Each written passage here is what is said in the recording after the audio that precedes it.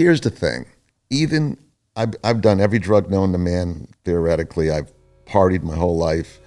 I don't like being out of control. The original business was smuggling weed. Yeah. My friends were weed smugglers. You know, it was non-violent. Nobody ever carried a gun. You know, we all grew up together. Back then, you have to sell it to get it. You know, a bale of pot is worth 10, 12 grand. A bale of cocaine could be worth, you know, 400,000, right? Wow. What the cops do is they flush the toilet bowl, and whoever could crawl themselves out, either you're innocent or you find a way to, you know, save yourself. Not that I was ever a kingpin. I was just another guy running dope. I was never, you know, Pablo Escobar or anything like that. I never thought I'd get 25 years. And I go to grab my gun at my waist, but he's got the drop on me. I go, you know, I just got in some big trouble. He goes, I know. I'd just like to work for the DEA because they own me, right? But that's the shot. One shot. This is it. And if it doesn't work, I'm going to jail.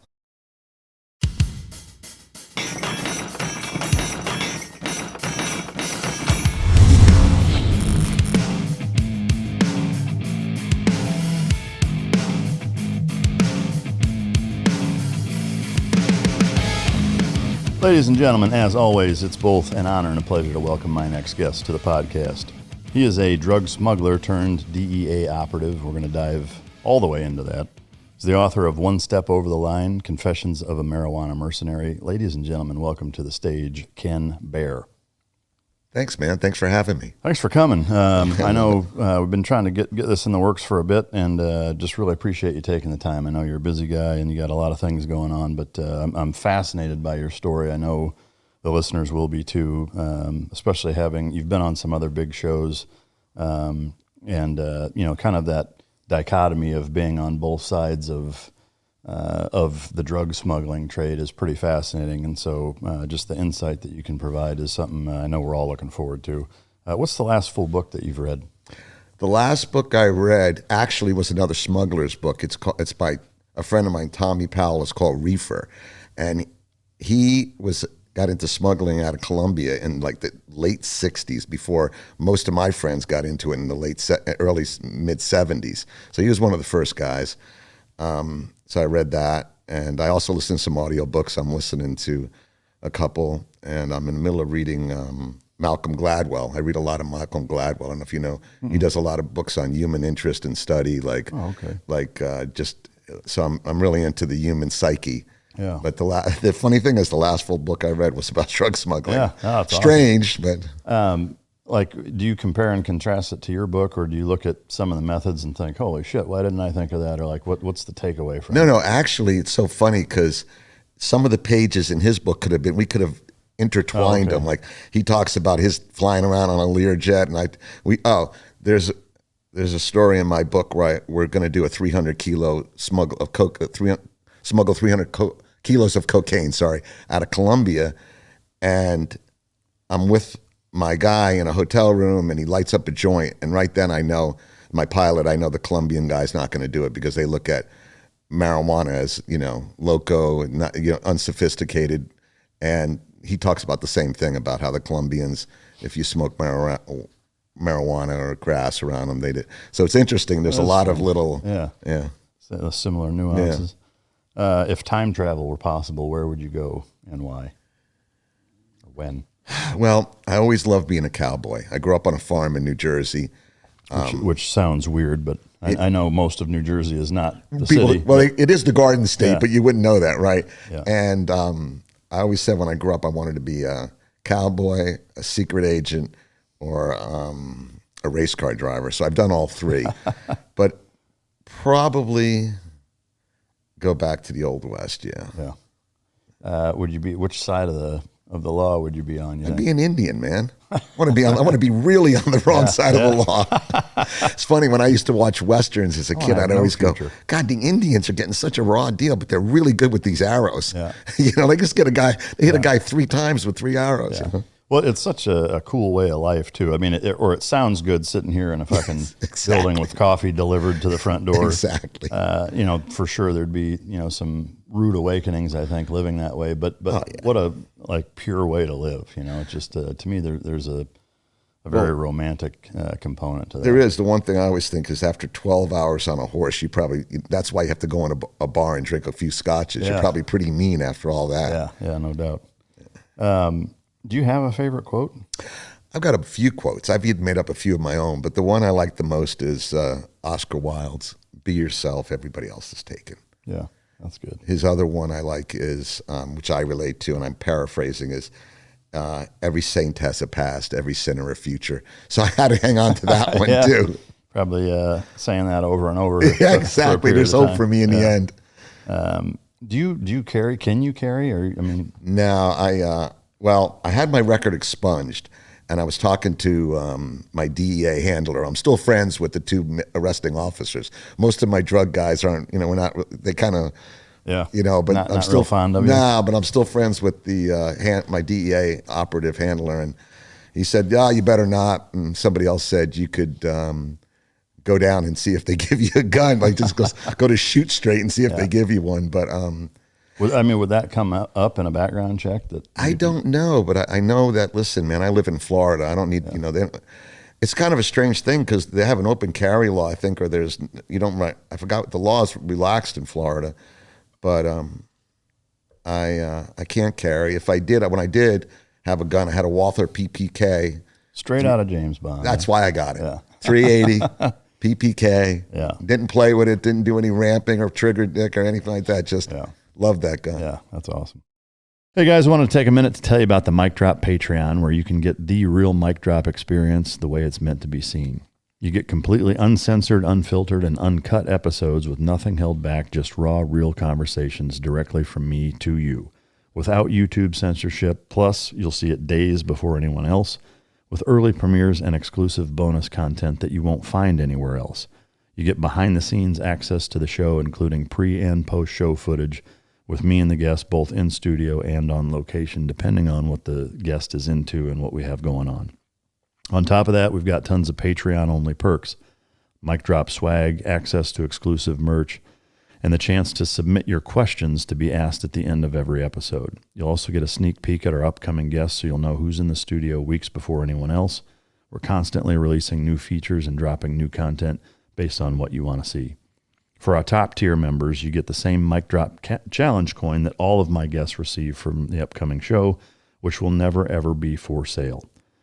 We've got quarterly merch that's sent out directly to you, a monthly Zoom call with me where we talk about whatever you guys want to talk about, and an active group chat where we all shoot the shit on a daily basis.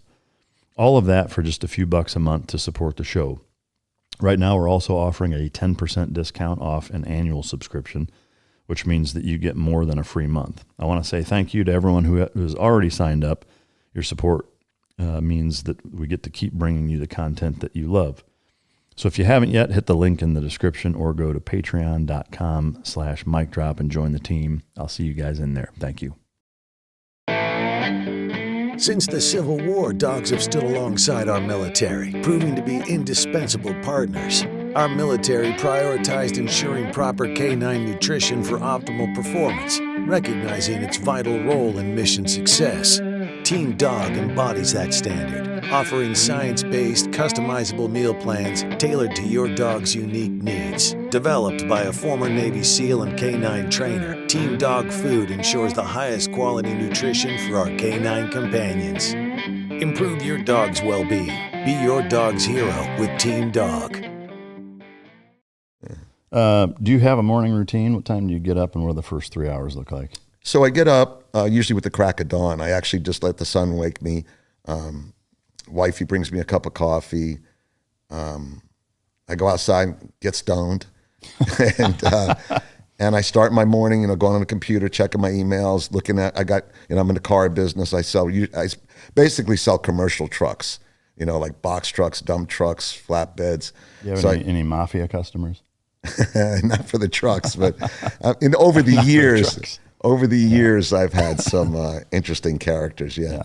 We used to sell high-end cars, and I've done all of it. But I just get up and kind of get rolling. I sometimes I'll go for a walk. I'm physical and had some surgeries and some things that kind of slowed me down. But I'm a morning person. I go to sleep real early and I wake up real early.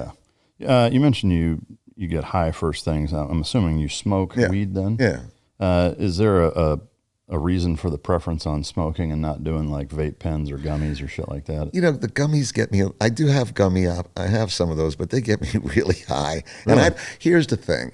Even I've done every drug known to man, theoretically. I've partied my whole life. I don't like being out of control. Yeah. Like if I get on an airplane, I don't drink. Because if shit hits the fan, I'm the guy that's going to get up and either take the motherfucker down that's doing something or get to the pilot and try to fly the plane. Yeah. I don't like being out of control, and gummies last so long. When I get stoned, I take a couple hits, I put it out. Yeah. And I've got a lot of joint pain. I just had shoulder surgery. I've had open heart surgery twice. I have a pacemaker. So it kind of helps me get through the day. Yeah. You know. And so it's just weed, like you don't mess with the CBD, CBG? I do. I have a little CBD and all that. I have some salve I rub in, and so I've done some CBD gummies and things that I have a lot of friends in the industry. I have friends that grow. I have friends that manufacture. I have friends that manufacture CBD, cannabis products. So, you know, if I need something, I can usually just call up and have them mail it to me. Yeah. You mentioned you've done every drug. Does one stand out as being like the most extreme in terms of what it did to you? So my first thing I did when I was a kid was I smoked a joint. The next thing I did, I took a 4-way hit of orange sunshine acid, which when you take a 4-way hit, you only take a quarter of it.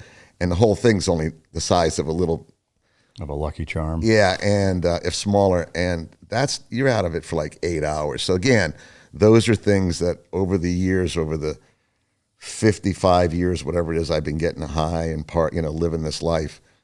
I don't do that stuff. Yeah. But my favorite drug is. Really? Yeah, but I'm not.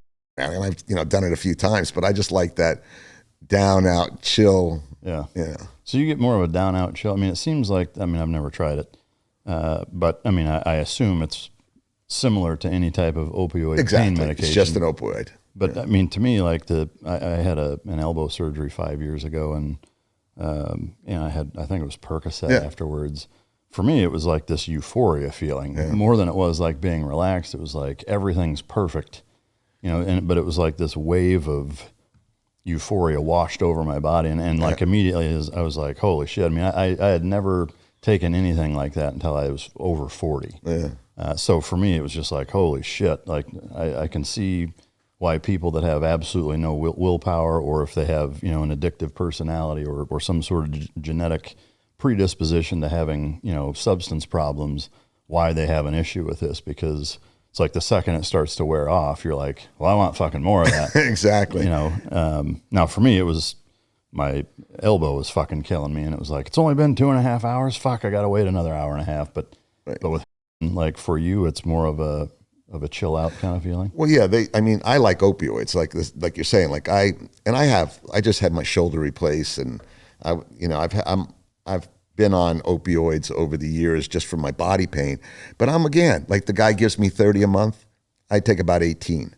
I'm just so at this point in my life. So you can regulate. I can regulate. Yeah. I'm not saying that I haven't had troubles. Like when I was growing up, there was all this cocaine, and I used to have sometimes 10 kilos of cocaine in my house. So what happens is when you start doing it with your girlfriend or with your friends and you have 10 kilos, you don't run out. Yeah. Like it's healthier to run out. Yeah. Like, well, that's all we got. We might as well, time to go home. That's never a thing. That's never a thing. So, how old were you when you were doing that? So I started selling drugs. Go back to how far do you want to go back? I started actually getting high at 13 after my dad died. The story was I grew up on a farm in New Jersey. My parents were from Germany. We had left Europe because the Nazis were going to kill us, and we had family in New Orleans that had built us, from the 1890s. So this was 1939. We settled in New Jersey. I grew up on a farm, cow shit, hay. Not a big working farm. I had a horse. It was a good life. I grew up. My house was on my grandfather's farm. The school, they built the school behind us. My grandfather sold him the land so we could jump the fence in grade school and go right into school. Yeah. It was a Norman Rockwell lifestyle. Yeah. It was great. And in 1969, my father got transferred down to New Orleans to the main company. And so here I am, 12 years old, and going from the Norman Rockwell of the Northeast, the American, we learned in high school, in grade school how, Washington and, the 13 colonies. Now all of a sudden I'm in Louisiana, and it turns out the Civil War was the war of Northern aggression. Yeah. And my dad dies. My grandfather and my father died. In about a year and a half, my grandfather died when I was 12.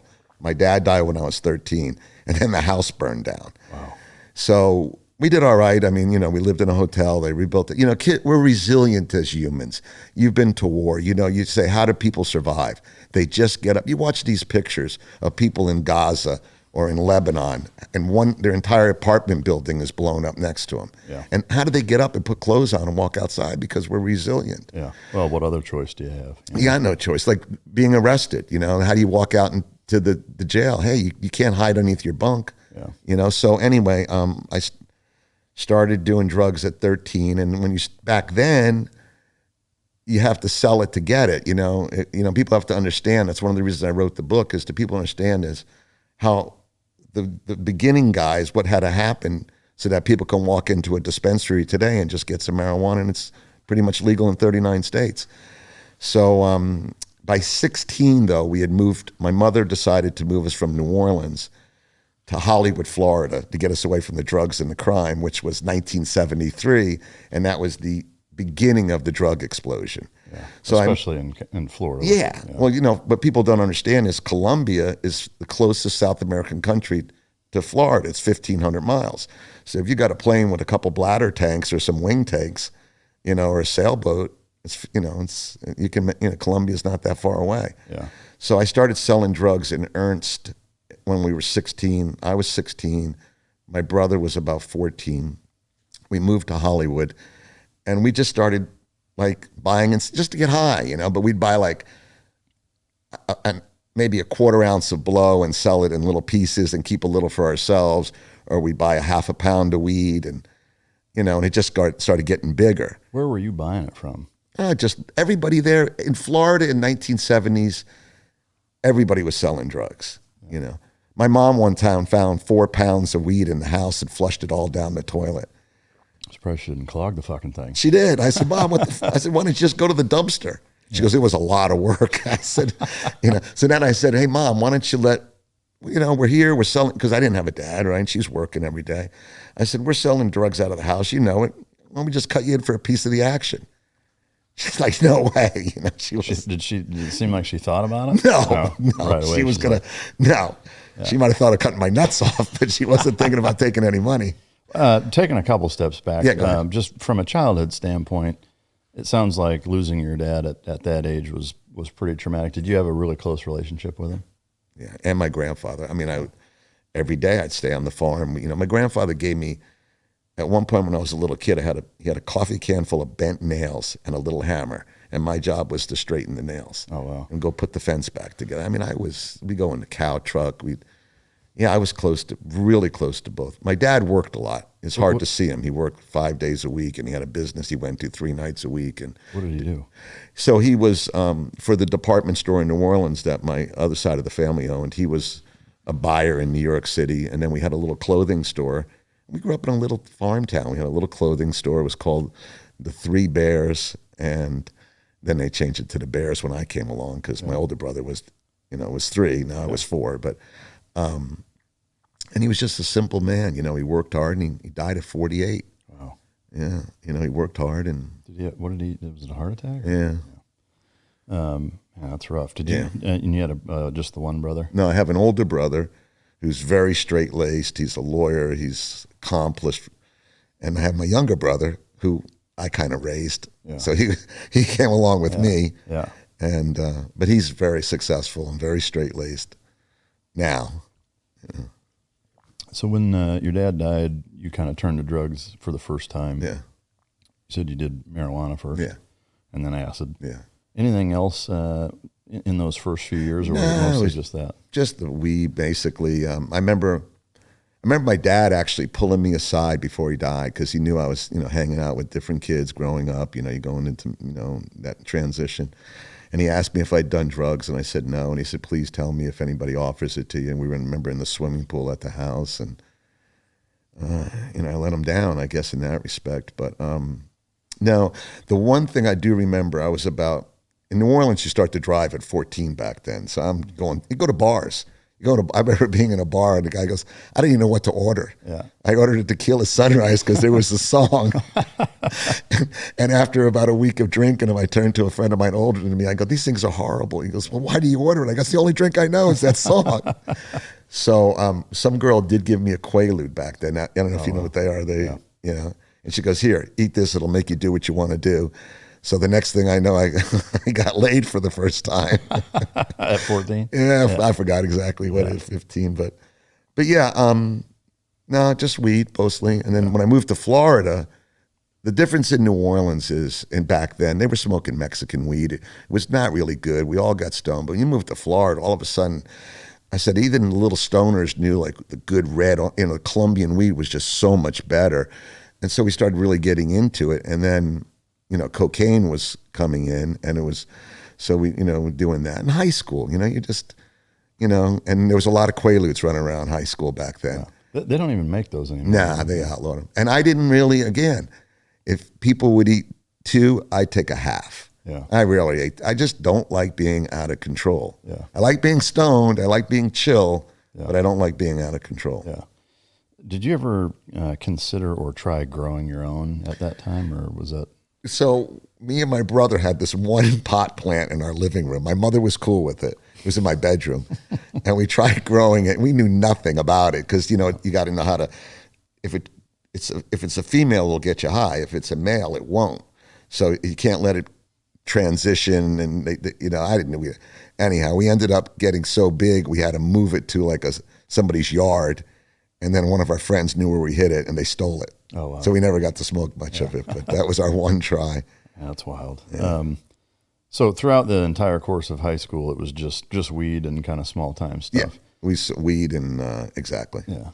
Was there a turning point for you, like almost a light switch moment where you decided or figured, hey, I can really take this thing to the next level and start making some serious money with it, or how did it get into that? Yeah, and that's a good question. Nobody's ever asked me that, I don't think. It was kind of a slow transition. Here's the deal. Everybody figured back then there was a thing, you were under 18. So you could do this stuff and not really go to real prison, right? There was juvie court, there was Sheriff Boys Ranch. There was, not that they were great places. You didn't want to end up in Sheriff Boys Ranch or one of the other places that they'd send, bad kids or whatever. But everybody, I think, assumed when they turned 18, they'd quit and go to college or do whatever they were going to do with their lives. And, I had that same farm boy German work ethic, to keep going. But 2 things happened. One, I had a friend that I was selling pot with in high school, and he had to move back to Ohio because his family's construction business kind of died, so they moved back. And I was about 18 or 19, and he called me up one time, and he goes, hey, I think I could sell some weed, and I go, really? He goes, yeah. I go, well, come on down. I'll give you a couple pounds. So he jumps in his car. He had a black Trans Am, like Burt Reynolds lookalike car. And he looked so much like Burt Reynolds that he was walking through a mall, and there was a lookalike contest, and they picked him, and he wasn't even in the contest. They go, him, he's Burt Reynolds. And another time we were driving, I had bought a sports car, and we were driving it from Ohio to Florida, and we're up doing blow. We're driving all night. We want to be incognito. I probably had some cash I'll go back to why we're going back and forth, but we stop at like an Egg and U, and the people are convinced that it's Burt Reynolds in the car, and we're at the gas station. The gas station comes up, says all the waitresses are sitting across, the street. They're all sitting out in front of the restaurant. And the guy goes, hey, how you all doing? He goes, them ladies think you're Burt Reynolds. They want you to come back and sign autographs.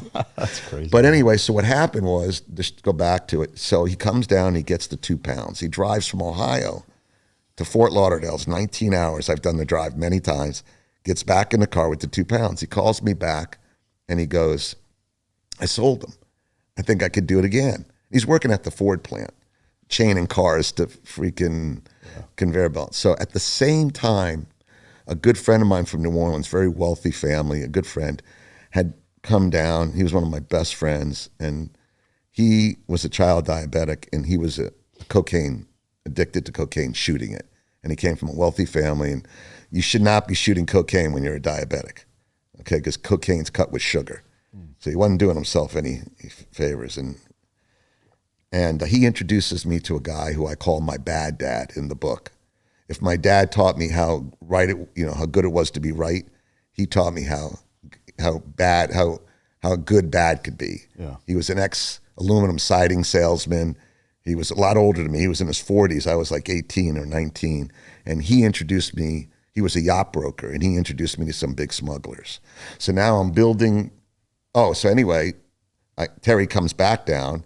I get a big 50-pound bail from one of these big smugglers, Donnie Steinberg, one of the biggest smugglers in the world. And I give it to Terry, and he takes it back to Ohio. He calls me back, and he sold it. In like a short period of time? Yeah, and then 50 pounds, boom.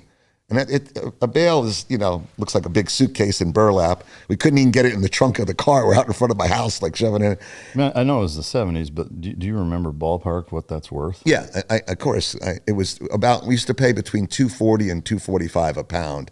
So most bails are around 50 pounds, so about 10, 12 grand. And you figure in 1970, that's like 40,000 today, kind of. What would you make selling that amount? So it depends. If somebody, there was so much weed in Fort Lauderdale in Florida. Like, let's say someone brought in a load of weed. Remember, you can't go to your weed, like the warehouse and pick up a load of weed like you can pick up a load of plywood. You have to wait for somebody to smuggle it in, and then you have to hope that it's good, and you have to hope the guy. It's not like you have to. It doesn't happen all year long. It's sporadic. So someone would bring in a load of weed, and if I could get 1,000 pounds, to sell, I might make $5, which is still $5,000 for a kid in 1970s. Yeah. But when I started running it up to Terry in Ohio, the spread was there. The other thing that happened is when Reagan really pushed, Nixon started what I'll call the first level of the war on drugs, and then Reagan really got down. They put in the blimp, the Big Bertha, to scan the waters in the skies between South America and the Bahamas and Fort Lauderdale. They had they put the Coast Guard and DEA started getting more budgeting, and they also had the Dauntless, which is a big they had a huge Coast Guard cutter. They really started trying to block the ports. So when that happened, supply got tighter. A lot of the guys that were smuggling got busted, didn't make it. So it actually raised my profits shipping it to Ohio. I went from making $5 a pound to $40 a pound.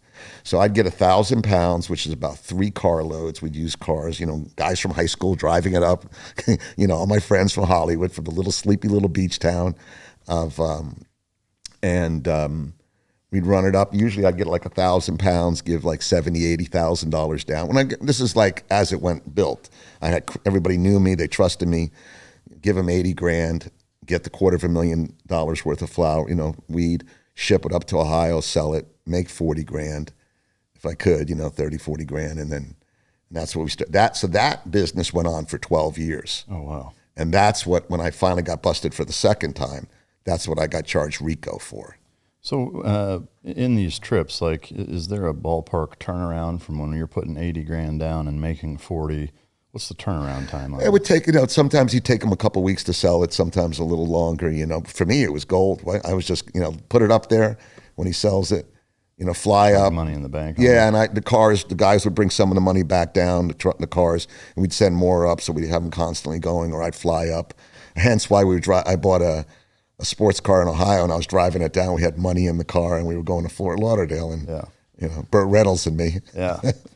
Were there ever any issues? I mean, that's a lot of transport with a lot of weed over a pretty significant distance. Were there never any times where you guys got pulled over and rolled up? No,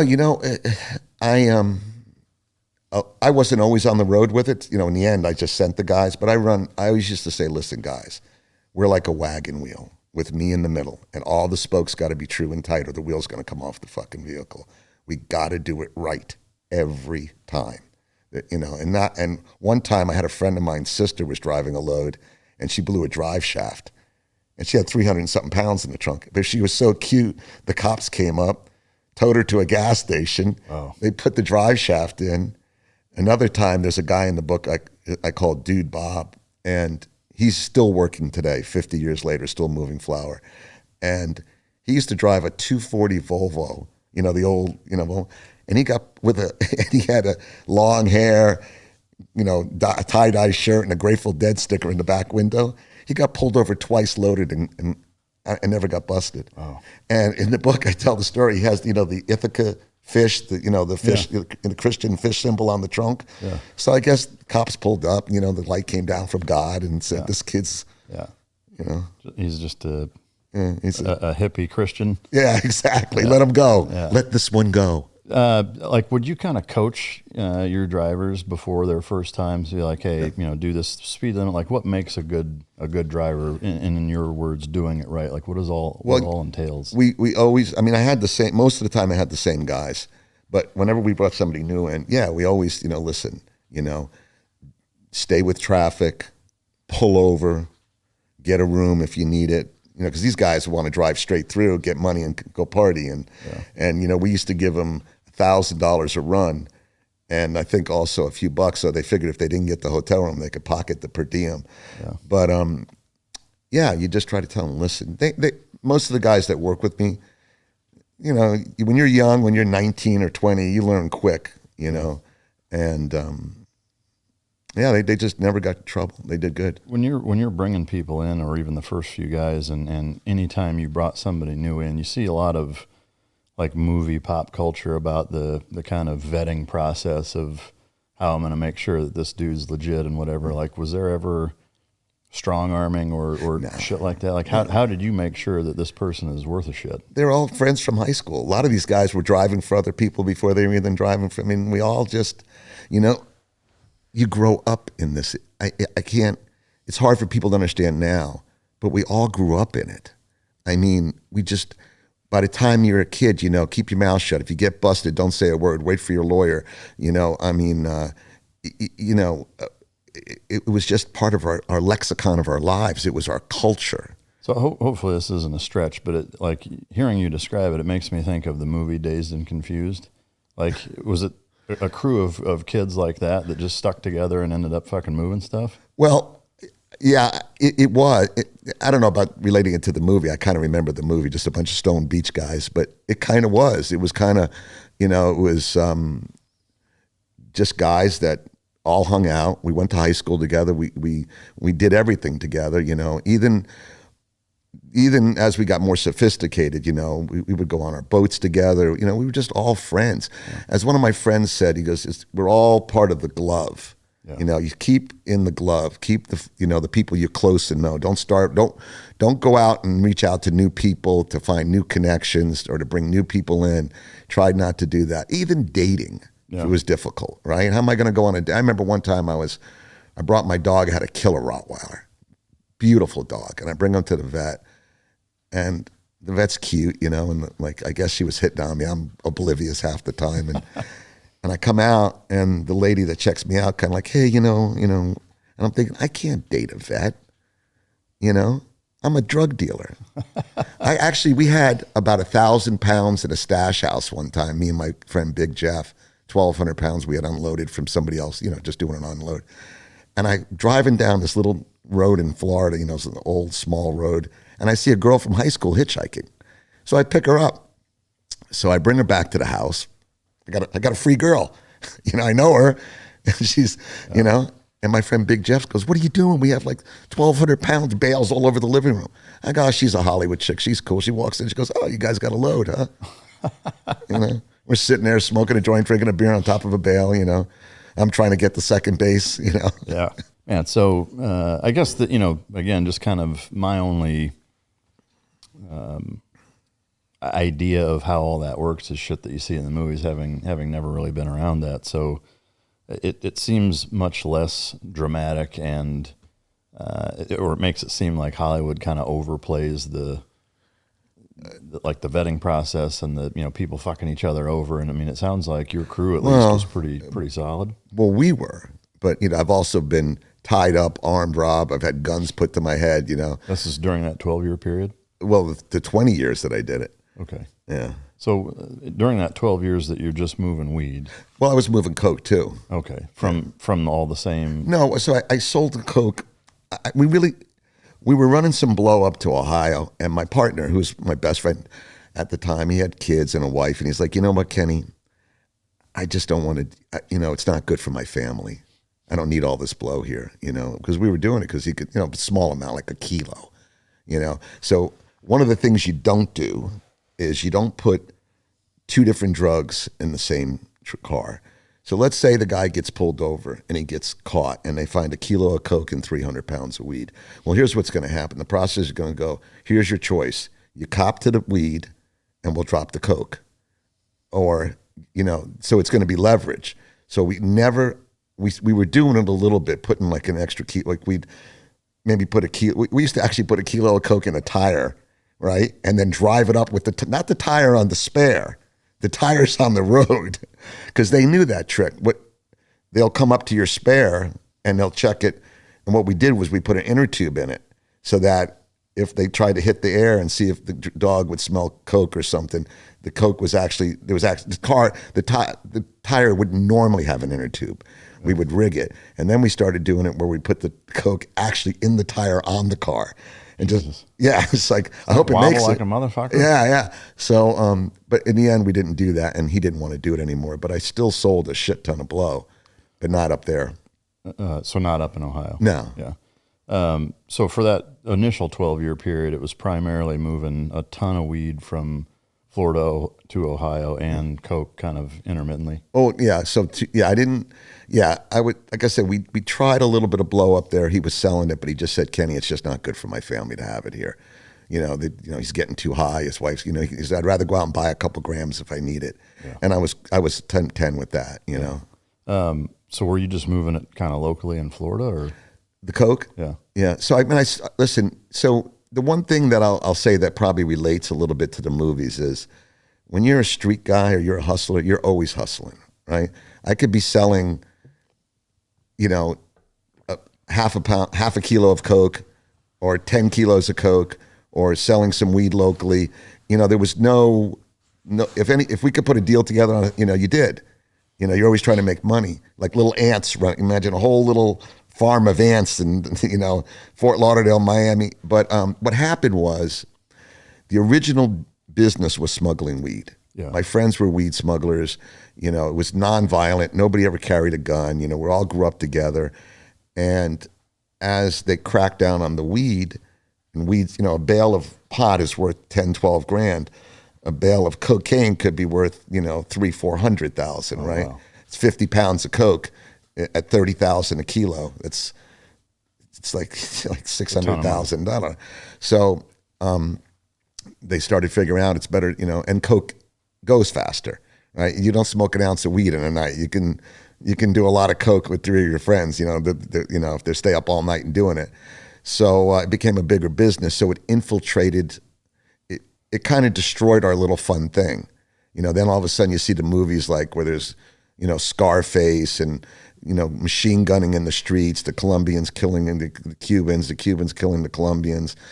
South Florida got crazy. And, we tried to stay out of that world a little bit. But so I would sell coke sometimes. A friend might smuggle in a load of coke and I would sell it, wherever I could, Yeah. And back then, obviously, there's no cell phones. So are you just using normal phones? Or how are you kind of communicating? So we would use payphones. And so I actually had 2 video games in bars that would just generate quarters. And I would go take the quarters out and I'd have a Crown Royal bag. I used to drink Crown. I drank enough Crown Royal, but I could never drink it again. Yeah. It's like, oh God. And with quarters in it. And that was the trick. You had to find quarters. So car washes, laundromats. I mean, hey, you walk in, can I buy a roll of quarters was, 7-Eleven, So I actually figured out a way to have all the quarters I needed. I just bought 2 video games and just produced my own quarters. And it was $2.25 to make a phone call, long distance, and then like 25 cents a minute, something like that. And we had beepers. And I actually brought one with me. Not the beeper where you get, it'll say, give you a message. That was the second beeper, like a phone number would come up. The first beepers was a squawk box. So you would literally go off and someone would go, hey man, where are you? I got that 2 kilos for you. And you're like in an elevator going, Jesus. So, yeah, I actually found one on eBay and I bought it. I go, oh man, an old Motorola beeper. I still have the little chain that goes with it. Yeah, that's wild. Yeah. So from the smuggling standpoint of where you're getting the weed and coke from, I know you said it was Colombian weed and it was much better, but did you see a disparity, kind of a contrast between the guys that you were getting coke from versus the guys you're getting weed? Like, were they more serious and more dangerous, or was it all the same? So the guys I worked with, the glove, if you will, we did both. But absolutely, people that were selling weed were a shit ton more easy to deal with. And, if you're at a certain level, you just do it right all the time, whether it's coke, weed, whatever you're doing, you do it the same way, you do it right. You don't fuck off. You don't play games. You don't, but I would say to you that I'd always rather deal with somebody back then selling weed over blow, but most of the time, but I'm saying most of the guys, I could sell them 1,000 pounds of weed in 10 kilos of coke, or they could sell me the same back and forth, and then we go to the beach together and ride jet skis. Yeah. They're just down home, Listen, the guys I grew up with, one guy's father was a lieutenant in the police department, the other guy's a postman. These are just guys, we just, It's regular dudes. Yeah, we just, middle-class kids. Nobody did it because they needed the money.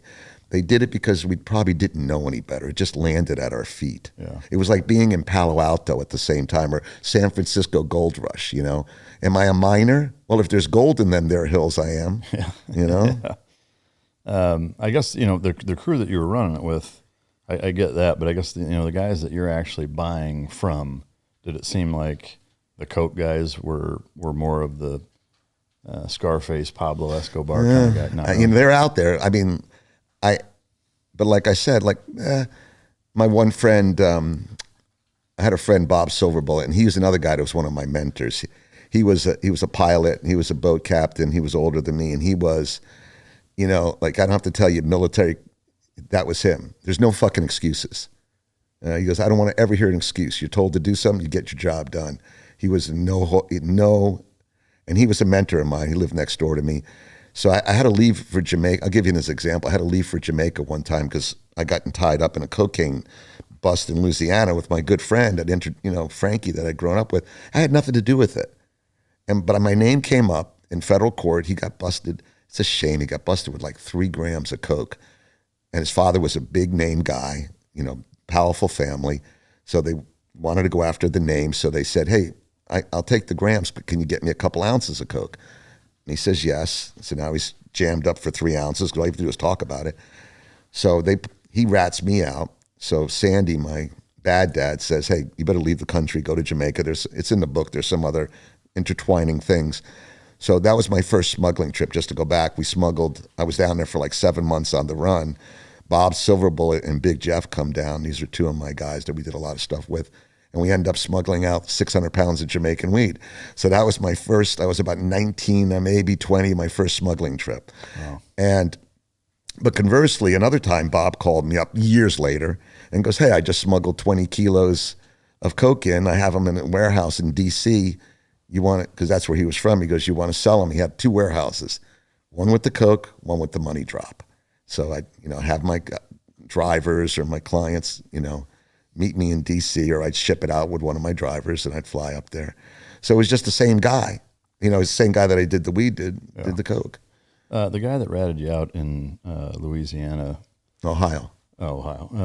Did that, how did that make you feel? I mean, were you like, again, this is one of those kind of movie connections. It's like you see that usually goes south pretty quick. I mean, is there an understanding? Is there not an understanding? Like, how does that shake out? It's funny you should say that. So here's the deal. He was my best friend. I watched him get married. His youngest son's my godson. We built the business together. He made a lot of money because, he made a lot of money because he's in Ohio. So he's doing the retail side. I'm doing the wholesale side. So he's allowed to make his money. We weren't, I don't know what he made. I know what I made sure I made my 40, And what happened was, and here's the funny thing, you know, I did a couple podcasts. He found me. We hadn't talked in 32 years. And he found me and he looked me up and we got on the phone, and he lives in North Carolina now. And he's like, dude, come up here. I'm going to pay for I'm taking you to dinner. And I said, I hope you take me to dinner. It cost me $180,000 in legal fees and, you know, but there's no harm. Let me tell you, I'll give you an example. And we could go into this in detail, obviously, but I found out recently what happened to him. So this is what the cops do. And this is how they broke the mob, and this is how they break up drug deals. When I worked for the DEA, I've watched people turn their own cousins in. They go like, I spent months before I would go to work for the cops. I fought everything I could. I hired 2 lawyers. My lawyers go, listen, you are done. You either find a way or you're going to jail and you're looking at 25 years. I had a 1.5-year-old daughter. I've been married 3 weeks, right? They don't give a flying fuck about your family. And I understand that. It's a war. It's a drug war, right? As I say, the longest and most expensive war in U.S. history. Yeah. And it's against its own people. So Terry had a nice house. He had a construction company. On the same property was his parents' house. In the middle was a barn. His father owned all the land. And in the barn, he had some weed that had nothing to do with me. The cops come and bust him. It's Sunday morning. They come in with the raid crew, you know. They tie him, they handcuff him on his couch in his underwear.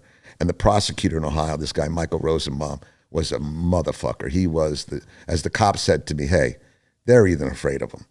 And he comes in and goes, here's the deal. You got 30 seconds. We're putting your mother in jail. We're putting your father in jail. We're putting your wife in jail. We're taking all the property, and your 4 kids are going to be orphans. You're going to talk and work with us, or you're not. What's the guy going to do? I mean, what could he do? What choice do you have? He has no choice. And so what's he going to do? He throws me under the bus, and then it's my job. What the cops do is, as I always say, they flush the toilet bowl. They don't care if you're innocent or guilty. Or they don't care. Everybody goes down the swirl, and whoever can crawl themselves out, that's, you know, either you're innocent or you find a way to, you know, save yourself. It's a dog eat dog, you know, world, you know. And so you don't have any hard feelings. Nah, if I wasn't here, I was going to go to North Carolina and get my free dinner. Yeah. I said, listen, he goes, the plane tickets are cheap. I go, why don't you pay for the plane ticket then? Yeah. He goes, I will. I said, okay, you just get up here. Yeah. Nah, man. I mean, at first, were you kind of like, what the fuck? I mean, you know, listen, he's one of the only names in the book I put his last name. Yeah. I said, well, fuck him. He threw me under the bus. But the truth is, anybody that was in the case with me that you could look up, I tried to use their real names. Yeah. I used a lot of real names in the book, but I left the last names off. Yeah. Because a lot of my friends were named Tom, Rick, Bill, Dave. Like, what alias do you know? You know, it's kind of generic. Yeah, I hear you. Yeah.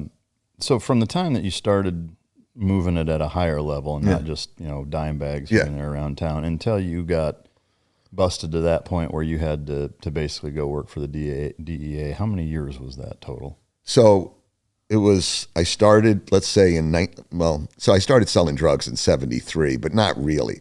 I started selling drugs when I moved to Florida in 73. When I moved to Florida in 73 is when I really started selling drugs. In 69 and 70, when I started smoking weed, I really, I sold a little bit just to get a head stash. So from 73, and I got busted in 1992. Oh, wow. Yeah. So you had a long run of moving a lot of shit. Yeah. Any idea ballpark-wise of how much fucking money you made in that span? Not a fucking clue. No idea. Not a clue. Because millions? Yeah, probably. But don't forget, back then, I mean, and like when you think about the money, $250,000 in 1980, what's that, like $1 million today? If I knew, you know what I said? After I finally got busted and had to sell my boat, my jet skis, my Rolex, and if I knew I had this much money, I should have quit a long time ago. Yeah. But all that money had to go to the lawyers. Yeah. But I would say, I just don't know, man. Yeah. That's the one thing in the drug business, keeping records is really dangerous. Yeah. But unfortunately, if you don't write things down, you lose. One time I sent a friend of mine, I go, hey, Anthony, he was like my right-hand guy, big Italian guy, kind of good friend. And I go, hey, grab a light bulb out of the box. It's underneath the cabinet there. He pulls $10,000 out of the light bulb box. I go, oh, fuck. Yeah. I forgot about that. Yeah. Another time I'm out drinking with a friend of mine. I had this girlfriend, and she had a key to the house. You know, this little chick I picked up, a little beach bunny that we were kind of living together, hanging out. She calls me up on the beeper, pissed off. I go, what's the matter?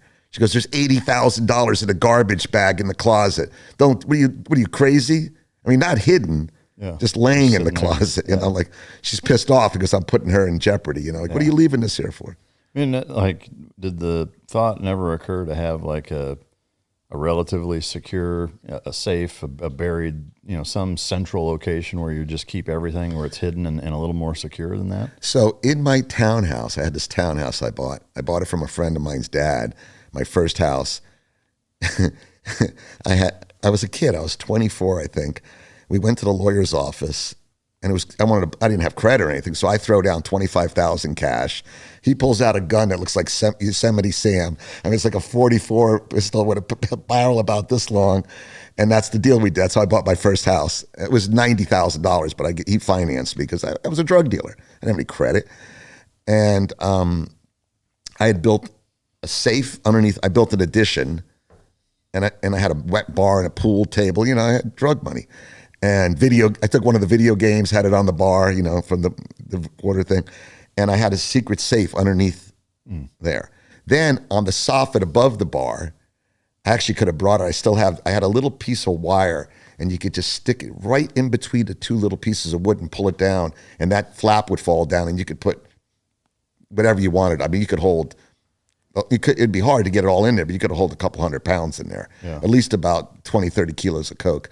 Then I had another secret compartment in my closet that you could pull out, and I could keep my money and my Rolex and all that stuff. And then I had a second safe in my front room that was unlocked, that had some sterling silver doubloons in it, so that if somebody broke in or and I did get broken in and armed robbed, they never found the safe.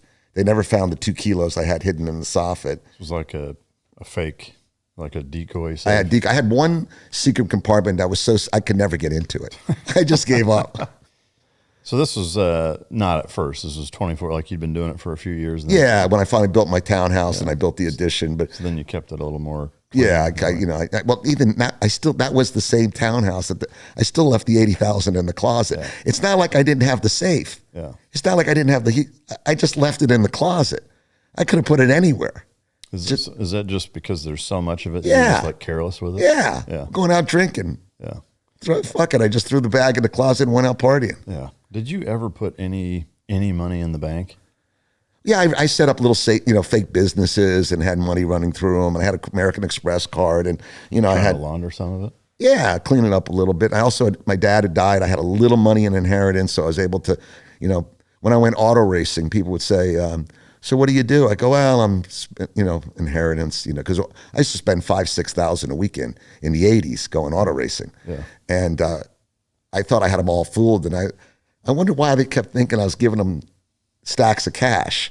Like, even though, like the teams that I'm racing with, you have to pay for the car and all that. I'm not writing them a check. I'm bringing them, stacks. Yeah, they're like, who the fuck has an inheritance? And just walked around with $6-7 grand in cash. Yeah. But listen, just so you know, back then, one of the sanctioning bodies for the auto racing was called the IMSA, International Motorsports Association, but the nickname for it was the International Marijuana Smuggling Association, because so many guys were running drugs and going racing cars. It was that I did a 300 kilo offload one time. I don't think it was for the money. I think it was for the adrenaline. Part of it, you understand that. Oh yeah. Part of it, why are you out there? Part of it is you're trying to do something. Part of it is, man, I'm with my guys. Yeah. I mean, the purpose of life thing is twofold, I think. I mean, yeah, you have to be, passionate and feel like what you're doing matters. Right. The other side of that same coin, though, I think is you have to feel alive, Exactly. and that feeling is a drug by itself, where just like porn, drugs, fucking anything, is that the more you do it, the more the ante is upped, and the crazier shit you have to do to have that feeling of actually being alive. I mean, I completely get that. Yeah, I mean, not everybody, once you get to a certain thing where you're at that heightened level, it's hard to explain to people who have never been there, when you're, laying on a runway with an M16 for a plane to come in, knowing that if you get caught, you're going to get 15 years. If you get away with it, you're going to make 20 grand or 50 grand. You know, it's, you know, it's. So in those cases, were you, or in that span of 20 years, or 19 years, were there times where you went to Jamaica? Were there times that you went to South America to bring loads in? No, I never went, you know, here's the thing. You know, I had this thing with Terry going to Ohio, and I had such a good gig. I used to look at people doing smuggling trips going, dude, smuggling's dangerous. What are you doing? Because I want to own all the variables. There's a lot of variables in a smuggling trip that can go wrong. Now, the money is huge, but I'm making every day. I got cars, you know, every day I can get the flour, because what people don't understand is there's a guy that wrote a book, and he's a fisherman, and he tells the story about him being a big smuggler, and it's a great book, but he's full of shit, because the harvest is in October. Remember, you're not doing indoor. It's in the mountains of Colombia and Jamaica, so it harvests in October. You have to dry it, bucket, pack it, ship it. You might get it around Christmas, and then by the summertime, it's all gone, right? Because the product's gone, and that's the long season. Sometimes they do have a short season they grow, but so everybody knows that grew up before the indoor weed of the world today, back in the 80s. In the summertime, there's no good weed, because what happens is the only weed left in the summertime is the stuff that didn't sell during the season. So there's times of the year where you're just not working. You're looking for work. You're looking to find some weed, or maybe you're selling blow because it doesn't have that same cycle. But, you know, when you're not doing that, you're out riding around in boats, jet skiing, snow skiing, doing whatever you can do or trying to plan a smuggling trip. But I did do a number of smuggling trips, but I just thought I had too good a gig without risking myself going into Central, especially Colombia. Yeah. Jamaica I've been to a bunch of times because I had to live down there for 7 months. So I knew the runnings, as they say. I felt a lot more comfortable, you know. When you were down there in 7 months, for that 7 months, were your lawyers taking care of everything? Or like? Nah, we just it wasn't that big a deal. I just think part of it was my bad dad knew I was doing a lot of blow, and his daughter was tied up in this case somehow. I found out in the end. There was a whole other thing. So I think he just wanted to get me out of the picture, and he gave me a friend of his owned a hotel, Coke Smuggler, so they gave me a free place to stay. I worked at, most kids at 18 or 19, they go to Europe, they do this, I went on the run from the feds. Yeah. So, I mean, the feds were actively looking for you? I don't know if they were or not, I didn't really put a lot into it. I just figured stay low till the guy gets sentenced. I got you. Because why am I involved? Because I live in Florida. There's no reason for me to be involved except for if somebody, if the kid could say, hey, I got it from my guy in Florida. All of a sudden, oh, Florida, we can start going down and trying to, they want to, you want to hunt down your prey. Yeah. The cops want to climb the ladder of you bust somebody small, bigger. And you know why they want to do that? Because they want to get a raise and go from GS 12 to GS 13 or whatever their, rating is, Jeff was his name, your friend? Which one? The one in North Carolina now that rolled. Oh, no, Terry. Yeah. Did he get sentenced? He did. He cooperated. He told me, we were both looking at RICO, which they told me was 25, and they pulled me inside. There's another tie to my case, but I was the guy from Florida, so I was the kingpin of the kingpins of the two of us. And not that I was ever a kingpin. I was just another guy running dope. I was never, Pablo Escobar or anything like that, or some of the other big smugglers that I'm friends with that, were really kingpins. But I got charged with RICO, which is racketeering, which is running an ongoing criminal enterprise, which is about there's the three charges were racketeering, which is the highest one you can get. Then there was another one called CCE, which meant you were running an ongoing another criminal enterprise. And then they had another one called kingpin status with my friend Randy Lanier got, which that was life in prison with no parole. Wow. Yeah, and he finally got out after 20. I have friends that have done 27 years, 22 years, 10 years. I'm actually active in a charity that Randy Lanier, if I could plug a little bit, is the head of. And Randy's story is great in its own right. If anybody gets the chance to go on Netflix, there's a special about him. And he's one of the biggest smugglers in history. And we try to help. There's freedomgrow.org, if you don't mind. Freedomgrow.org is a charity that helps nonviolent cannabis prisoners, their families, during Christmas. People don't understand. When you're in jail, and you want to send your kid a Christmas card, you only have one way to get it. If you have money, you might be able to, some people don't have money. So you might have to pay another prisoner to draw a card up, to make something out of, because they don't sell them in the commissary. And then you have to trade them either money or your food or, something else. So we try to help these guys when they get out of jail and try to help their families, and so I just want to throw that plug in there. And I forgot where I was in the question, but well, I was just curious that you said Terry was sentenced. Yeah. No. So anyhow, what happened to Terry was he was supposed to get 18 months. He told me, and which I would have done, and I would have done 18. I never thought I'd get 25 years. I thought I'd get like 3 years, and I'd do 18 to 24 months, and okay, come home and start over. Find it, start over in your life. And Terry said at 18 months he went up for probation, and the probation department said, no way. For everything you did, they made him do another 24 months, do a full 24 or 28. And then he said when that happened, his wife divorced him. Oh, wow. Because she said, I'm not waiting around. And that's one of the things that happened was, and the women, we're all there. We're, flying around in planes and, going out in limos and hitting the clubs and doing blow and riding the jet skis, and everything's golden until the shit hits the fan. And then what happens? Not that they didn't love you, not that it wasn't all, but the women have, they're going to move on, they're all there. It's all fun and games until it ends, and Terry's wife stuck with him for as long as she could. She had 4 kids and, So she bailed, and then now he's remarried? No, he's not remarried. Unfortunately, Betsy died of cancer not too long into the, so. Speaking of the lifestyle that comes with that business, the money, cash, hose kind of thing. All of it. Any I guess excursions or experiences that really stand out as Hollywood over the top, what the fuck is going on kind of moments? I got a wife and 4 kids. Let me put it this way. Sometimes we go into a club in Fort Lauderdale and they'd have these private champagne rooms. Now I wasn't spending, this would have been my buddy that was, the bigger guy. But we'd go out there and we'd spend 6, 8, 10 grand a night in the champagne rooms. I'd go in with a quarter ounce of blow, and we'd have all the guys. So instead of them coming to me asking me, hey, can I get a line? I just give everybody some. Here's yours. And we would party and usually go home empty-handed because, but I like to say, if you ever watched, the stories about the rock and roll bands and wild parties, and we taught them how to do it. Yeah. Yeah, there was a lot of nights where it was crazy. Yeah. Yeah, there was a lot.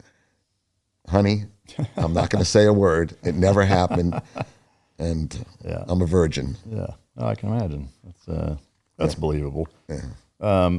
In terms of some of the stuff that you're buying, do you remember what year it was? I think, was it in the 80s where one of the federal statutes said anything over 10 grand, whether it's purchase or withdrawn or deposited? Was that in the early 80s? Yeah, and it became an issue. Yeah. I mean, that was a pretty significant and impactful tactic that the government used that actually made a pretty big difference. Let me tell you a strange story. So I decide one day, and I'm driving, I got my jet skis. I'm a pickup truck guy, I said, I'm going to go out and buy myself, I had some Porsche. I had a couple toys. I always buy used cars. I'm a car guy. I buy old cars, I walk into a BMW dealership and I go, I'm going to buy myself a little BMW. I knew nothing. I go, this is cute. I'll take it. And I didn't want to, I financed it. I put down 10 grand cash, financed the rest. And I'm a kid, and the managers come in. They're all the used car, pinky ring, all dressed up. And they go, you have to sign this document. I go, what's this document? And they go, it's not the 10,000, the IRS 1099 form or whatever we're talking about. They go, you have to decide that if you get arrested and this car gets impounded, that you're going to either pay it off or you're going to sign over the rights to the lender. I go, what? And they're standing over me. Basically, you're a drug dealer. And I've never heard of anything in my life, even after that. So now what are you going to do? The guys are standing over you okay, I'm a drug dealer. I'm not signing the papers. Yeah. So I signed the papers. I never got busted at that point. I ended up selling the car. But is that crazy that listen, there's a rumor, And I used to actually race with this guy, Steve Shelton. He was part of not me, but he was at the racer guy. He owned a Ferrari dealership in Fort Lauderdale. And there was a rumor that used to keep a guy in there at night. So if you did a trip and you came in, you could actually go in and buy a Ferrari in the middle of the night for cash. Oh, wow. Yeah, I don't know. I've heard that story. I don't have to validate it, but. Was there any thought put into maintaining at least a little bit lower or smarter profile with Rolexes and jewelry and cars and boats and shit, or was it just like, fuck it, we'll just smoke them if you got it? So I always had a Rolex. I bought my first Rolex. I actually went to college for like 7 or 8 months in the middle of all this, and there was a pawn shop in Tampa, and somehow or another they advertised. I don't know how I found out about it. But me and my friend Lee, who in the book, he's a lot of the smuggling trips was with Lee. We're still kids, right? So we get I had a 64 pickup truck, was primer red with 3 on the tree. Yeah. And I was in college, I didn't have any money. We were still selling little drugs and everything, trying to do something, become big drug dealers. And I run down and I end up buying the Rolex for $303 and 8 cans of motor oil. And the reason the 8 cans of motor oil was, I had he wanted 350 and I had 300 in one pocket and 50 in the other. And I'm arguing with the guy and he goes, we got to pay the tax. And I go, well, all I have is $300. And my friend Lee goes, well, I got a dog. And he goes, the pawn shop guy goes, male or female? And I'm not trading my dog. It's a female. Anyway, so he goes out in the truck and there's a half a case of oil. Lee had just done an oil change. So he goes, all right, I'll take. So it was $303 and 8 cans of motor oil. So that was my first Rolex.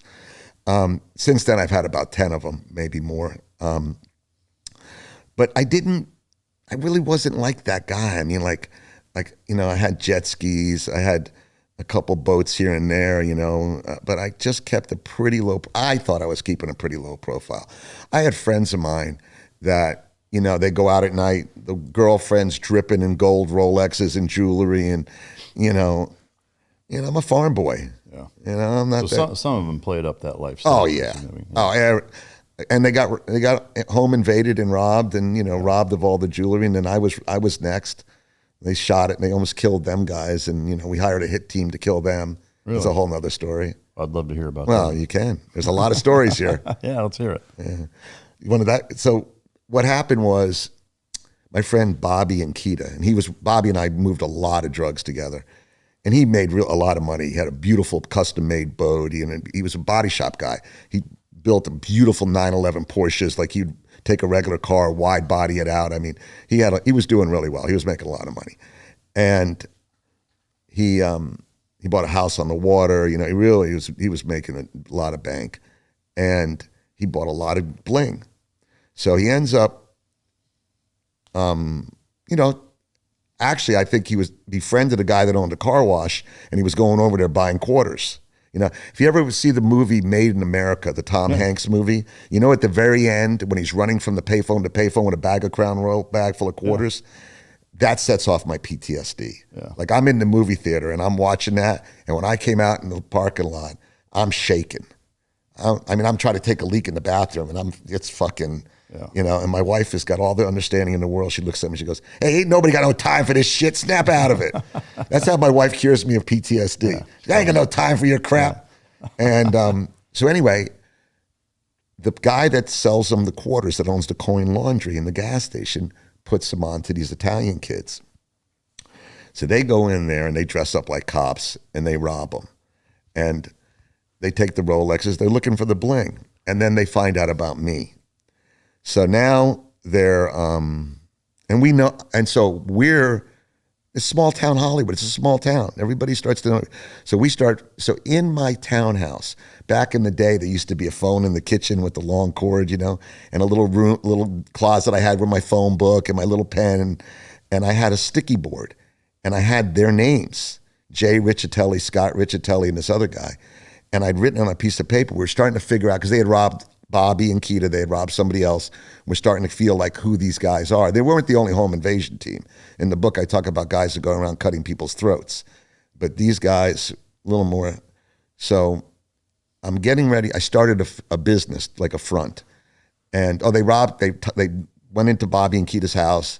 They had just brought in his partner up in Tennessee that he was running to, his Terry, he was running coke up to, had just flown in with 140 grand.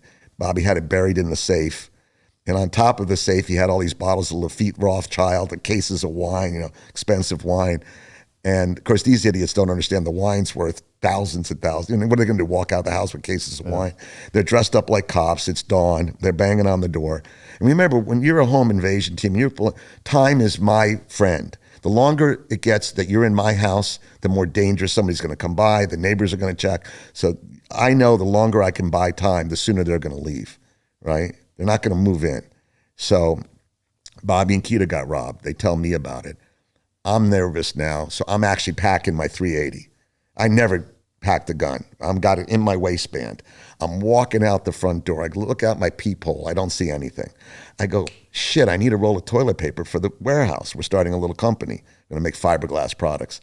I go back in the guest bathroom, which couldn't be 10 feet, 20 feet. Grab the roll of toilet paper, go walk out the front door. Well, that's the exact same time these guys show up wearing cheap suits, looking like detectives. And I walk outside, and just as I walk outside, he sees me, pulls the gun and puts it right in my face. Now, all the brave people out there to think, oh man, bitch, when you look at a fucking gun barrel about 3 inches from your nose, it looks like a fucking howitzer, right? It's this fucking big. I don't care if it's a 380 or a 44 Magnum. It's this fucking big. And I got my gun, and I go to grab my gun at my waist, but he's got the drop on me. And I can look from the corner of my eye, see his crew coming up, the other 2 or 3 guys. And I got my Rottweiler, and the dog's going after him, so he's going to shoot the dog or shoot me. And I go, all right, back off, cool down. I'll take the dog in. What am I going to do? He's backing me in the house with a gun. Ties me up. They lay me on the floor. They put my head between one of the guys sits on the couch with my head on the floor with the gun on the back of my head. I remember feeling his ankles on my ears. And they start ransacking the house. And there's 2 kilos in the soffit. They don't know. And they find my open safe. So they find the bullshit in the open safe. They don't find the floor safe. And the kilos are worth about, at that time, between around 30. So it's about 60, 70,000. And they find the holster to the gun. They go, where's the gun? So I roll up. They pull the gun. They take my Rolex off my wrist. And they go, where's the money? And I happen to have 10 grand in a suitcase, like a hanging suitcase, just sitting on, like I just traveled, so I don't know why it was 10. I go, there's 10 grand in there. So they grab the 10 grand and they leave, right? I'm like, all right, that's cool. So that night, I call up my friends, Big Jeff, Bobby, Keita, and these 2 guys, Nathan and Lee, who were some of my smuggling buddies, and they all come over. We break open a kilo, start partying, Big Jeff is sleeping on the couch. And this is strange. So I get up in the middle of the night to use the toilet. And I normally don't get up, to sit on the toilet, I don't know what woke me up. But in the morning, I guess Big Jeff was sleeping on the couch with the M16. And somehow or another, he fired a round off. So I look and through my living room wall, through my bathroom, through the guest bathroom, and through into the guest bedroom where Bobby and Keita were sleeping is a fucking slug in the wall from an M16. I guess he fired a round off, obviously. And I don't know if I woke up because I heard the gunshot, but I could have been sitting on the toilet and got hit in the head with a fucking 222. So, so then Nathan and Lee go out, and we knew there was a kid that lived with his parents that knew these kids. So they go out because these guys are on the run from the cops. I mean, they're undercover. They're smugglers, and they're already on the run. And in Florida, there's no attics in the houses, right? So they put 2 or 3 rounds into the soffit of the ceiling of the house. Scared the fuck out of the kids, right? Now we're coming back. Now the hunt, as I say in the book, the hunters are the hunted. How did you guys find out who they were? I don't know, just like the rumor mill, We didn't know exactly who they were, but that doesn't help us. But then, what does the kid do? Remember, there's no cell phones. He picks up the phone and starts calling them all, right?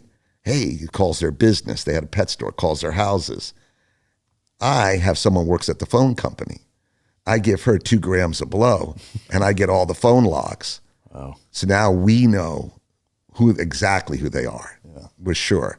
So I hire these 2 guys, me and Bobby comes. Oh, then at some point, Bobby's driving home and they try to kill him. They follow him down the street and they start shooting at his car. They put a bunch of bullet holes in the back of his car. His girlfriend's behind him. They're weaving on this 2-lane road with a canal on one side. And, it's a country west, out in Davie, Florida, which is all country.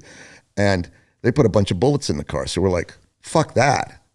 You can you can rob me as a drug dealer, take the money, go. I'm just going to move on.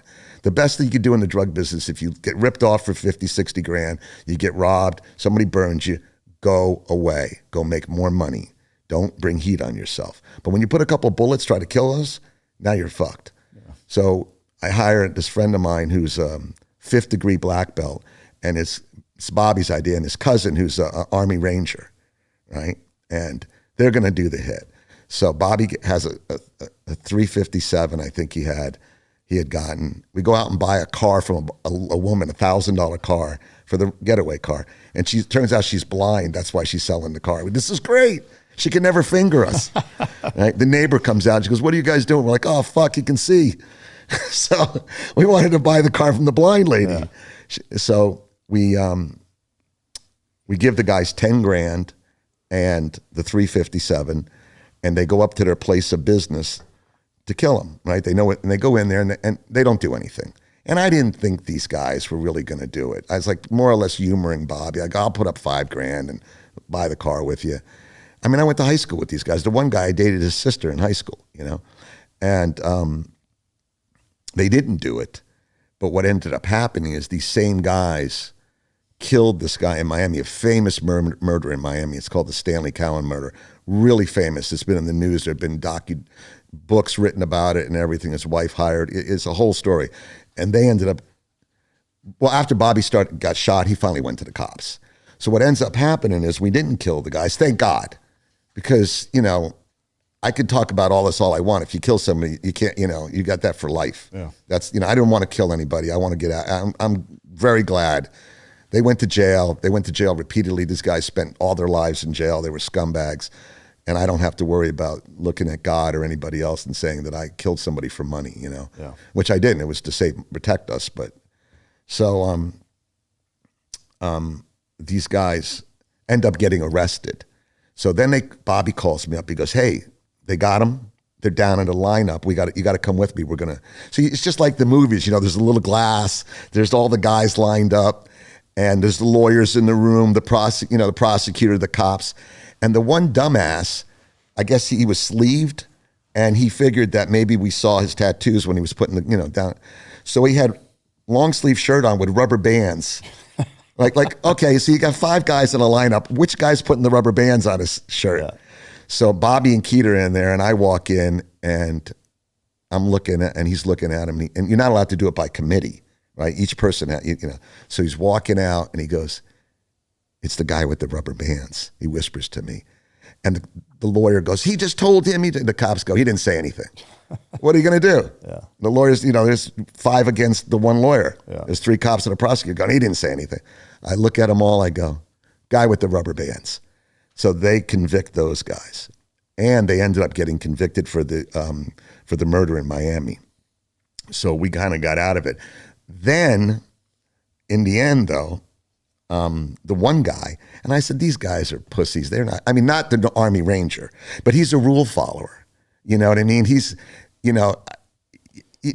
not likely to, what I mean? Chris was a karate guy, but the Army Ranger is his brother-in-law. So when they showed up, you're saying the Army Ranger and the karate guy, they got arrested, or the guys that got? Well, no, what happened was they went in to kill the guys at their pet store one rainy night. They go up there. I go, "Why didn't you kill them?" He goes, "Well, we were just staking the place out." Between the time they were going to go back and do the hit, the guys got arrested. The home invaders got arrested. So they no longer were going to kill them because they're in jail. Yeah. And so the home invader Italian guys, they did the murder in Miami also? Yes, they did the Stanley Cowan murder. They confessed to it. Oh, wow. So then what happens is, I always said that, they would never do it. So just so you know, I've told the story before, and people, "Oh, that's bullshit," So one of the things we were doing was, not me personally, but the group, the guys, was giving the Army Ranger coke, and in exchange he was mailing to his brother-in-law Claymore mines, hand grenades, M16 rifles, Laws rockets. From the military? Yeah. Holy shit. And I looked at, I actually knew this happened. You know, one time one of my other friends goes, dude, turn on the fucking news. And I turn on the news, and there's like the state attorney, the general, they have a whole board. There's, you know, all this shit, there's a whole breakdown of everything that happened.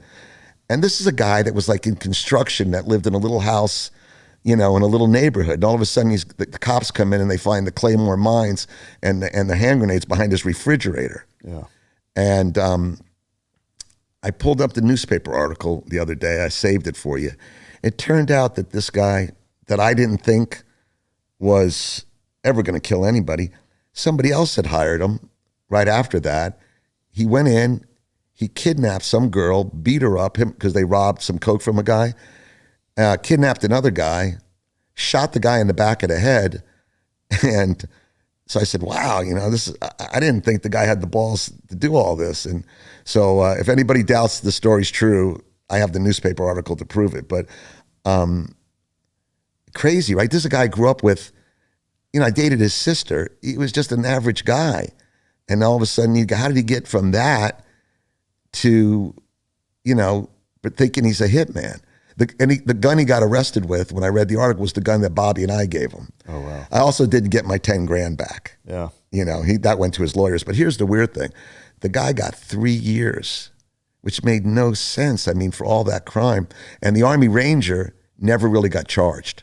Like, they kept that, I think he got discharged, but he never went to Leavenworth. He never got any time. Wow. For the weapons part of it. He didn't have anything to do with the kidnapping and again, Chris had gotten involved with somebody else. Somebody had stolen coke from another drug dealer, and I guess he thought he would play the big guy and be the enforcer. But yeah. Wow. Bad advice for him. Yeah. How many times were you held up? Only robbed once. One time I go to Miami, and I always try to find weed, and the market had been changing. Instead of moving thousands of pounds, we were moving hundreds of pounds, but better weed. Now, instead of being $245 a pound, it's $800 a pound because people wanted better weed. Later in my career, right? And Bobby again convinces me he's got a friend that's got some weed in Miami. I go, well, I need some. So we go to Miami, and it turns out it's a friend of a friend. Never do that. Like I used to tell people, you either have the key to the safe or the key to the warehouse. I don't deal with anybody else. I have the key. If you need product from me, I have the key to the warehouse. If I'm buying, I own the money. There's nobody in the middle. So I don't want to, if you have a friend that has 1,000 pound stash somewhere, give me his phone number. I'll talk to him direct. No middleman. I end up in Miami in a warehouse with like a Cuban and Colombian guys, and the weed's on the ground, and I got about 100 grand with me, something like 80, 100 grand. And I look at the weed and it's terrible. And I go to the guy, I can't buy this. I can't sell it. It's garbage. And I don't know exactly what he said, but it translated to something in English, broken English too. You don't have to take the weed, but the money's not leaving. And then the 4 guys open up their dusters, and there's an AK-47, an M16, and I'm like, all right. So I didn't get robbed, but I ended up leaving the money and taking product I couldn't use, Oh, so you couldn't sell any of that? I don't know how I got out of it. I probably gave it away at half price or something, Oh, geez. Yeah. But again, those are people that would shoot you.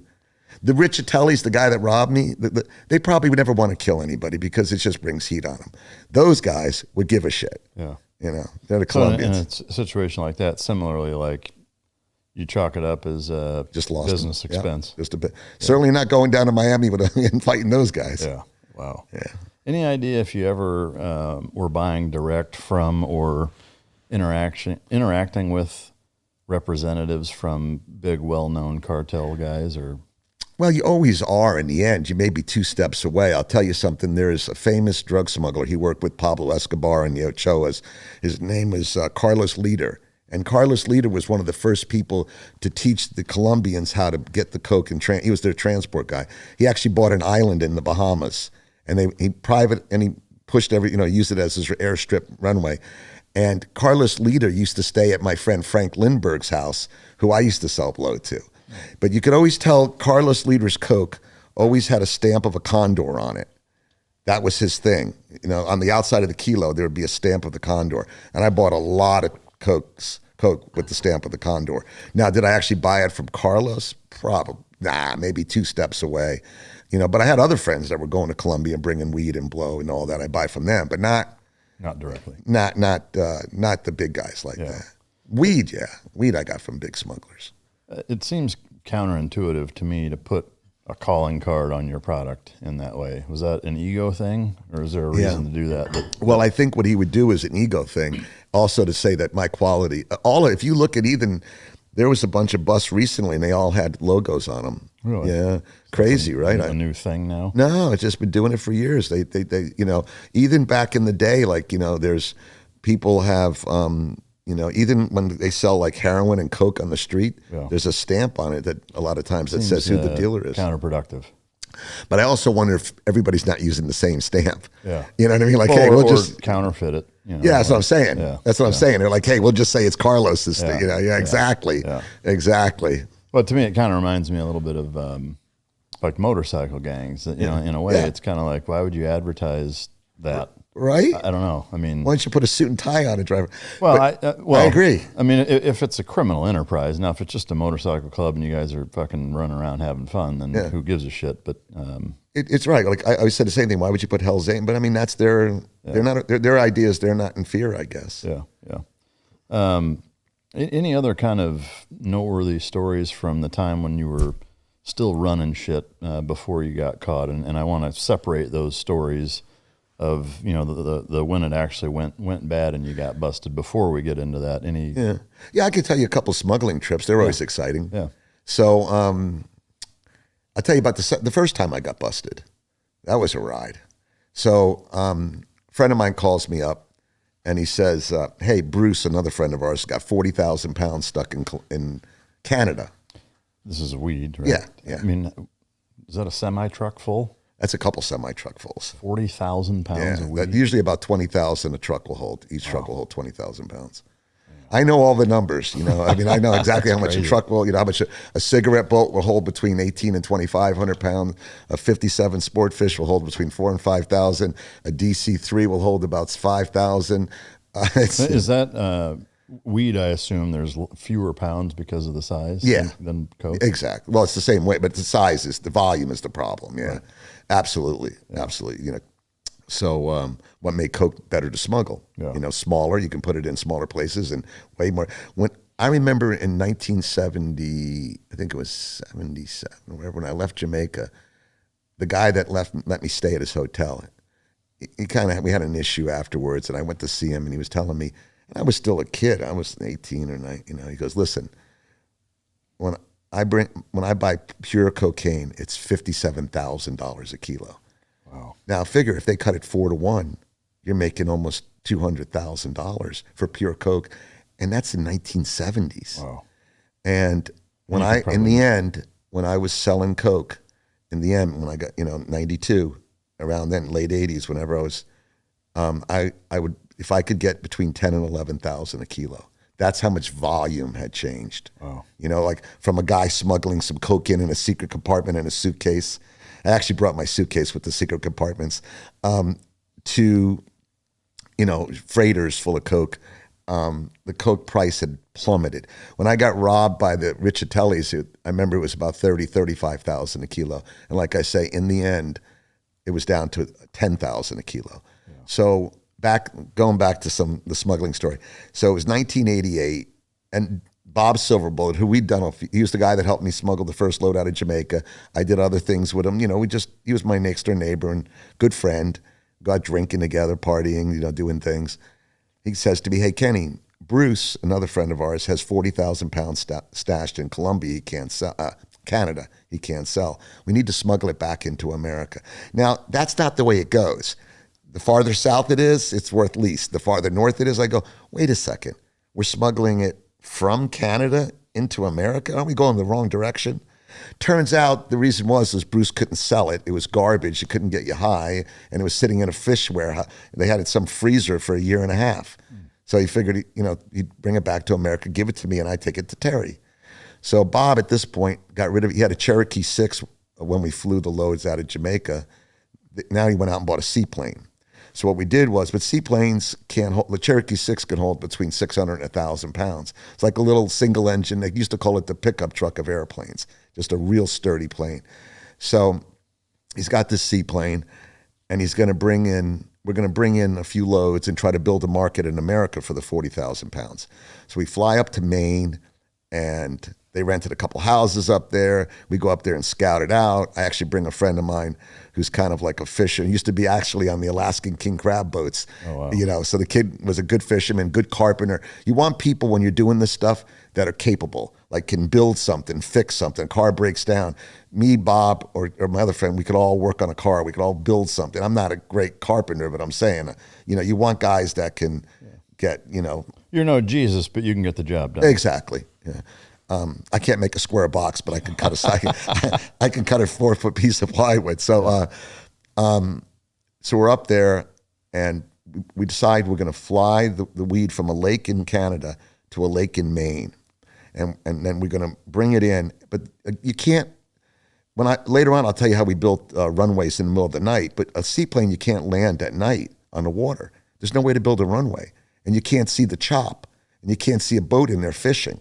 Yeah. You can't build a runway. I mean, I'm not saying that the military hasn't found a way to land a seaplane, but they control the area. They're not going behind enemy lines. We're behind enemy lines, So we have to do it in broad daylight. So we bring in about, 6 trips. It's about 200 or 300 pounds each trip. And I have a little pickup truck. I drive up in these mountain logging roads, read a book. The plane comes in. He kind of pulls up the shore. I unload the weed and take it back down to the stash house.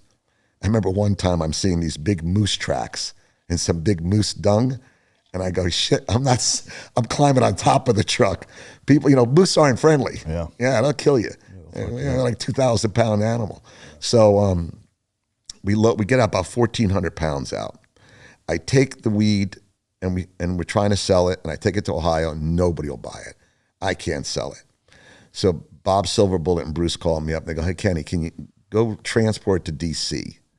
Bring it to D.C. Maybe Bob has his market, because that's where he's from, so he has a market there. And it's 4th of July weekend. And I have a steadfast policy. I don't work on holidays, and I don't work on my birthday. Why? Because even though we almost did we tried to do an offload on Christmas Eve one time, which we look really strange. Like, here's 5 guys in a restaurant, at a Golden Corral on Christmas Eve. Like, you get some Toys for Tots shirts, you probably be all right. You can get away with it, yeah. So, I go fly up. I rent a truck, a U-Haul truck, and I get one of my drivers, Ricky, who now's retired. He's living in upstate New York, and I call him up, and he's retired. He's been driving for me for years. He's got a good job. He's got out of Florida, and I go, Rick, I need you to help me move a truckload of weed. It's only 1,400 pounds, but it's a truckload, to Washington, D.C. I'm going to pick it up in Maine. You fly up to Boston. I forgot where I said to go. I'll pick you up in the truck at the airport. You'll take me to, he actually lived in upstate New York. You drop me off in New York by your house. The truck was too big, and I was supposed to get furniture to hide the weed, the boxes, and I didn't find the furniture. I said, we need to reset. Let's get it out of Maine, get it down to wherever he was, about an hour and a half, 2 hours out of the city. You take the truck all over to D.C. We'll get a smaller truck. We'll load it up with more, put some to hide the boxes. It was in moving boxes, taped up and everything, but we want to put something in front of it. I go, and I'll pay you $2,000 because it's a truck, and I'll pay for all your expenses and fly you home. Now, he had just moved up there. He had a 2-week vacation, right? And he's going to go home and see his family, and all that. And part of his family's in law enforcement. So it's either half of them were smugglers, half of them were cops. It's always like that. So we're driving down the street, all of a sudden, as they say, rollers. Middle of the night, we just smoked a joint, and that joint would get us more high than the 1,400 pounds. And I got cops behind me. And I pull over. I say, Rick, you know what to do. Stay in the truck. He's got his suit on, I think, and I get out, and the cop's like, what are you doing? I go, we're just driving to Connecticut, moving my brother and this and that. He goes, well, Connecticut's that way. I go, well, I'm lost. And he goes, and he goes, open the truck. And I go, sir, I'm just moving furniture. Me and my friend, I'm just helping a friend move. He goes, open the truck. And I go, no. And he pulls the gun on me. And you're not allowed to do that. You're not allowed to put a gun to an innocent person and tell them to do something, which got me out of the case. That's what beat the case pretty much. But we get arrested. And then we spend the weekend in a fucking holding cell with a bunch of drunks. There's no food. It's 4th of July weekend. If the cops used to have, if they'd have to go to Burger King and bring us food. They don't have any food facility, and we're not getting out. I mean, the drunks are getting out the next day. Yeah. We got 1,400 pounds of weed. We end up going to court, and they send us to this jail, Lawrence House of Detention in Lawrence, Massachusetts, which was the biggest shithole on earth. It was built in the 1860s. The cop looks at us. He goes, "You know where you're going?" I'm thinking, "No." He goes, They don't even have flushing toilets there. He goes, "Where you're going, you have to shit and piss in buckets." Which, luckily for us, they just got the stainless steel combo model, which I think every house should have. Yeah. You know, a little sink with a stainless steel toilet. And so it was a hellhole. And it was they had no air conditioning, no food service that I remember. I don't remember. The only way you get clothes, my brother had to drive over from Connecticut and bring me clothes because there was no uniforms. And we spent 2 weeks in the jail. Ricky, we got out. We finally bonded out. We had trouble getting bond. It's all in the book. I mean, we just went through this whole shit. And Ricky had to go back to work. Imagine getting back to work. They go, "How was Florida?" You're pale white. You lost 20 pounds, and you look like hell. You smell like shit. Yeah. So here's this. I'll tell you a story. And so what happens to men and people when they're put in duress, right? So my brother, I finally make bond because we didn't make bond. You know, you got to make bond. You got to get out. You can't fight the case from jail. 80,000, 40,000, 80,000. Wow. So I send my brother down to Miami. He's in Connecticut. He's a stockbroker. Go get me 80,000 from the house. I think he had some cash and I had some. He was able to help me out because I just, you know, didn't have it all. I don't know if I had all the money or not. He flies in, bring it all in cash. So he gets up there. It's Friday afternoon, and he brings the cash. I go, "I don't think they're going to take a check," right? Turns out the jail, I mean, remember, this is 1988. They didn't even have computers. I mean, it was just, the jail was built in the 1860s. And I did a little research. It was the hottest it had ever been since 1860s that week. I mean, that time in America, in that jail. I mean, 1860s, the Civil War was going on, for fucking Christ's sakes. So they call me up because my brother's there to visit, and he's on the other side of the bars. He's on the outside side, and I'm on the inside. And he's telling me they're not going to let me out. It's Friday night. I go, "Why?" He goes, "They won't take the cash." And the cops go, and I go, "Come on." He goes, "Got to come back Monday." And laying on the floor, and I don't see this, next to my brother is a woman about 30 with 2 little girls, 8 and 10 maybe, and they're all in matching sundresses. And I don't realize it because I'm flipping out. I'm like, you know, pulling on the bars. "What's going on? I thought we're getting out, blah, blah." And he had tried to bond me out a little earlier and not get Rick. And I go, no. We 2 men in. I promise, Rick, 2 men in, 2 men out. Nobody's being left behind. I said, if you think I'm fucking leaving my co-defendant behind, that's stupid. Take him out. Because, you know, then he's going to think I abandoned him. He's going to rat on me, right? And he's a good friend. I mean, but you don't do that. And I promised him. I said, I will not let you down. I will get you out of this. So there's a guy dying on the floor in front of me. It turns out the guy, the husband and the father of the 2 little girls and the woman is having a fucking heart attack right on the floor. And he's in the fetal position with foam coming out of his mouth. And I'm literally jumping over him to talk to the guards and talk to my brother and like trying to flip it out. I mean, what, in 2 weeks, that's what you turn into? Yeah. You know? And I mean, I lost my father as a kid. Yeah. You know, and I'm watching this guy and the woman's begging him. The guards are looking at him like you and I are talking now. And he goes, "Ma'am, all we can do is give him an aspirin and call an ambulance." And there's nothing I can do, you know. They're like, "Ken, give him mouth to mouth," you know. And finally the guards grab me and bring me downstairs. And I'm like, and I look back, it took all this to come to realization, doing these podcasts and talking about the story, to realize, man, how do I turn into that? And here's the funnier, not funny, but that night they tried to burn the jail down. It was so hot, and I'm on tier 1. So tier 3 is fucking hot, right? Because I'm on the bottom floor. And I'm sitting with my cellmate, Jose, who was in for stabbing his pregnant wife 7 times in the stomach. She didn't die. The baby lived. And he's like, "Ming, we'll be back together again. I go, boy, you got an understanding wife. What the fuck? Yeah. And they're throwing fire from the top tiers down to the 50-gallon garbage cans. They have 50-gallon drums. And I go, what are they doing, Jose? I go, they're trying to light the place on fire because they figure the guards will take us outside and we'll, because it's unbearably hot. Yeah. And I go, Jose, you realize if this catches on fire, the guards may not take us out. We could all die here of smoke inhalation, Yeah. And they didn't hit the barrels. I'm like, hoping it doesn't work. About a month later, Ricky sends me a thing out of, I don't know how he found it. They did do it. They burned the jail down. Wow. They brought the fire department in. The prisoners tried to escape. They fire hosed them all down, which I guess was a blessing that night. But I'm like, what an idiot. I almost, for lack of one, I could have died in a fire or been in the middle of a jail fire if I'd only got the check instead of the cash. Yeah. But. So you bond out, you end up going to court or to trial for that? Yeah, 2 years. And you end up getting out because he pulled the gun on you? Well, what happened was, what happened was Massachusetts at the time was a constitution state. It's hard to say. I hired two of the best lawyers. The trick in any case is to stall it as long as possible because you want the case, you want the prosecutor to move on, the evidence to get older. It's just the only way to fight a good case is to stall it. And the only way to stall it is to not be in jail, right? So what you do is there's a speedy trial law. You have to be tried in 161 days, I think it is. So the first thing you do is you waive your speedy trial law. And the prosecutor's hands they're buried in work and the lawyers are stalling.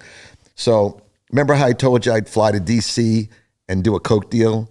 Literally more than once I was flying to court in Massachusetts.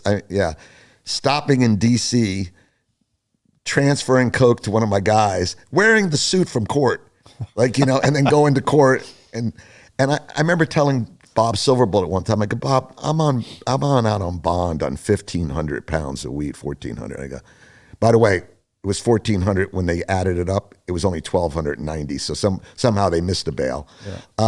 What's the chance of that happening? The exact amount was the weight of one bale was missing. I said, you know what they're going to do to me if I get caught selling 2 kilos or 5 kilos of coke out on 1,400 pounds? I'll be buried under the jail.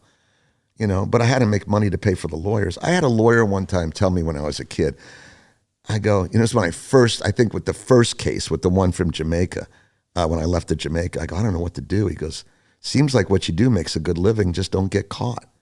I mean, that's what you're telling the guy? Yeah. We don't want to break, remember, nobody loved this more than the cops, the politicians, and the lawyers. Yeah, because they're just bankrolling. Yeah, the politicians it's all political anyway. Yeah. I mean, marijuana was all a political thing from the word go from the 30s. Yeah. I mean, I had my DEA agents friend sent to me, even though we were busting, people go, nobody should go to jail for pot. Yeah. I agree. I mean, coke, different, fentanyl, these things are bad. Yeah. Well, yeah, I definitely have a couple of questions geared towards that. But go ahead. I guess before that, so there were 2 times prior to you getting caught, kind of the permanent time. Yeah. And those were the 2 times. Yeah. So, the one in Jamaica where I went on the run, the second time I did get busted in 88.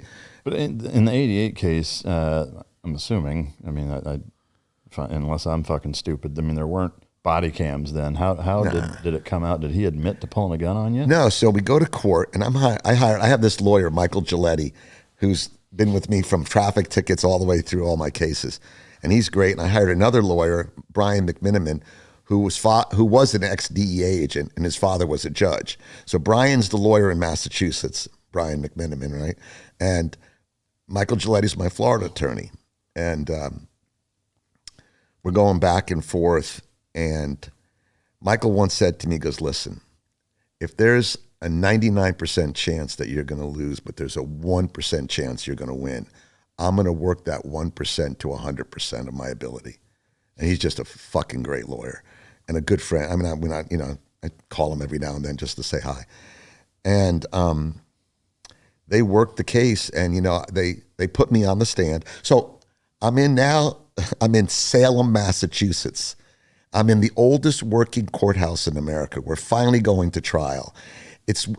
They say that's where the witches were tried, But it really wasn't. It turns out I did some history. The witches were tried in another courthouse down the street. The courthouse burned down. So, but they do the witches tours. And this is the one they use. So McMiniman says to me, listen, you're going to go on the stand and you're going to confess to everything you did, as honest as you can be. You're going to go up and you're going to tell the truth. Don't lie about anything. Whatever the prosecutor asks you, you tell her. So he goes, but by the way, around noon sometimes there's a witches tour, so don't be distracted. So I'm on the stand testifying. There's people walking by, you know, like there was a witches tour. Yeah. I guess enough people showed up to do a tour. And I'm like, you know, and so I'm on the stand and I say, look, I drove up to Massachusetts. I didn't tell him I smuggled the weed in, obviously. Yeah. I said, you know, I loaded the weed. I put it in the truck. And, you know, she goes, the prosecutor says, well, you're not a very big guy. How did you pick up these 50-pound bales? And listen, I used to be pretty strong. We used to throw 50-pound bales like they were, you know, when you have adrenaline, you know. I was throwing bales one time to my friend Big Jeff, who was like ex-linebacker for the LSU. And I whipped like a 30-pound bale at him. He goes, all of a sudden you're, ugh. And I look down, he's laying on the ground with a bale. He goes, dude, a little easier. Yeah. You know, you can unload it. We unloaded, well, my friends unloaded an entire plane of 1,100 pounds in probably 4 minutes. Oh, wow. Adrenaline, man. You're boom, boom, boom. But anyway, so I said, well, I put the weed in the box. I wrapped it up in Bounce fabric softener. I put Carpet Fresh in it, and I taped it all up, and I put the box against the truck, and I flipped it in, and that's how I did it. You know, I picked it up, and I, you know, did, because I said Ricky didn't know anything about it. I was testifying in court that Ricky had I just called him up and told him, you know, I knew he was, you know, to help move some furniture, which they weren't buying. But the deal was if we got convicted, I was going to take the whole rap and try to get Ricky off. I was trying to protect him, so I got up on stand, said he didn't know anything. I did it all by myself. And again, so we're going for an evidentiary hearing, right? We're saying the evidence is tainted. It's fruit from the poison tree. If we win that, we win the case. If we lose that, I just got up in court and testified to everything I did. So I'm fucked. So you're banking on this tactic working. This is it. Yeah. And if it doesn't work, I'm going to jail. Yeah. And now I don't have a good ability to negotiate a fair sentence because they own me, right? But that's the shot, one shot. And I try to keep Ricky protected. So I go up there and I'm testifying, and the prosecutor says, she breaks out the Carpet Fresh. And this is one of the things that I think helped me. And she takes it and she goes, is this the stuff you put in the bales? I go, looks like it. I can't be sure from here. It looks like Carpet Fresh, you know, whatever brand I bought, Glade or whatever. She takes it and she dumps it on a file, like a manila file. And now there's a pile of it. And the courtroom's a one-room courtroom. And it just smells. And then she's getting it all over her clothes. It's on the floor. It's like sticking to her like glue. And the whole room smells like Bounce. Carpet Fresh. And then the cop gets on the stand. And Brian McMenamin says to the cop, so what was the largest bust you've ever been involved in? And the cop goes, about 2 pounds. He goes, so how did you know that Mr. Behr had marijuana in the truck before you searched it? He goes, I could smell it. And he goes, wait a second. He goes, I've been on ships with 200,000 pounds as a DEA prosecutor. He goes, I can't smell it. You smell this weed on a 20, it was a big truck. That was the problem. The truck was so big, it made it more obvious. Why did he pull me over? He was looking, why don't I not work on a weekend? It turns out that Maine had fireworks were legal. Massachusetts had made them illegal. So he thought I was bringing a truckload of fireworks from Maine to Massachusetts. When he opened it up, he didn't even open the boxes. He pulled out a pocket knife, pulls out the weed, goes, what's this? He had no idea. Wow.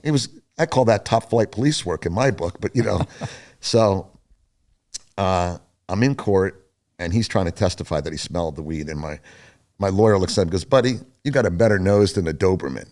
So the judge is looking, going, wait a second. He smelled through the Bounce. He smelled through the plastic bags. It was raining that night. He's 20 feet away from the boxes because the truck's a 26-foot truck and the boxes are up front. And he smelled it. And, the other thing was, to justify the stop, he had broke the taillight on the truck.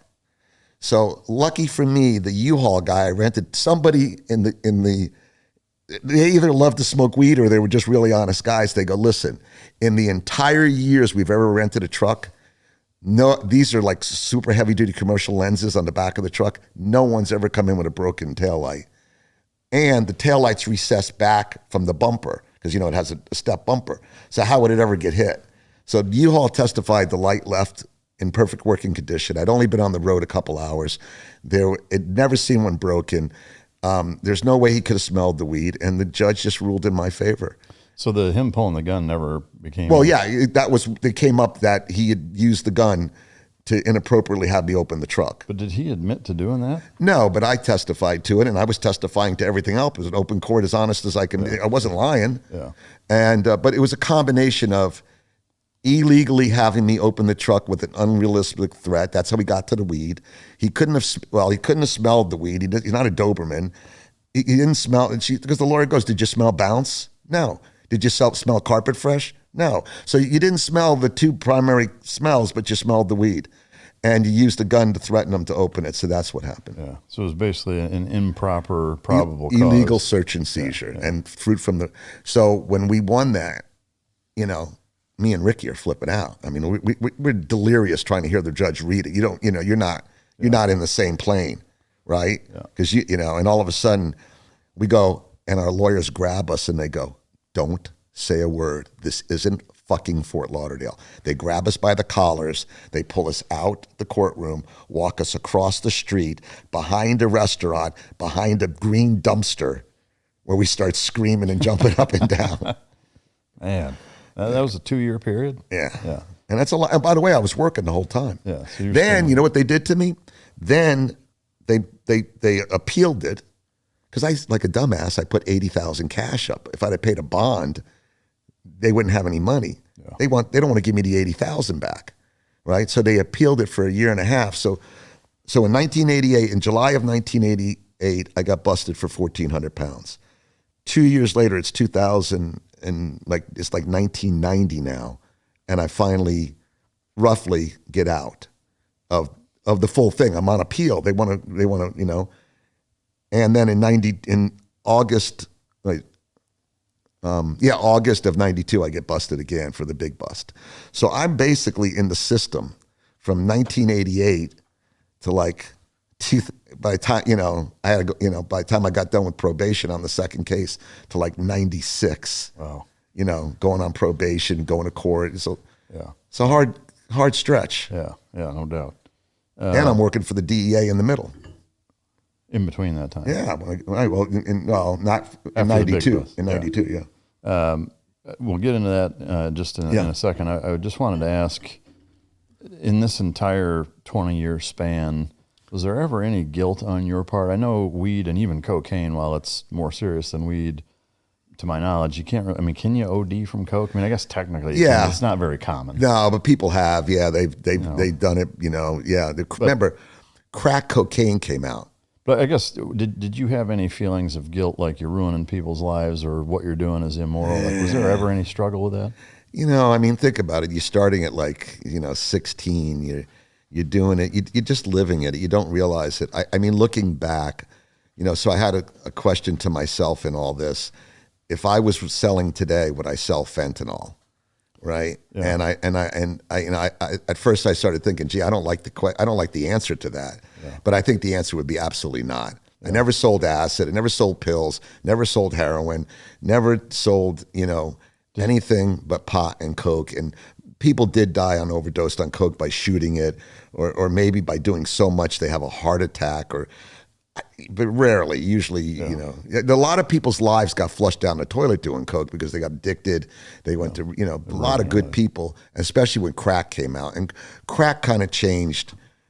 I didn't sell crack, but people take coke and make it into crack. So did the opportunity during that 2-decade span present itself for you to sell heroin, pills, crack, No, and I wouldn't have done it if it. Nah. And really? We sold Quaaludes in high school. Yeah. My brother and I. But that was everybody did Quaaludes in high school.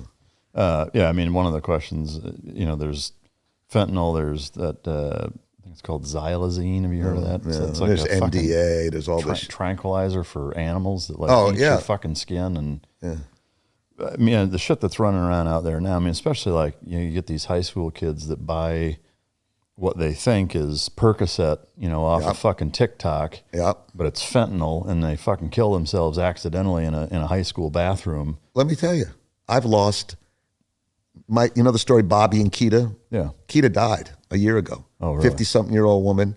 She was at the gym, and somebody gave her a joint, and she smoked it and had fentanyl in it, and she died. Wow. A friend of mine, a good friend of mine, my son, and the boy. I mean, they used to play Little League at 7 or 8 years old, and the kid was not a drug user. He was 20-something years old. He thought he was doing coke. He did a couple lines and died. Another friend of mine's nephew, same thing, thought he was doing coke, did fentanyl, was in a coma for 2 weeks. Oh. And nobody ratted out the guys that gave it to him. Like, me, fuck you. I'm going to go after the motherfucker, and I'm going to tell. But they're like, hey, these guys are gang members. We don't want any problem for the rest of our family. Yeah. My attitude would be, I don't give a fuck who they are. You just killed my friend or my son, but I can't judge other people. Well, so I'm curious about that. I mean, thinking of it as a complete outsider, to me, if you look at it purely from a business standpoint, I don't get it. Yeah, like if you're moving millions, billions of dollars of fucking product from wherever it's coming from, China, Mexico. Yeah, I mean, who knows at this point? But that's your thing. Like, why would you put fentanyl in it that there's a high probability you're going to kill your fucking customer? I don't get. I have to say, and so you don't understand that either. And here's the other thing: fentanyl. Like when I had my open heart surgery 2 years ago, they gave me a fentanyl pump. Mm-hmm. It's like they call it the Jeopardy button. You just hit it, and it's like an opioid is what it is. And I'm thinking, it's really, it's.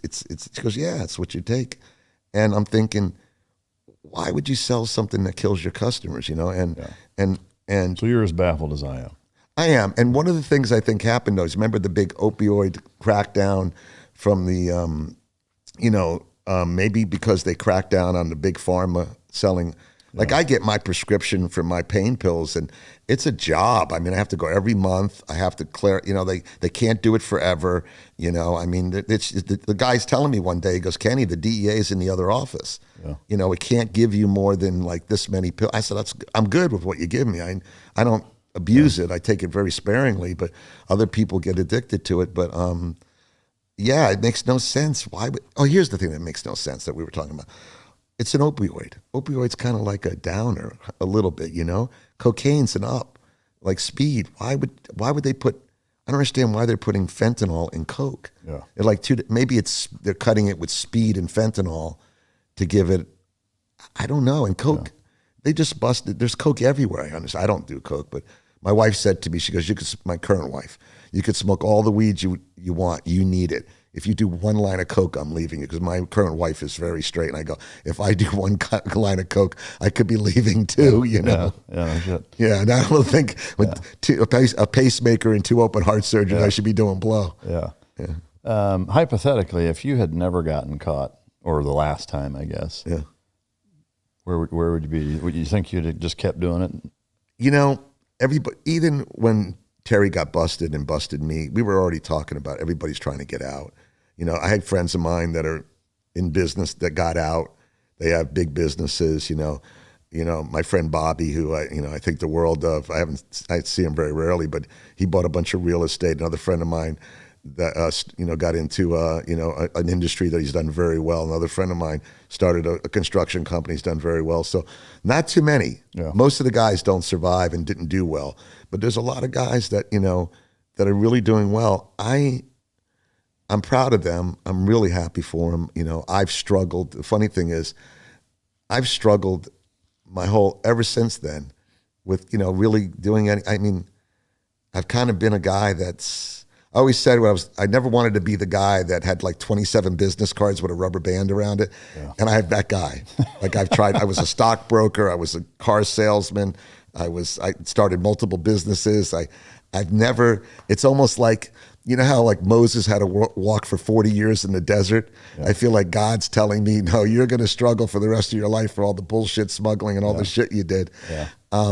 And I do okay. I mean, I live in a very comfortable life. I have a beautiful home now. I have 4 great kids. I have a bunch of old cool cars that aren't worth shit, but I love them, And do you think that you would have kept doing it though? Well, I have a friend of mine that's still doing it. No. So I don't think so. I think it kind of would have went away. The business would have. And when I got out of going to jail, when I got probation, I went in and I became a car salesman. And I worked 12 hours a day, 7 days a week. I was determined to be the number one salesman in the store. And I had the work ethic, and I did it. And I was the top salesman in the store for 8 years in a row. Yeah. I'm almost every month.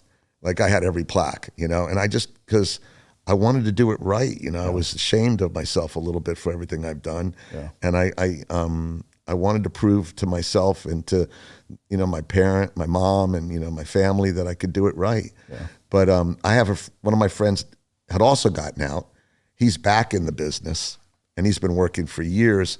But he does it quasi legal. Now it's changed. It's legal. He can, and all that. And he supplies flour to the. There's three. So marijuana right now has three markets: black market, which is a guy buying an ounce of weed from a guy on the street; white market, which is the legal dispensaries and all that; and then there's the gray market. And what they do is they try to, they kind of work between the black and the white market, and that's where the money is. People that are kind of, growing it and, just sliding it through the system, So can you kind of give me an example, we'll call it a hypothetical example of how that works? Yeah, so let's say you're in California and you have a dispensary, right? And the dispensary has so many laws and so many taxes and so much regulation. As I was actually working out there before COVID, trying to do some legal business, I try to put my hand back in the pinky back in the game, and everybody in LA is selling. You could be in an elevator, you could be anywhere. People's talking about selling weed, and there was other byproducts like gummy bears and oils and this and that, and it's crippling. It's hard to do it. So what they do is, let's say you're in Humboldt County or Mendocino, whatever up there where they grow the great weed. You might take it down, and then supposedly in the dispensary in the white market, this all has to be tagged, documented, and it's taxed. Right. So what they do is they slide some black market. Yeah, because how the fuck are they going to know? It's right. Yeah. How do you know one plant from the other? Yeah. So that's how they get by, because and that's so there's some loopholes in the law that allow you to do certain things. There's a thing out right now called THC is what's in marijuana, right? There's a product called THCA, which is the same thing.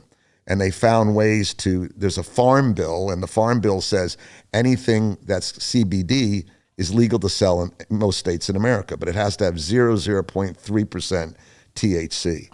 So depending when a COA is a certificate of authenticity, and that goes through a lab, and then they check it and they see how much THC, how much CBN, CBD, and how many, phosphates, chemicals, because there's laws about, like when you go to a dispensary in California, almost anywhere, that marijuana can't have more than so much fertilizer, pesticides, there's laws. So there's ways through the law to work that system. And that's something like in Florida, they have medical marijuana, which has 18 or 20 licensed dealers to grow it and sell it. And it's a vertical thing, so whoever grows it has to sell it out of their store. It's very controlled. And then you can go into any head shop in town and buy THCA, which is just marijuana. Right. So they might outlaw that. They might try to crack down on it, but that's an example of how the black market, the gray market, and the white market all intertwine. Okay. All right. So, you have this couple decades of moving product, and you get caught twice, but you get out of it. Ultimately, the third time was the charm, and you get caught and end up flipping and becoming a DEA informant. Can you walk us through that whole process? Yeah. So I got busted in Ohio. And listen, we were trained as kids: keep your mouth shut, don't say anything, don't say a word till you get your lawyers. So I'm in Ohio, and so Terry had set me up. So he calls me up and he goes, so I got married. I had a 1.5-year-old daughter. My wife at the time didn't want to get married, walking down the aisle pregnant. So she goes, and we were having a contentious relationship, She goes, look, she wasn't even going to, she came over and said, I'm having a baby. And we were actually broken up. the truth was we were broken up, and she came over one night. We had makeup sex. you know, that's like, right? Yeah. So of course that created a child. And I was on the road running dope, and I came home one time. She goes, "Hey, I got to talk to you." She knocks on the door. She has a flower in her hand. She goes, "I'm pregnant." And this is a woman that was told she could never get pregnant. Oh, wow. Yeah. I'm like, son of a bitch. So I embraced it. I said, look, we'll live together. I'll help you, and we'll try to make a relationship. If it doesn't work, I'll be the father of the child. I'll help support us, but let's try to make it. And she agreed. And we did good Evie was a year and a half old, and we decided to get married. So we planned the wedding. It was actually in July. Well, it was in July because I got busted in August, right? Yeah. So we got married and we went on a honeymoon. Now remember, I just spent like 40 grand on a wedding, spent 10,000 on a honeymoon, a ring, all this shit. I even I had a pickup truck. I sold my truck before we went on the honeymoon because I was going to buy another car, another truck. So we go on a honeymoon, we come back, and I look at Karen, my first wife, and I go, look, I got to go back on the road. I got to pay got to make some money. She goes, look, don't go. We have a baby. We're married. I'll go get a job. You get a job. I'll eat white bread and bologna sandwiches. Don't go. And what do? I got to go. I got to go back to work because I'm got that farm boy German work ethic, Yeah, we go to work, yeah. And one of my friends once said if the Germans ever attacked America, if they'd lost, they'd just march back right across the ocean. It's that, German mentality. Yeah, we work. And I go out to Texas to try to find a load because now we're not moving Colombian weed. Now we're moving higher end weed. It's $1,000 a pound, selling it for $1,800 a pound. I may not get, or it's $800 a pound. I'm going to get, and I may not sell 1,000 pounds. I'm only going to sell 100. But if I leave it in Ohio and Terry sells it, I'm still making a shit ton of money. Maybe not making as much as I used to make, but it's a good gig, right? I run it up there, drop it off. He sells it, I get the cash.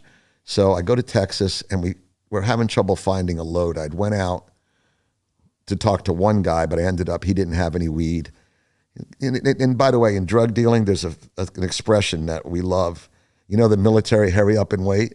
In drug dealing, it's called the DDD, delayed dope deal. It will happen 5 days after the last possible chance you thought it would never happen. I mean, it's just always delayed. Matter of fact, when I got busted the second time, the third time, we had Frisbees and footballs and stuff like that we'd bring on the road because if you have a bunch of guys sitting around for 3 days or 5 days in a hotel room waiting to cop a load, what are you doing? So we go out and throw football, do all American stuff. And I had a work truck. So I had a pickup truck that I had custom built in the Tennessee mountains the year before with my friend Bobby and Keita. We welded up this toolbox truck, pickup truck with toolboxes on the side, racks, on ladder racks. And in the middle, it had a floor that was a secret floor that you could access and slide stuff in and hide the drugs. So we go out to Texas, and I finally cop a load. It took me about a week or something.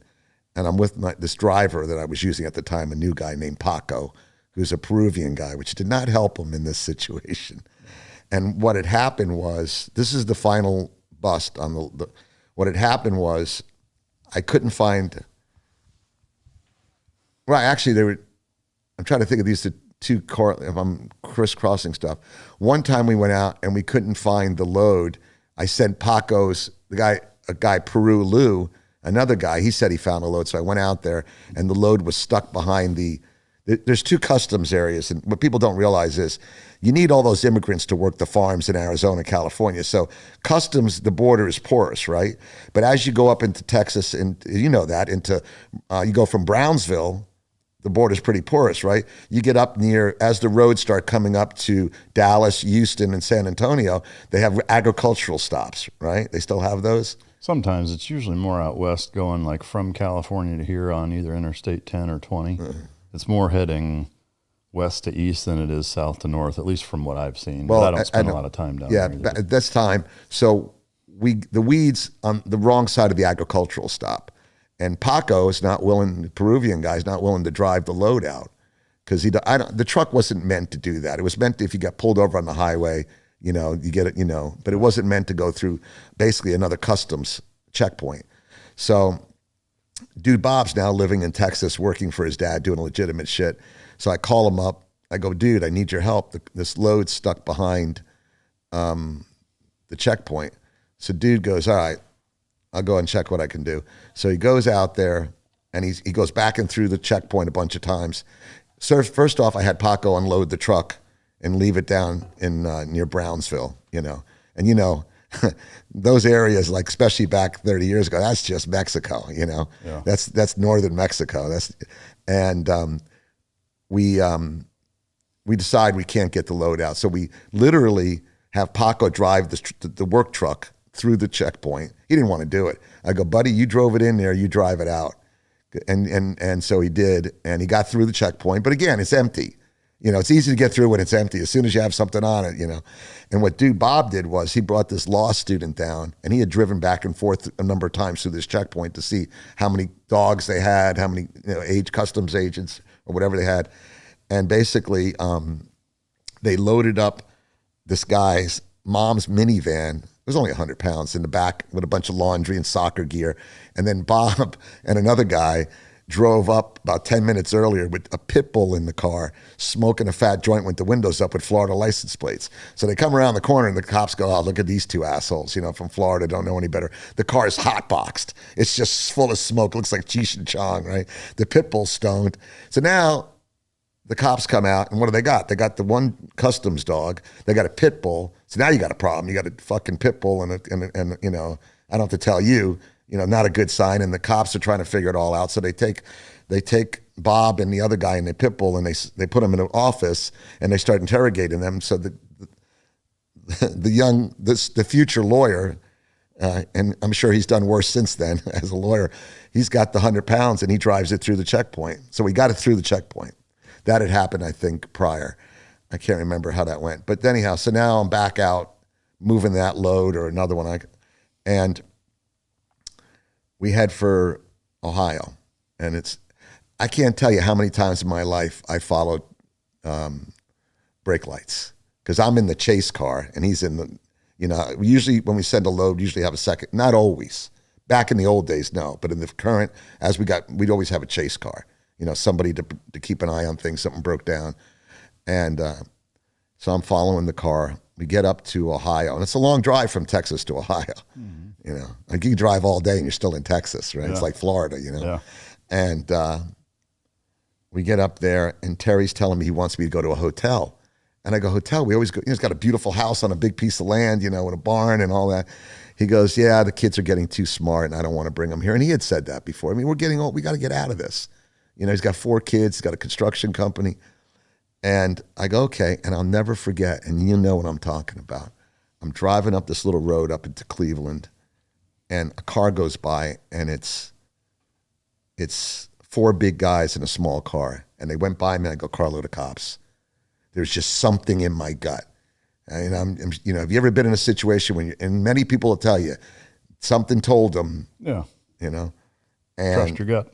Trust your gut. And happened to me last night with the rent-a-car. Yeah. I didn't get the extra insurance, and I kept driving going, I'm going to wreck. For 4 days, I'm going, I should get the extra insurance. What happens? I get in an accident in a parking lot. So I'm like, God damn it, I knew to get the extra insurance. My gut was telling me. So anyhow, I'm pulling up, and I call Paco. I wave Paco over. I go, don't go to the hotel. Go, keep going towards the lake. There's a Taco Bell. Go over there and park behind there. And I'll never forget, I just sat there on the edge of the truck with the rent-a-car staring at the lake, the waves coming in, going, I don't know why I didn't want to go there, but something was telling me not to go to the hotel. So I go, okay, now if I was thinking, I should have said, Paco, I want you to go down one exit and get a hotel room at the first. I go, hit the Pennsylvania border, whatever. Stay there until I call you. If you don't hear from me in 2 days, drive to Florida. I just didn't have that wherewithal. It's always easy in hindsight, right? So I go to the hotel, and I remember I rent a room, and I'm in the room, and right next door to me, there's a room, and I see this chick, and she's like kind of Latin, pretty, well built, and she's wearing like a pair of pants and a gray shirt. I didn't realize. The only thing the shirt didn't say was DEA or police on the back. if I'd have thought about it, I'm looking at her boobs, thinking she's cute. But she's kind of dressed like, if I thought about it and looking back, kind of like a cop, like the paramedic pants, and the gray T-shirt. And I go downstairs to get some quarters to use the payphone. And the lady at the counter's acting really weird. Like, hey, do you have any quarters? And he used the payphone and call home and tell my wife I landed or whatever. And I go back up and Terry comes in and he's wearing a raincoat. And I'm like, what the fuck? And he's talking to me and I go, what's going on? And he lights up a roach. And as soon as he lit up the roach, the fucking doors exploded in. Some 260-pound SWAT guy is laying on top of me. Paco's on the ground on top of the bed. Terry's on the ground. And like that, I go, he set me up. Terry did? Yeah. I mean, as I say, I knew in a second we weren't all in the same position, and I can look up to the corner of my eyes and I could just see the fear in Paco's face, I mean, it's just, it happens, and so they take us to jail, then the prosecutor shows up. So they take Paco out of one room, Terry's gone, they take him and, obviously handcuff him and let him go back to home, and the prosecutor comes up the stairs, and I'm sitting in there, and I tell the story, the cops are in there watching a Steven Seagal movie, and they got me handcuffed in there. I go, and they're like, oh man, I go, this guy's not a karate guy. And he goes, yeah, he goes, I go, bullshit, he's a fat pig. I mean, sorry, Steven, I didn't say fat pig, but I want to, but I'm like, he's not a real karate. This is movie stuff. I actually, trained karate. I know these, again, I know you're with the Ruskies now and you're living in the Kremlin and all that. I don't want to piss you off. And certainly bigger and stronger than me, I guess. So anyway, but that was what I was doing. I'm busting their ass, right? And I hear someone walking up. They go, you know who's coming up here? And I go, no. And they go, it's Michael Rosenblum. He goes, and they're shutting off the TV. They're all tightened up. They're like, well, you're going to wish you never knew. And he gets in my face and he does the same thing he did to Terry, obviously. He goes, buddy, you're in a lot of trouble. You better talk and talk now. And we're trained. Like, I have nothing to say to you. You got the wrong guy. As I say in the book, I knew they had the right guy. I just wasn't talking, right? Yeah. But I figured I got busted with 80, 90 pounds of weed. What are they going to do to me? Give me 2 or 3 years? I mean, I didn't know they had a racketeering case against me. And so I end up going to jail. And, I spent 3 months in jail waiting to get bond.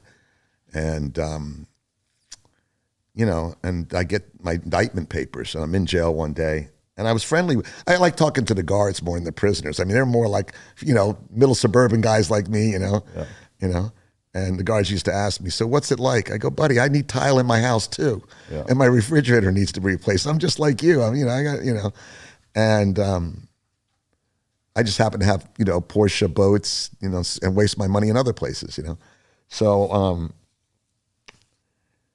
they hand me my indictment papers after like 3 months.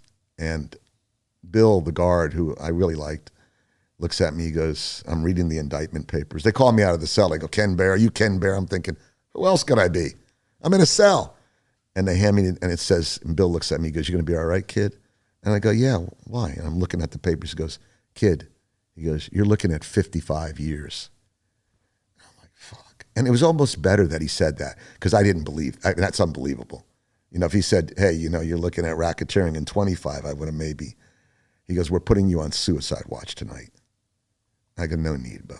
No need. I'm all right.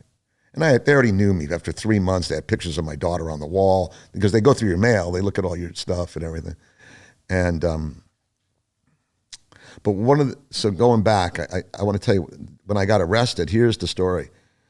I drop back a minute. I get handcuffed and I get arrested. I'm brought in for booking. And the guy that had introduced me to my first wife, my high school friend, Kelly, who'd also, we'd all been friends, all grew up together. He was on the run from a cocaine smuggling trip that him and his uncle had done together. We had brought in a load of weed, me and Kelly and his uncle from Jamaica. His uncle was 65. He flew a load of weed in. I was like, dude, I was like, are you crazy? Imagine that. That's like 18 hours in a plane by himself. He wouldn't even use a co-pilot. I go, get a co-pilot, Ralph. He goes, nah, less weight. I don't want anybody with me. So Uncle Ralph had gotten busted and turned in Kelly and his family, turned in his nephews in the bust. But Kelly went on the run. She was on the run for years. They beat the case, believe it or not. But Kelly was on the run. And for cocaine, I guess they probably blamed it all on Kelly because he had run. and gave the rest of his family, because it was all family. It was a family deal. So I look over and there's Kelly being prosecuted. So Terry had turned in me. Turned out Kelly had brought 1,000 pounds up there behind my back, and they should have paid me. That's my deal. And they were running weed up there, and Kelly was just a mess. He was on the run. He was drugged up. He was running from the cops. It's hard to be on the run for years. It breaks you down. You got to have a lot of money or not a lot of heart to leave your family, your mother, everybody, And I was like, fuck. Terry turned Kelly in. Oh, man. Because at this time, I'm still thinking I'm looking at 100 pounds, And I know Kelly's in big trouble. He's on the run from the feds for cocaine smuggling.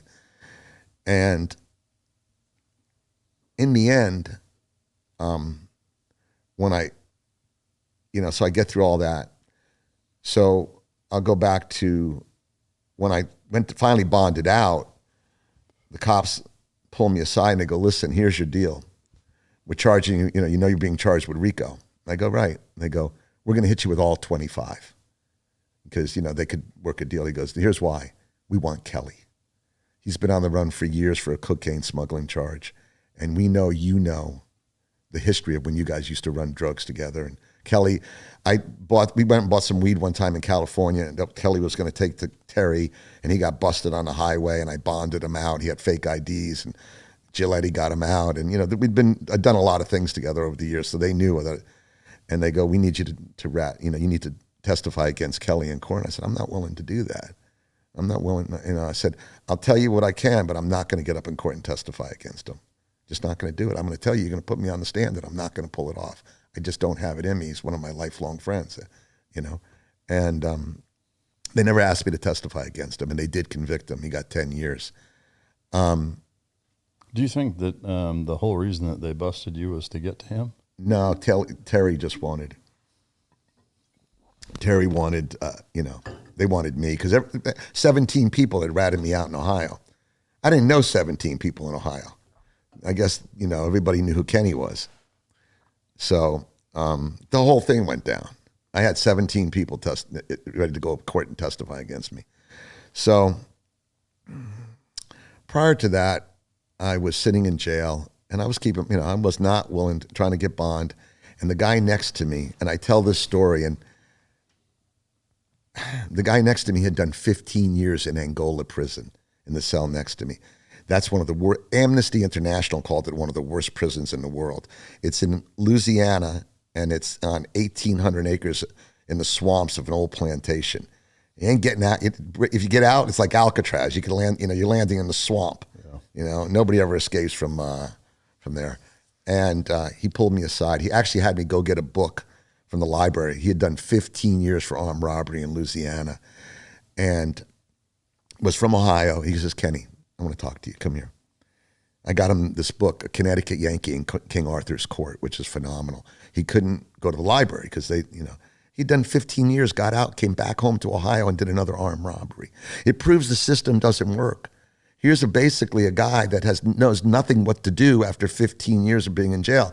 He's gone back and then did another armed robbery. You're not solving the crime problem like that. So he says, listen to me. You have a little daughter. I go, I do. 1.5, right? I go, yeah. He goes, you know how old my daughter was when I got busted 15, whatever years ago? He goes, 1.5. He goes, you know how many times I saw her in 15 years? Once. He goes, you have to make a decision. You look around here. I know you're keeping your mouth shut. He said, but the mores and values you're clinging to died a lifetime ago. Look around. This isn't about who hasn't ratted. It's who hasn't ratted yet. These guys, he goes, listen to me. He goes, if you can save your life and protect your family and go home and rebuild your life and get out of drug dealing and do what you got to do, you got to do it.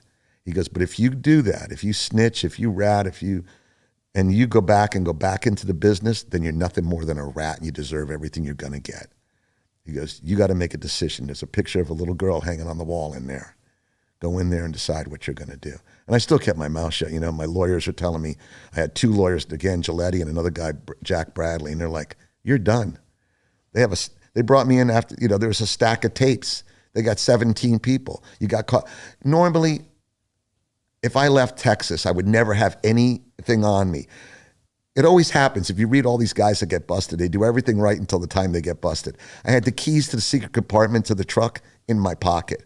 I had a phone book, a matchbook from the Tex-Mex border here in Brownsville, from the hotel. I had my cell phone, which I had used, and I had records of me being. So even if I could say I had nothing to do with it, he just picked me up an hour ago, they're like, I didn't realize where I was at this point, that I was being set up, but they had me. They had the matchbook tied to the Tex border. They had the cell phone tied to me. They had me calling on the cell phone. They had my cell phone records. They had it all.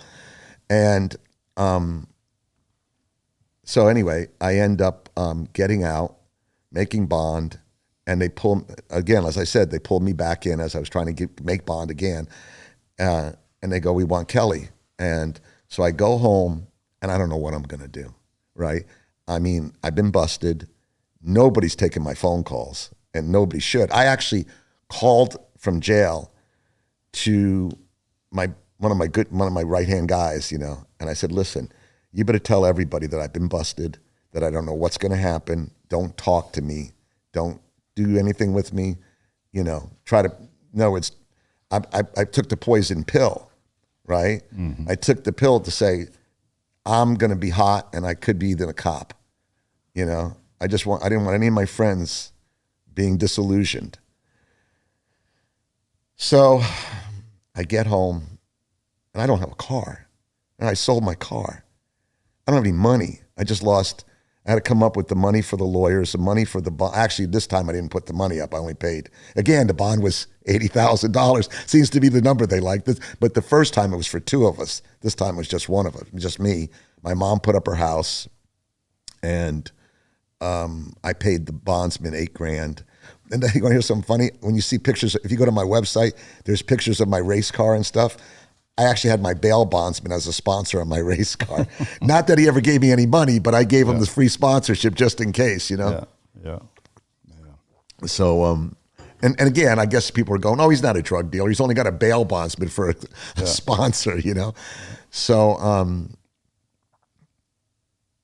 so I get home, and I'm just sitting there. I'm painting houses, a friend's house, to try to make some money. I'm working at a repair shop doing oil changes and tire rotations a couple of days. So we're just trying to make any money I can, And I always say I'm not a mechanic, but I'm a guy that knows how to take things apart. I can't, putting it back together is not exactly my strength, but I got about, a couple $1,000 worth of tools in the trunk of my car I don't know how to use. I always joke around.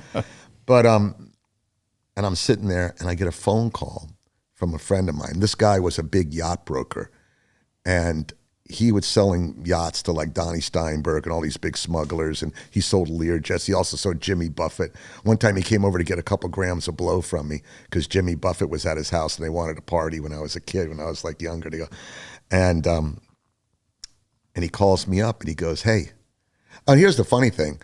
He was a yacht, and what he got busted for was, again, remember we were talking about the $10,000. If you took money and you knew it was drug money and you were willing to use it to sell drug dealers a boat, you're in conspiracy. Oh, wow. So as a matter of fact, the DA actually sent me to a guy's boat where I said to the guy, we want to buy your boat. I was all wired up, and I've got the tape recorder. I'll show you how we did it. And he got me to admit he wanted to sell the boat. He didn't care if who he bought it, drug dealer or not. He only wanted was the cash. And once he said that on tape, he was as guilty as anybody, and they come and take the boat. They confiscate. It's all about the assets. As I tell you forward about the DEA, a big thing about it, the whole thing was assets, confiscating. As I say, drug dealers had gold, cash, money, cars, planes, boats. The feds want gold, cash, money, but they want your assets. That's how they build the police department. Before the drug wars, Florida was a sleepy little beach town where everybody, there was hardly anything. By the middle of the drug wars, all the cops are driving around in cigarette boats, and they have planes and blimps and radar and radios, and you had to catch up to we had night vision goggles. They had to get night vision goggles, right? Yeah. So Dave calls me up at my house, and Dave had actually tried to set me up a couple months earlier. He called me up to his big house on the water. He had like a multi-million-dollar mansion on the water. And he brings me up to his bathroom, and he pulls out some coke in this little bathroom in the middle of the house, and he starts chopping up coke, saying, "Hey, can you get me a kilo of coke?" And I'm thinking, Dave's a yacht broker. He doesn't sell drugs. He's trying to set me up. So I said, yeah, and I don't do coke. I didn't want to do coke during the middle of the day. It was like not my thing. I said, no, I'm not doing any coke. And I remember walking out of Dave's house thinking, how cute. Dave tried to set me up. I didn't say anything to him. Best move I ever did. Because now, fast forward, I'm out of jail, I'm home, and I get a phone call from Dave. And he says, hey, how you doing? Remember, nobody's calling me. Yeah. And I said, Dave, what's up? I go, I just got in some big trouble. He goes, I know. He goes, how'd you like to work for the DEA? And I'm like I literally tell the story where my baby's in the high chair, my wife's in the kitchen, and I'm looking like, dude, don't say that loud. I don't want my wife to hear it. Yeah. And I go, I goes, yes or no? And Dave's a great salesman, by the way. I go, yes. He goes, meet me, and he tells me to go to this bar in Fort Lauderdale that's been there for like 80 years, that plenty of clandestine, more than one clandestine conversation's been had at. And he brings me in the back, and we sit down. He goes, look, I'm working for the DEA. I go, well, why would you bring me in? He goes, the short version was, it's kind of like multi-level marketing. He goes, if I bring you in, because I already told him all about him. I told him you were a big drug smuggler, and whatever, and that you've been running drugs for 20 years and you know everybody, and that you can help them. And they want to meet you, and they're going to help you make a deal. So I go, all right. So I get at this point, I had no car, right?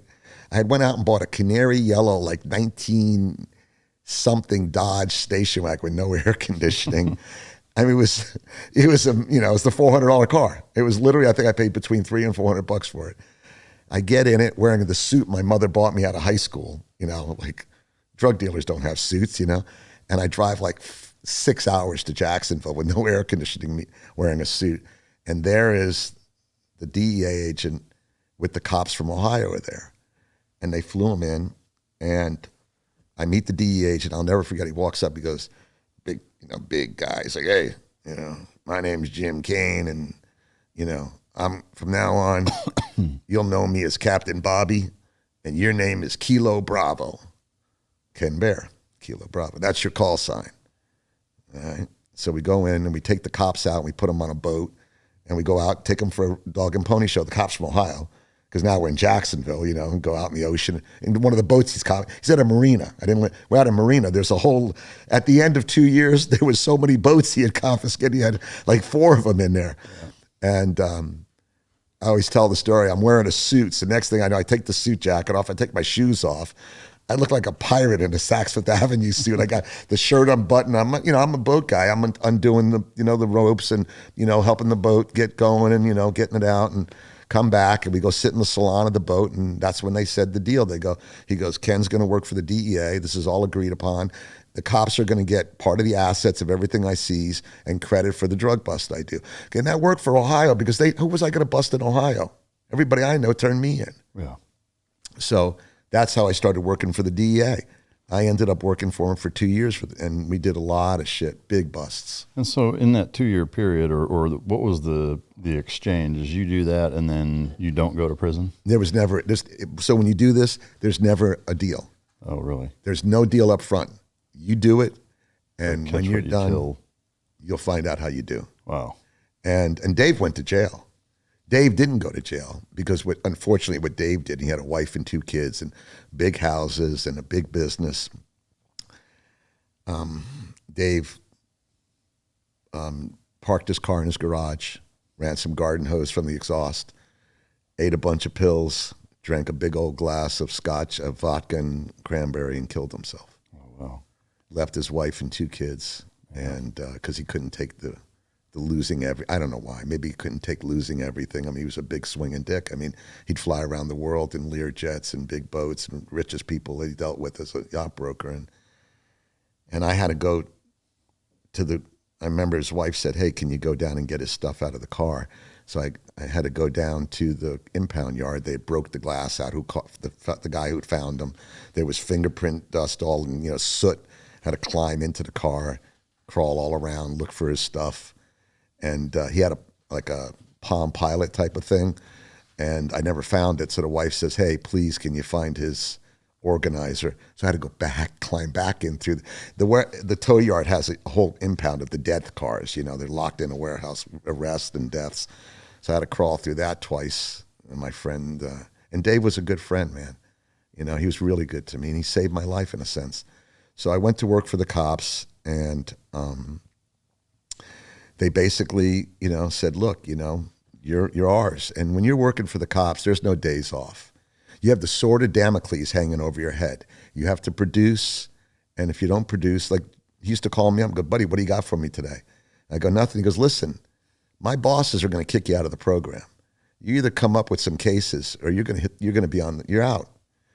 But the guy, my handler, was different than other people. He was, we spent 2 years together. And one of the things he did was he was smart. He wasn't a guy that was going to go deep. There's guys that are undercover cops like the DEA, the FBI. They go into motorcycle gangs. They go into stuff. They're embedding themselves. Mm-hmm. Well, some of the stuff you can't do, right? With like me, I know when the kilos came wrapped in duct tape. And then from duct tape, they use plaster Paris like they use on the cast. And then from that, they went into the fiberglass product they use on casts. And I knew that Carlos Leader had stamped his keys. And I knew that the red and gold buds that came from Colombia in the Parliament boxes were better than the other ones. I had the 20 years of history. So I could sit down with another drug dealer and talk drug deal. And there's no way you don't think I know what I'm talking about. I know how much weed, a plane or a boat or a car, everything. I had the history. So the DEA agent had me, and he had this other guy I named Sabo in the book. And he was a Jamaican guy that was one of the biggest smugglers in the world that went to work for him. So there was Dave Jackson. He had other people, but our team was Dave Jackson, me, and Sabo. And the three of us kind of worked as a team, And I brought in some of my own cases. It was the weirdest thing. When I'm in jail in Ohio, this black guy comes up to me. I barely know. He goes, listen, I'm not getting out. And you're looking at a shit ton of time. This is the name of a guy in Detroit and his phone number. He's on the run. The cops are looking for him.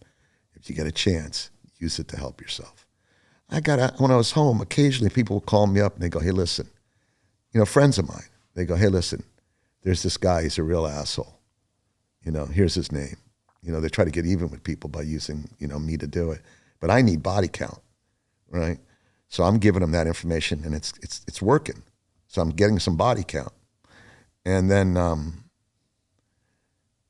but I wasn't going to turn in any of my friends I grew up with. For one thing, they weren't going to do anything with me, and the second thing, I wasn't willing to do that. So we started doing some stuff, and one day I get a call from my handler, and he goes, hey, I'm in town. More like this, I'm in town. I need you to come down to, the hotel right now. And I'm like, I'm eating now. So I get in the car, I drive to the hotel. He pulls me in. There's a thing called a proffer. I don't know if you know what that is, but, as an example, going into recently, Paul Manafort, the guy that was with Trump, he had to do a proffer. And what happens in a proffer is you tell the feds or the cops everything you've ever done. And if you leave anything off, it's a trick bag. If they find out that you left something off, they're going to prosecute you. But if you tell everything truthfully and you work with them and you help them finish up, go after these people, then you'll get absolved from all the crimes you've ever done. You're confessing against yourself, similar to the courtroom in '88, right? I'm confessing to everything I've ever done with everybody I've ever done it. And as long as I'm straight up, that none of that can ever be used against me in a court of law. So he brings me in, he goes, my bosses want you to proffer. And he's got a legal pad. And the one thing about type A plus personality, guys, is everybody hates paperwork. And he's sitting there and he starts trying to write some stuff down. And I go, buddy, I can't do this. I go, you're asking me to testify against my friends I went to high school with? I grew up in this town. I go, I'm going to go to jail and my wife and my 1-year-old daughter will be here by themselves. They're going to be ostracized. She's going to have I can't do that. I'm not willing to do it. And I go, plus your handwriting sucks. So, and the guy, at this point, he's starting to like me. And he goes, how about a steak dinner? And this right across the street is a good steak restaurant. I go, Feds are buying me a steak dinner. Let's do it. So we walk across the street. I love this story. And he's a big guy. And he goes, we're going to go sit right over there on that table. You're sitting over here. And he's sitting with his back to the door. I'm like, all right. And we're eating dinner. And he goes, look over my shoulder. See the guy at the bar? I'm like, which guy? He goes, guy wearing a jacket. I go, yeah. He goes, we're going to eat dinner. When I'm paying the bill, I'm going to walk out the door. When I'm out the door, you see me clear the door, you walk up to him and talk drug deal. You want me to talk to a complete stranger? Just tell him Captain Bobby sent you. So it was like a scene out of a movie, like La Femme Nikita. I don't know if you ever saw it, So he gets up and leaves. I walk up and start talking to the guy. And we're talking, I'm scanning the bar, looking to see who's with him. And the guy's wearing a jacket. It's Florida, a leather jacket. And I'm like, I start to figure out, this guy's probably working for customs or for another DEA agent, you know what I mean? Because he obviously is talking to me openly. I'm sure, now he thinks he's talking to an underling for a big smuggling operation, Captain Bobby. Our play was he's ex-Vietnam, ex-military, and that he runs a big cocaine smuggling operation. That was the story we all told about Captain Bobby. So nothing happened that night, right? So I always loved that story. Look over my shoulder. Yeah. And so that didn't work, but we just kept plugging away. And I started making deals. Then another crazy thing happens is a friend of mine had done some time.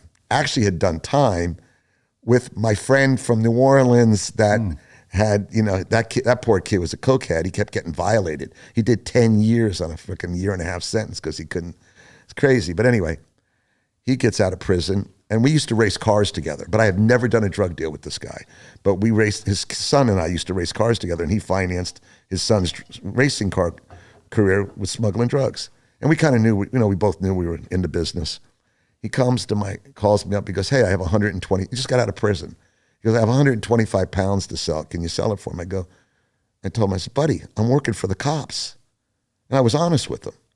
He goes, well, as long as you're not doing anybody else, you're just talking in your own case, no big deal. You want to help me sell this 125 pounds? And I'm like, what the fuck do I do now? I mean, he's put me in a trick bag because for all I know, he's working for the cops and they're checking me. Yeah. He already admitted. He says, yeah, I did that. That's okay. As long as you're not. So he goes, so I'd already done a couple other cases. I go, all right, take it to Jacksonville. My buddy, I'm not going. He goes, you're not coming? I go, no, I'm out on paper, And he went up there and got busted, but he's an older guy. So then he sets up this guy in Jamaica that's one of his smuggling guys. So the next thing I know, I'm in Jamaica and I'm sitting in a hotel. And so what people don't understand is the U.S. government, and you might know this, sends people undeclared to countries all over the world. If you go in and you're an agent for the U.S. government, you have to declare yourself, right? And if you do declare yourself, everybody knows you're a spy or, whatever you're doing. So they sent me down to Jamaica undeclared, which is fucking dangerous because you can't, you're just on your own.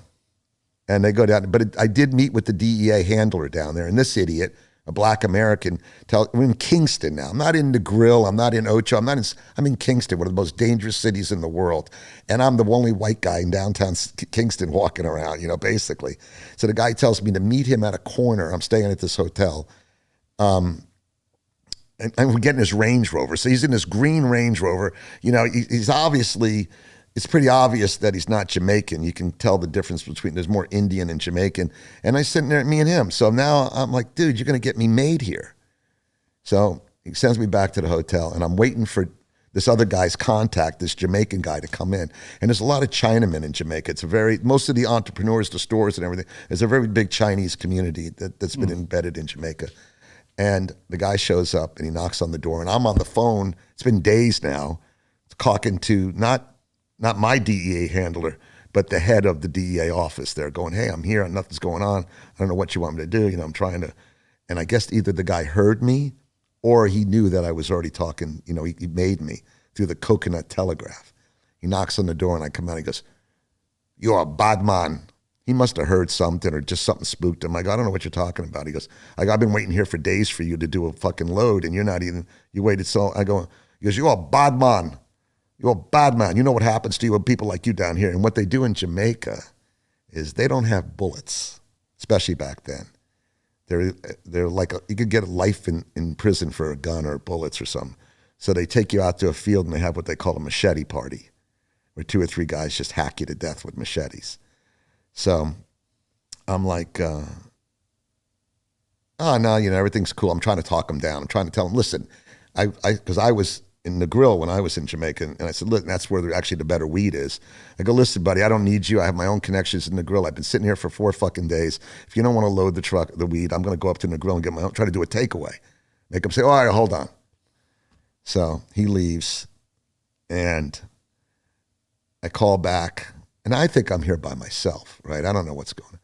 And I call back to Peter, the head of the office, and he goes, Peter, the guy just flipped out on me. He ran out. I go, we lost him. I go, but I think I can save it. Give me another day to try to bring him around.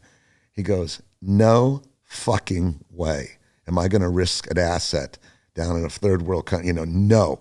I go, listen, I think I can save this guy. He goes, no. And this is a funny story. He goes, there's a bar. The hotel's set up. There's a courtyard in the middle and there's a bar, He goes, I want you to go outside and go sit at the bar.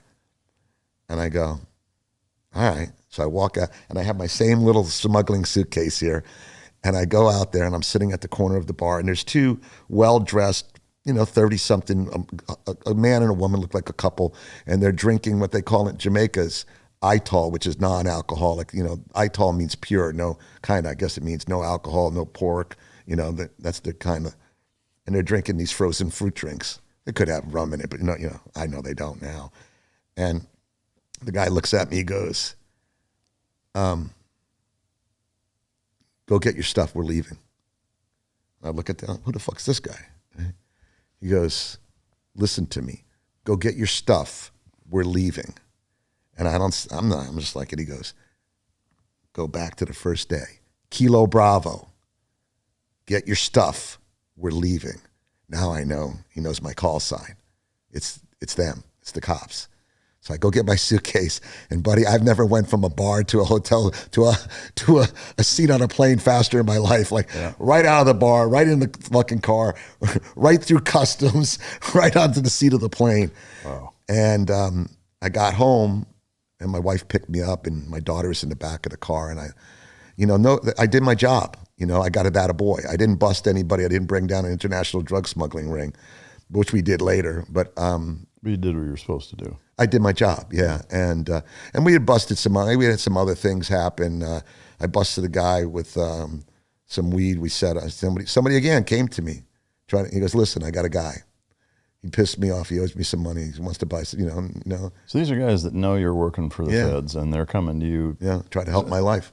I mean, because U.S. forces ran into that a lot in both Iraq and Afghanistan, where it's so tribal over there. It's like, okay, the Americans are working with whatever source, and maybe that source has a fucking issue with the feuding tribal clan next door that doesn't have shit to do with any terrorism stuff, but they don't like him, or they want to take over their business, or he's got a hot daughter he wants to fuck. I mean, who knows? Yeah. And they would do that same thing where they would say, oh, they're working with Al Qaeda or whatever, and then American forces go raid their fucking house in the middle of the night, and they're like, what the fuck? And they've got a gun, and they get shot. I mean, it's a fucking mess, But is that where the bulk of your bus came from, was people that knew? And how did they know? I mean, is it just one of those, like, word travels fast, you get busted, and 2 people know, and they tell 5 people, and they tell 100? Well, that, for sure, the Coconut Telegraph. But the other thing was, these were all friends of mine. But some of it, I made my own cases. And like I said, one time,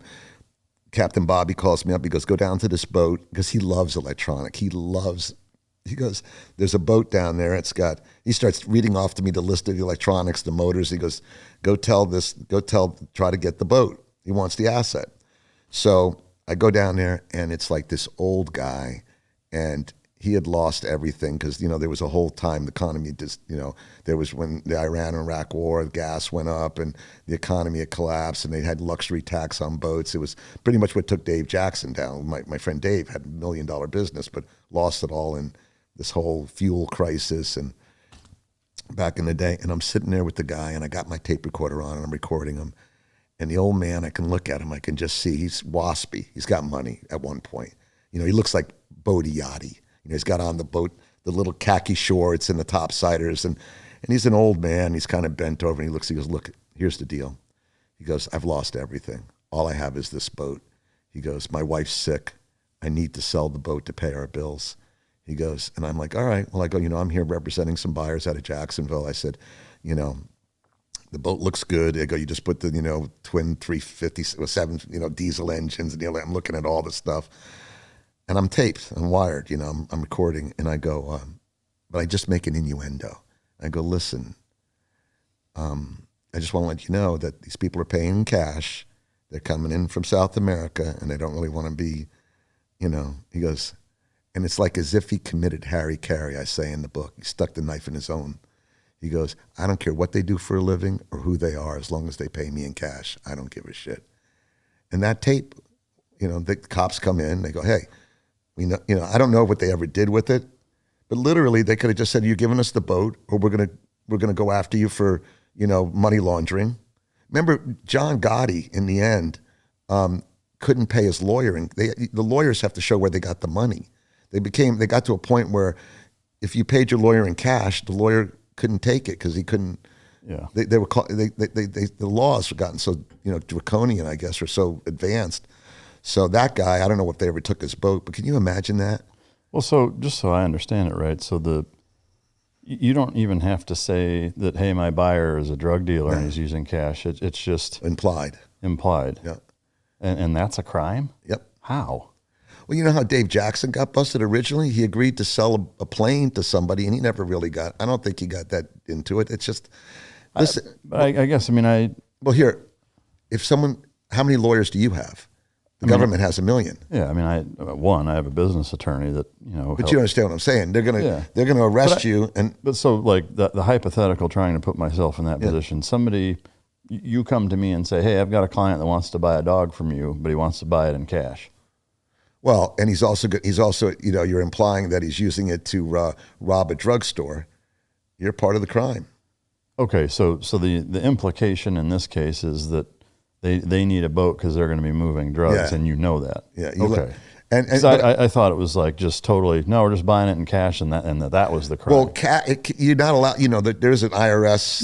You have to declare. Right, but here the big part of the legal issue is that it's communicated to you that whatever you're selling for cash is going to be used for nefarious purposes. Exactly. Okay. And believe it or not, with the conspiracy laws, and if we go into the biggest bust we did, the last bust I was involved with, it's all conspiracy. Okay. Remember, originally you'd have to buy drugs from somebody. They got into a situation where you could sell them drugs. That's entrapment, theoretically. Yeah. It's like if I come to you and say, hey, let's go rob a bank together, and I'm going to, you did the crime, but I'm the one that came up with the whole story. Yeah, it would be entrapment, but today it's conspiracy. So, so that guy, I don't know whatever happened to him in his boat. And another time,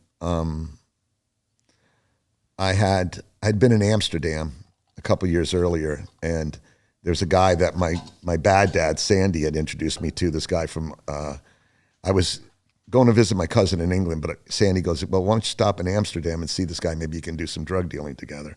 So I go meet him, and it's this guy, Mario, and he almost gets me fucking killed there. I'm walking down the street when it turned out Mario had owed some Russian guys some money.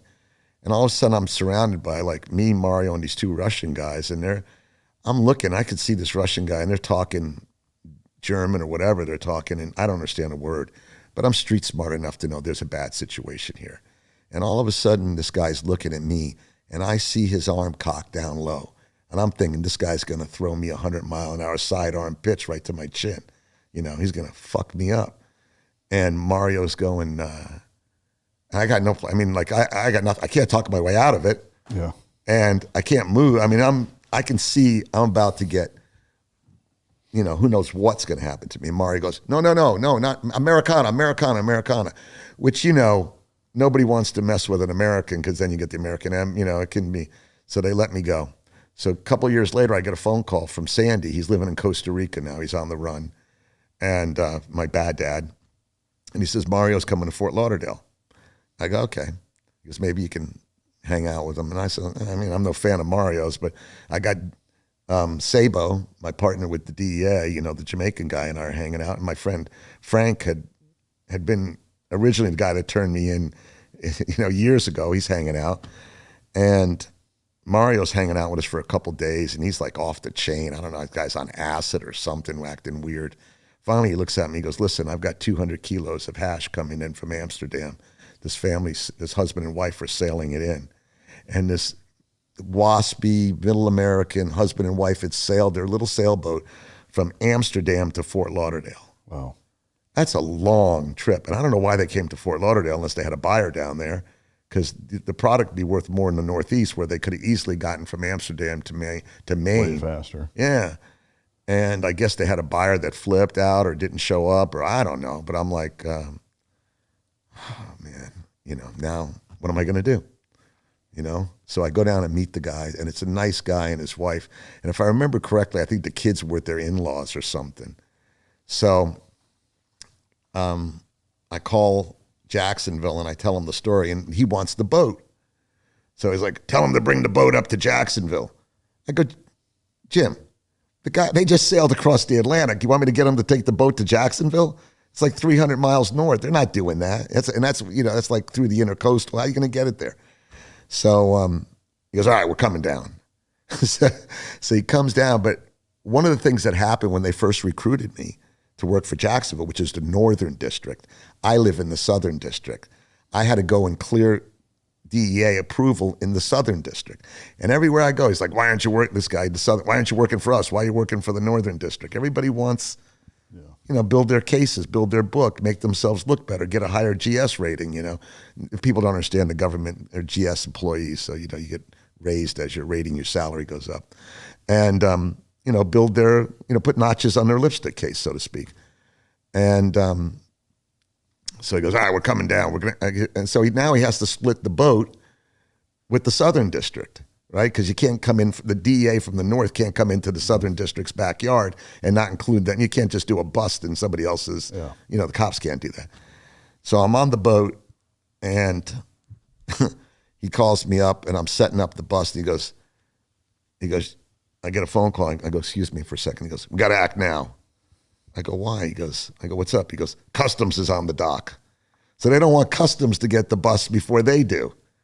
So I go, all right. So I go, where's the hash? He goes, it's in the rental car. So we go up on the parking lot above the boat.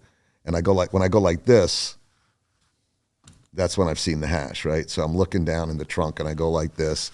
And of course, all hell breaks loose. Same thing. Get down, DEA, police, get down, hands up, guns drawn, the whole thing I've been through multiple times now.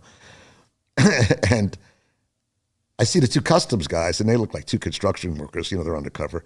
And they're like, what the hell's going on, right? And I remember calling to debrief like the next day. I go, so how'd it go? He goes, yeah, everybody's up in Jacksonville. They're all cooperating. Everybody rolls over.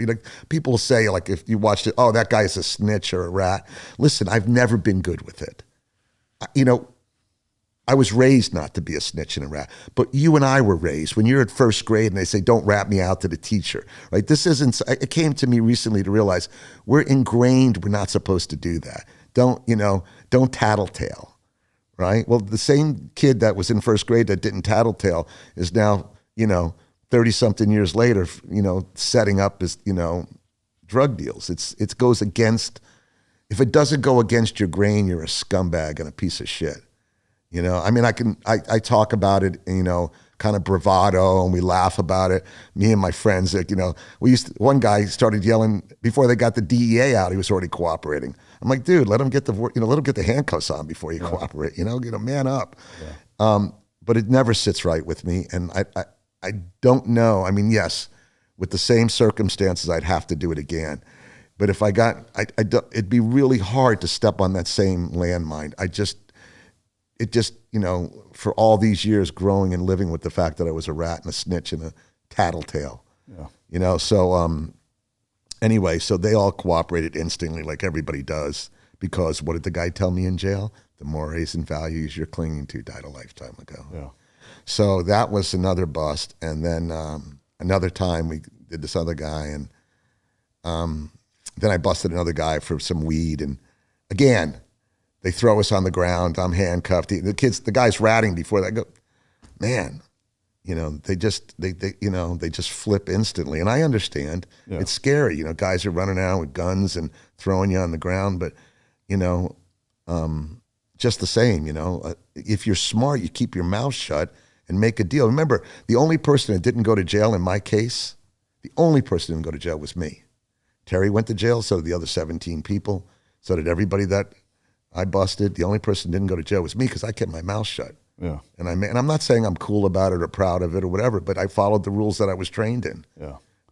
But in those scenarios where, you're the undercover informant making the deal and you do the hat thing and they come in and pretend to arrest you, are they noticeably gentler with you when they're doing that? Like, do they take it easy on you? I don't know. I don't know. Listen, the adrenaline's going, brother. All I know is, I guess I don't think so. Do they pay any attention to, I guess, continuing the lie in a manner where, like they're not fucking undoing your shit in front of them. Like they make sure that it seems like you weren't. Exactly. Yeah. Everybody gets hauled off and then I go get a steak dinner.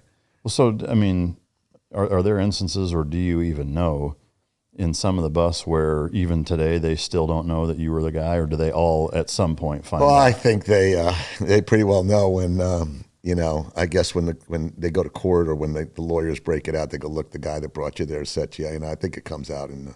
So I guess in that same vein, like, what's the point of even going through the dramatics of pretending you're a bad guy then? Like, if they're ultimately going to fucking... I guess, I don't know. I mean, but, I know I've been thrown to the ground a few times and handcuffed. But I don't know. You know what I mean, though? It's like, well, I don't know. If there's going to come a point where they for sure find out it's you, like, why even bother? Well, I guess if it could take a long time to find out, and they want to keep me as clean as possible for as long as possible. Remember, the guy gets busted, he could do 3-4 months in jail before he gets out. You know what I mean? Before it all comes out, what happened. So I guess the more they can keep their assets protected, the better, right? Yeah. And at least for me psychologically, at least to make me, it's not like I'm standing over the guy laughing at him. Right. I'm on the ground too. Yeah.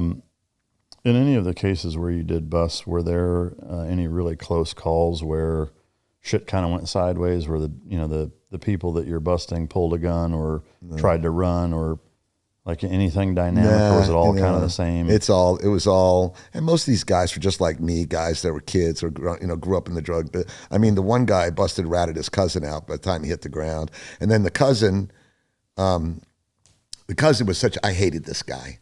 The guy we did 300 pounds, and the guy, I go up to meet him, and I'm referred in to a guy, and he's sitting, and I hate these people. He's sitting in his house, and he's, wearing $6 worth of clothes. He's got his 2 remote controls. He's yelling at his wife to bring him, cold drinks and salty, crunchy snacks, and he's doing nothing but watching daytime game shows, and he's running the whole drug deal by what we call remote control. He's not going.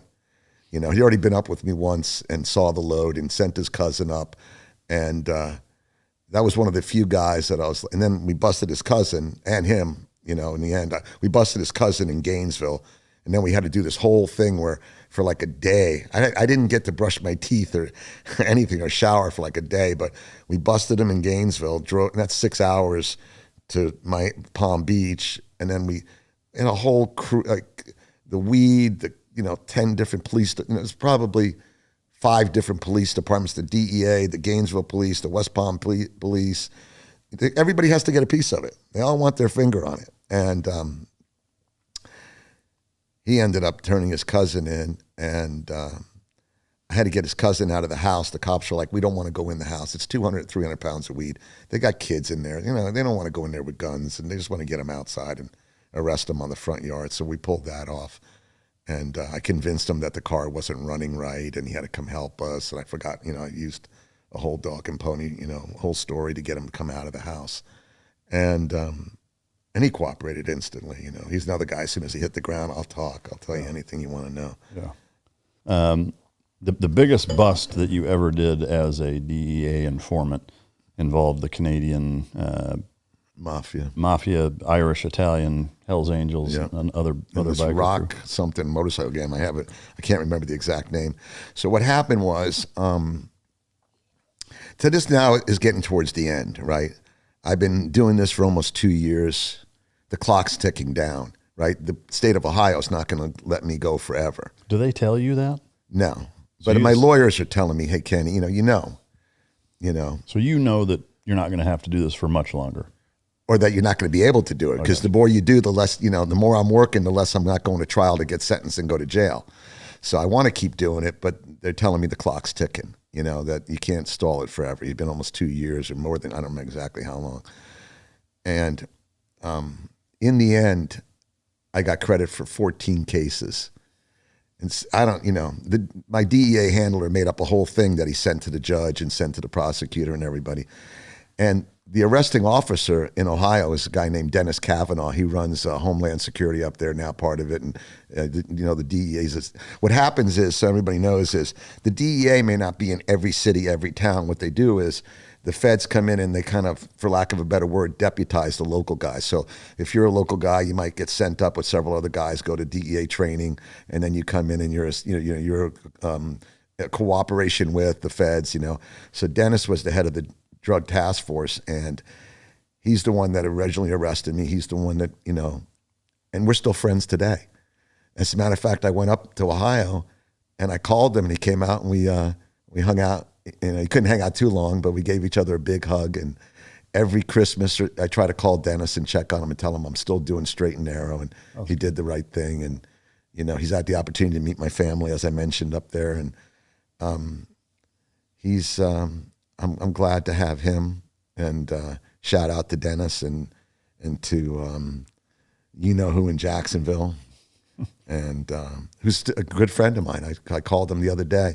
They're getting older now, like my DEA handler's going through a lot of medical stuff, and I've helped him buy cars. Funny thing is, so and I'll tell this story. The DEA can't be enriched by an informant. Right. So even though he's retired, if we ever, once in a blue moon, we'll have lunch together and he buys. Oh, okay. Because I can't buy him lunch. Because it's, when you know this, but what people may not know is how come, I'm going to digress here a little bit, but how come nobody's ever ratted out all the aliens in Area 51? Well, if you work for the government and you breach your confidentiality, you lose your pension, right? So that's how people keep their mouths shut. I'm not saying there's aliens in Area 51. But if there were. Yeah, and you're there and you say, hey, I saw him and here's a picture, you lose your pension. So if you're getting an $80,000 or $100,000 a year pension, you got 20 years left, you just gave up $2 million. So most of the time, so I always love whenever I get a chance to go out and, like I said, get lunch or something with my old DEA handler. He always has to pick. We could go Dutch, but he's happy to buy. Yeah, that's funny. Yeah. So anyhow, so what happened was, in this instance, in the very last instance, which was the Canadian bust, I didn't originate the bust. But we were, now, me and who I call Jim Kane, we've been together now 2 years. He knew my wife and child. I knew his wife and kids. We've been to the mountain and back, and we, he'll say, no, he'll argue all that, but, we still call each other all the time, So at that time, they needed me to be the actor on the stage. So what it was the Canadian laws were different than the American laws. This is 1994, I guess, and they can't do entrapment. They can't do conspiracy. They didn't have those laws. And my agent had done a big bust up in Canada with somebody that had, cooperated, whatever. So, and there's actually a documentary that I have pieces of that I'm trying to get on my website, that they did a whole documentary on him where he's interviewed and they talk about the bust. It was the biggest bust in one of the biggest busts in Canadian history.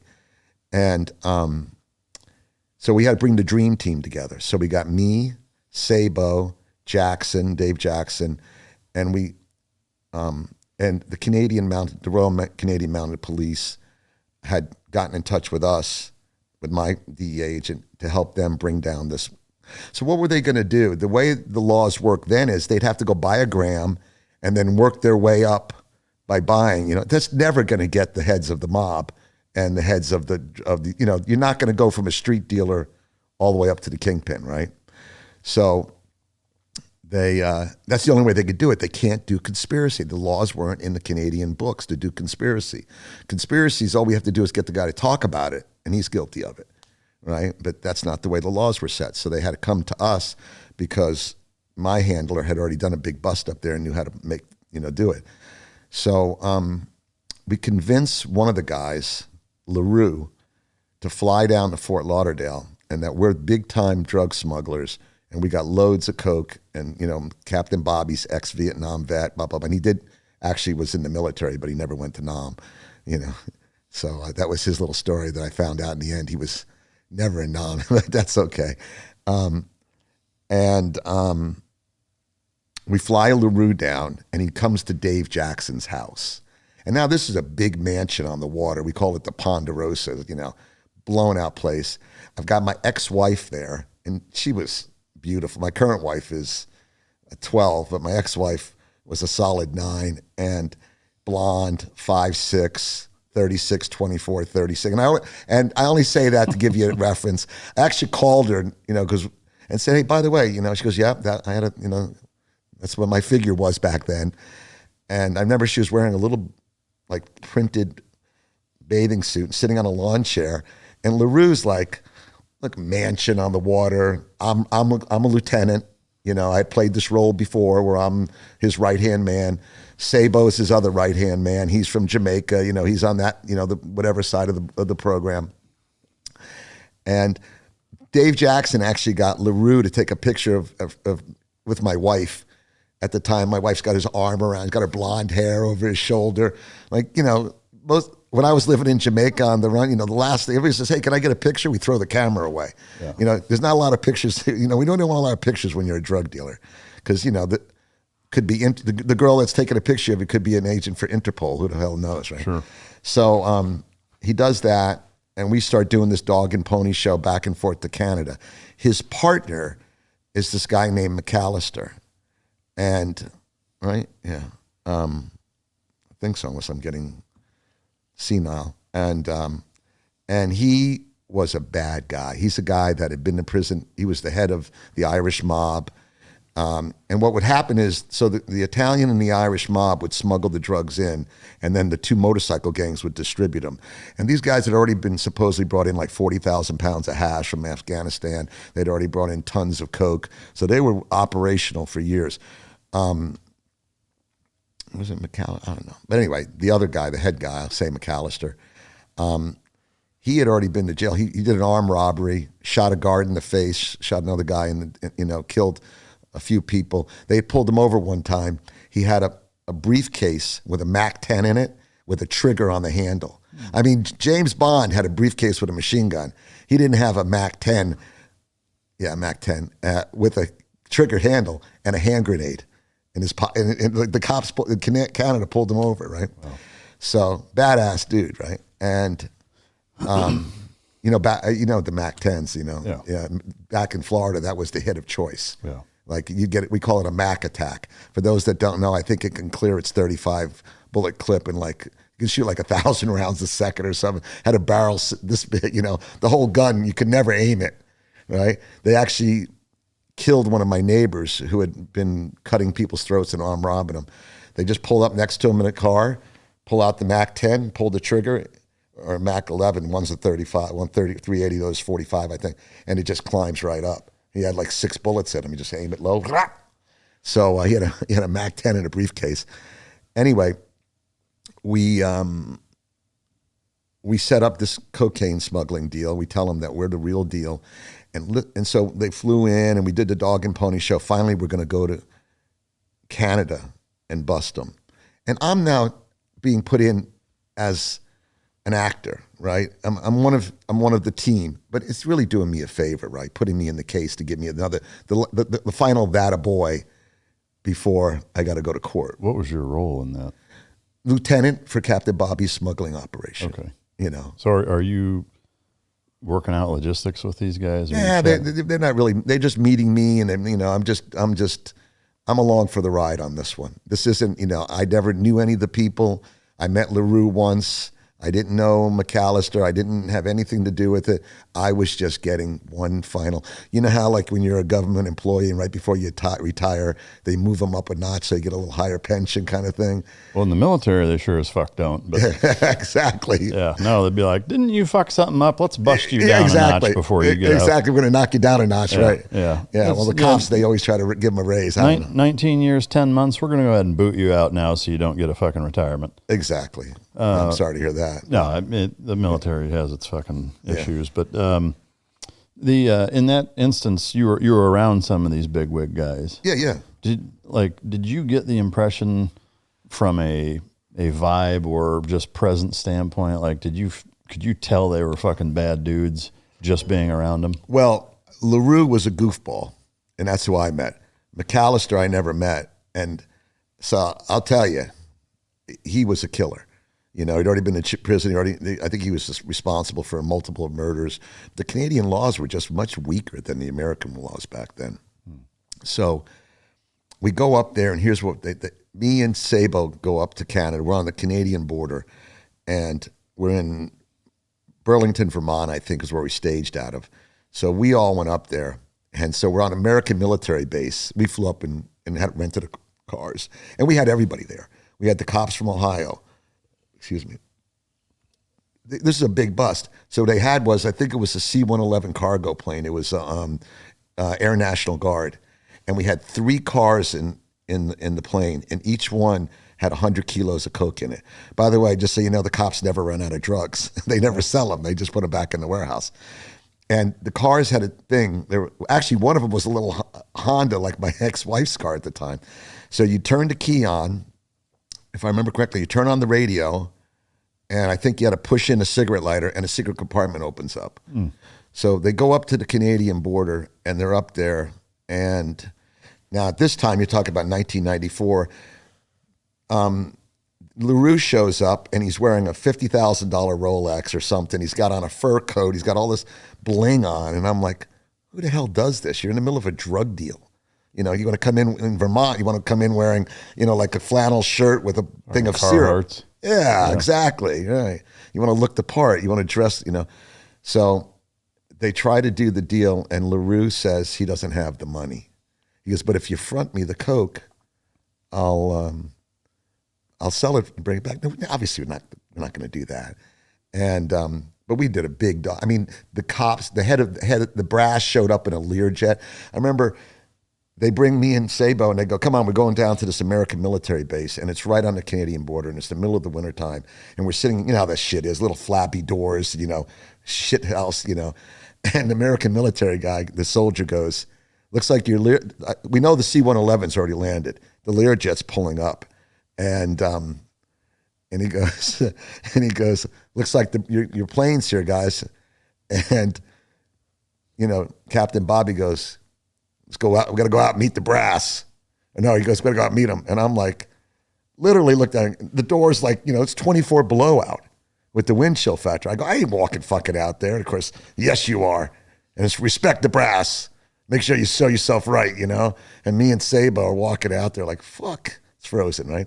They get off the plane like MacArthur, you know, it's like, you know, they just flew a Learjet up from Miami. So they're in a good mood, you know? That's a long flight, by the way, for a Learjet. They don't have any good bathrooms. I've been on a lot of Learjets.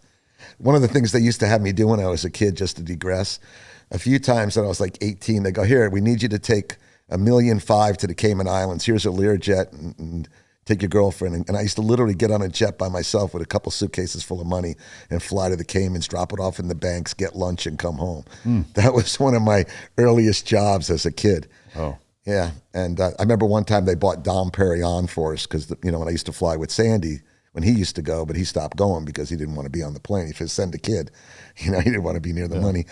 And I'm looking, I go, I drank a lot of Dom Perignon by the time I was 18 or 19, but I'd have been happy with root beer, I always say, you know, when I'm a kid, you know, I drink champagne. But anyhow, so we're up there, and the plane lands, and the cargo planes land, and the cars come out, we all go stage. So they tell me to go into Canada. Again, I go into Canada unannounced, right? They go, we just want you to go in there and stage yourself. Oh, I sat in the gift shop, and Sabo took the rent-a-car and went in a couple miles into it and just parked. Because you figure if the shit hits the fan, what are they going to do? They're going to go back to home base, right? Isn't that the one thing you know with anybody that's committing a crime, they're going to try to get home or get someplace safe. So they had me and Sabo on the other side of the border because the DEA can't go in there because they have to declare themselves. So they have us as private citizens going in undeclared. Canada's a little safer than Jamaica, obviously. So I'm sitting in the gift shop for like an hour, and I'm starting to look like I'm casing the place, but I am on the U.S. Customs border. It's not like a good place to do a robbery. And LaRue says he doesn't have the money. You know, Captain Bobby's going nuts. He's wearing the goat horns, right? He's got the guys in from Ohio. They bring me into a room at one point, and there's like 20 guys. And, you know, we always you have to do the blackboard session. A lot of times I come in and the cops all get around and they, you know, everybody's, you know, so I go in and I'm wearing a jacket and a hat and they wanted to show the cops what the good guys were. And the one guy goes, "That's him? He's so short." So you know what I said? "Shoot high." I yell out, "Please shoot high." Yeah. So going back, so we're sitting in here and nothing happens. They don't have the money. And so so the whole DEA now, my guy is wearing the goat horns, right? He just spent a fortune. He brought in the C-111, the cocaine, the Learjet, me, there's like 30 agents from all different agencies, rent-a-cars. So everybody goes back to Florida. We all stayed an extra day. Like he didn't want to be at the office Monday morning when near the water cooler when he wears the goat horns for that one, right? So nothing happened. So then flash forward a couple months later, we pull it off. So this time he goes into the airport, and this is still pre 9/11. And you know, if you're maybe you can get a gun into the airport if you know somebody that works in baggage, you know.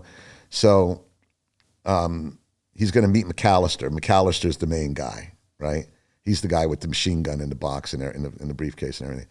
And actually, the head of the Canadian Royal Mounted Police said, "Listen, buddy, they had the patrons were armed, were cops. The bartender and the waiter was a cop. You know, everybody's armed."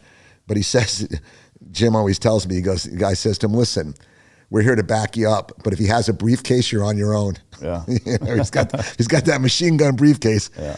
And what we had, which was new technology in the first meeting and the second meeting, Captain Bobby had a cell phone that could actually transmit, you know, which was high tech back then. So it's not a tape recorder; it's transmitting the conversation to the rest of the team, so they know what's going on, right? So and you could still dial out on it. You know, that's pretty high tech. That's James Bond shit today. That's nothing, right? Like even the tape recorders I used were all, you know, they weren't wireless. Yeah. But I also know a guy that got killed by the Colombians because he had a wireless transmitter on, and he was in a warehouse, and all of a sudden the communications coming through the speakers in the warehouse, they had an AM radio on. Oh, Jesus. Right? What the fuck did they know that the Colombians would listen to AM radio? Yeah. FM radio probably wouldn't have transmitted, but AM did. Oh. So, and he got chased down on 95 and machine gun with the cops. They killed him, not caring that the cops were behind him. They killed him anyway. And Tommy Adams, he died like that. Anyway, so we do the whole dog and pony show, come back the next time. I didn't go this time. But John met McAllister or Jim met McAllister and the agent, and they put the deal together. And so here's a story that's kind of, so one of his co-agents was getting ready to be moved up to another level. And this guy wasn't really an undercover guy, but the DEA tells him, "Listen, you're going to carry this guy, Dicky, let's say, with you, and he's going to be," and my guys, you know, Captain Bice go, "He's not an undercover guy. He's never done this before. I can't bring him. This is a fucking dangerous thing." "No, you're taking him." So he tells me the story. He goes, "We're sitting there now they're meeting at the first they met at the Denny's when we were there. This time they're meeting in the airport because McAllister wasn't coming into America. He already knew that they had the laws, and he's smart enough to go, I'll meet you at the airport," which is Canadian, you know. So well, actually, when I was up there, when we didn't do it, I ended up sitting in this is going back. I ended up sitting in the gift shop so long that I'm calling. I got to do something. He goes, "Well, buy something." So I bought a box of Cuban cigars because they're legal in Canada. I go, what do you want me to do? They go, walk back through customs and only see one guy because he knows that I'm undeclared. Look for the guy, this guy, gray hair, and I walk up and I go, hey, I'm so-and-so. And he waves me in, and I ended up getting the DEA bought me a box of Cuban cigars. So, and smuggled them for you. Yeah. And that night, I says to me and Sabo and John, I go, hey, you guys want to smoke a cigar? And the DEA agent couldn't smoke it because he can't take the contraband from me. I go, come on, dude, it's a cigar. He goes, can't take it. So we're smoking, and he loves cigars. Me and Sabo are smoking the Cuban cigar, and he can't smoke one. Yeah. But anyway, fast forward, they're up there, and they make the deal to do it. And Dick and McAllister's telling them guys, listen, just give me the load, I'll smuggle it in. And obviously we're not going to give the fucking Canadians the coke. And now he goes, I got truckers and I got customs guys in my pocket. That's why we had to go undeclared, because those, just like in Jamaica, if you're a mobster, you're a big rolling guy, you may have customs and cops in your pocket. He did. He goes, I have customs in my pocket. You put it in the trucks, I know who's going to wave it through, and I got it. And this guy, you call him Dicky, is telling Jim, yeah, let's do that. And he keeps calling him by his real name.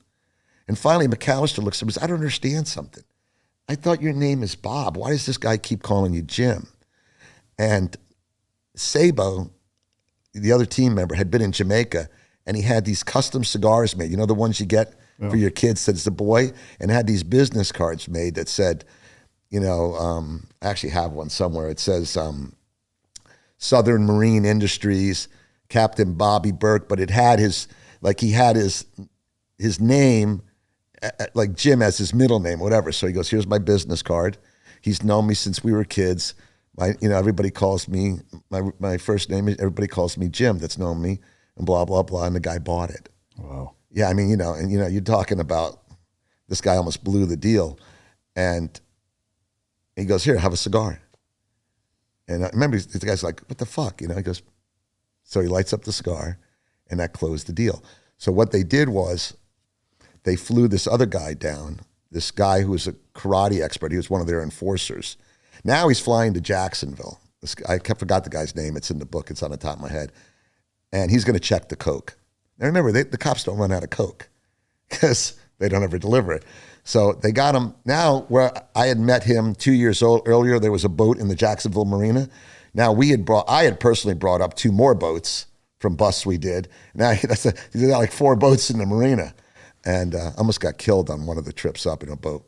Almost, fucking, we were in a big sea, and the captain told me to try to go down and tie off a light, and the light broke off. It went right by my head. I could feel the wires. Those thing weighed about 60 pounds. It had been dead. Yeah. Fucking like 8-10 foot seas. It was brutal, man. Got the boat there, but the whole boat was destroyed. Anyway, so they send the guy down, and there's actually a picture of the guy looking into a 2-way mirror, doing the coke, not realizing the other side of the mirror was the camera. So he brought $500,000, because that's what the cops always used to do. My guy was great. Well, if you want to do the deal, I need $50,000 up front to help with some, and then know what he'd do? I'd get $4 or $5, $2, $3 grand. He'd pay us. We'd have to have cash. It was all about I saw Dave Jackson one time get a briefcase with $100,000 cash in it, because he turned in somebody and they got his house, and his end of it, the house was over $1 million. Dave got a briefcase right in front of me, popped it open. There was $100 grand the DEA had given him for bounty money. But anyway, not to digress, which I do occasionally, I apologize. So they busted him. That was it. As soon as the guy opened the briefcase, put up the $500,000. It's the American laws, They busted him in the United States. The courier. But that was all they needed. They had the money, they had the tapes, they had the interviews. They went up and they took McAllister out of his chalet in Canada, and they took LaRue down, and they busted a bunch of people. Do they extradite all them to the United States? No, I think they left them up there. Oh, okay. They normally would, but I don't think they came to him. I don't know. But I know there's stuff in legal documents in court cases, because they appealed it. It's a big case. Yeah. Do you have any idea those guys, are they in prison still now? Well, it's been 32 years. Gee, I hope they are, or not watching this show anyway. Yeah. Funny thing is, there was a show on TV called Dexter or something. Yeah. And I think McAllister's brother was in jail, and while he was in jail, he wrote the show. I read that somewhere. No shit. Yeah. Wow. And his younger brother went to jail and wrote the show. Well, so, I mean, that leads me to think, or I guess wonder, I mean, is there an element of paranoia for you for stuff like that? Hell yeah. And how do you navigate that? I mean, like, are your records confidential or sealed in terms of where you live? I mean, like, No, man, I don't sit with my back to a door at a restaurant. I look at every face that, half the time when I go into a place. I mean, do you think any of the people, any of the cases that you were a part of for the DEA that ended up convicting and sending people to prison, are there any that you're legitimately worried that they would come after you? No, I mean, because remember, everybody else can, rolled instantly. I'm the only one that kept my mouth shut longer than everybody else. But the only one that does worry me is obviously this case right here, right. Because it's the Hells Angels, the Italian Mafia, the Irish Mafia. But again, I had nothing. I wasn't the guy that set anybody up. I was just, Just part of it. Yeah, I was just an actor on a stage. I never met any. I met LaRue one time, and I wasn't. Did you keep track if all of them went to prison?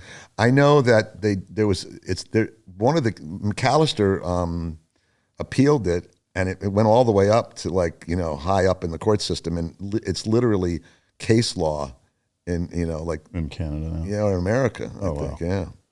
So. That's fascinating. I mean, as the DEA chapter of your life came to a close, that was kind of the icing on the cake. Yeah. I am curious. How did it end? Like, how did they tell you, okay, you're good, you're not going to jail? What was that like? So finally, it's time to go. There's no more time left. The clock's ticked down.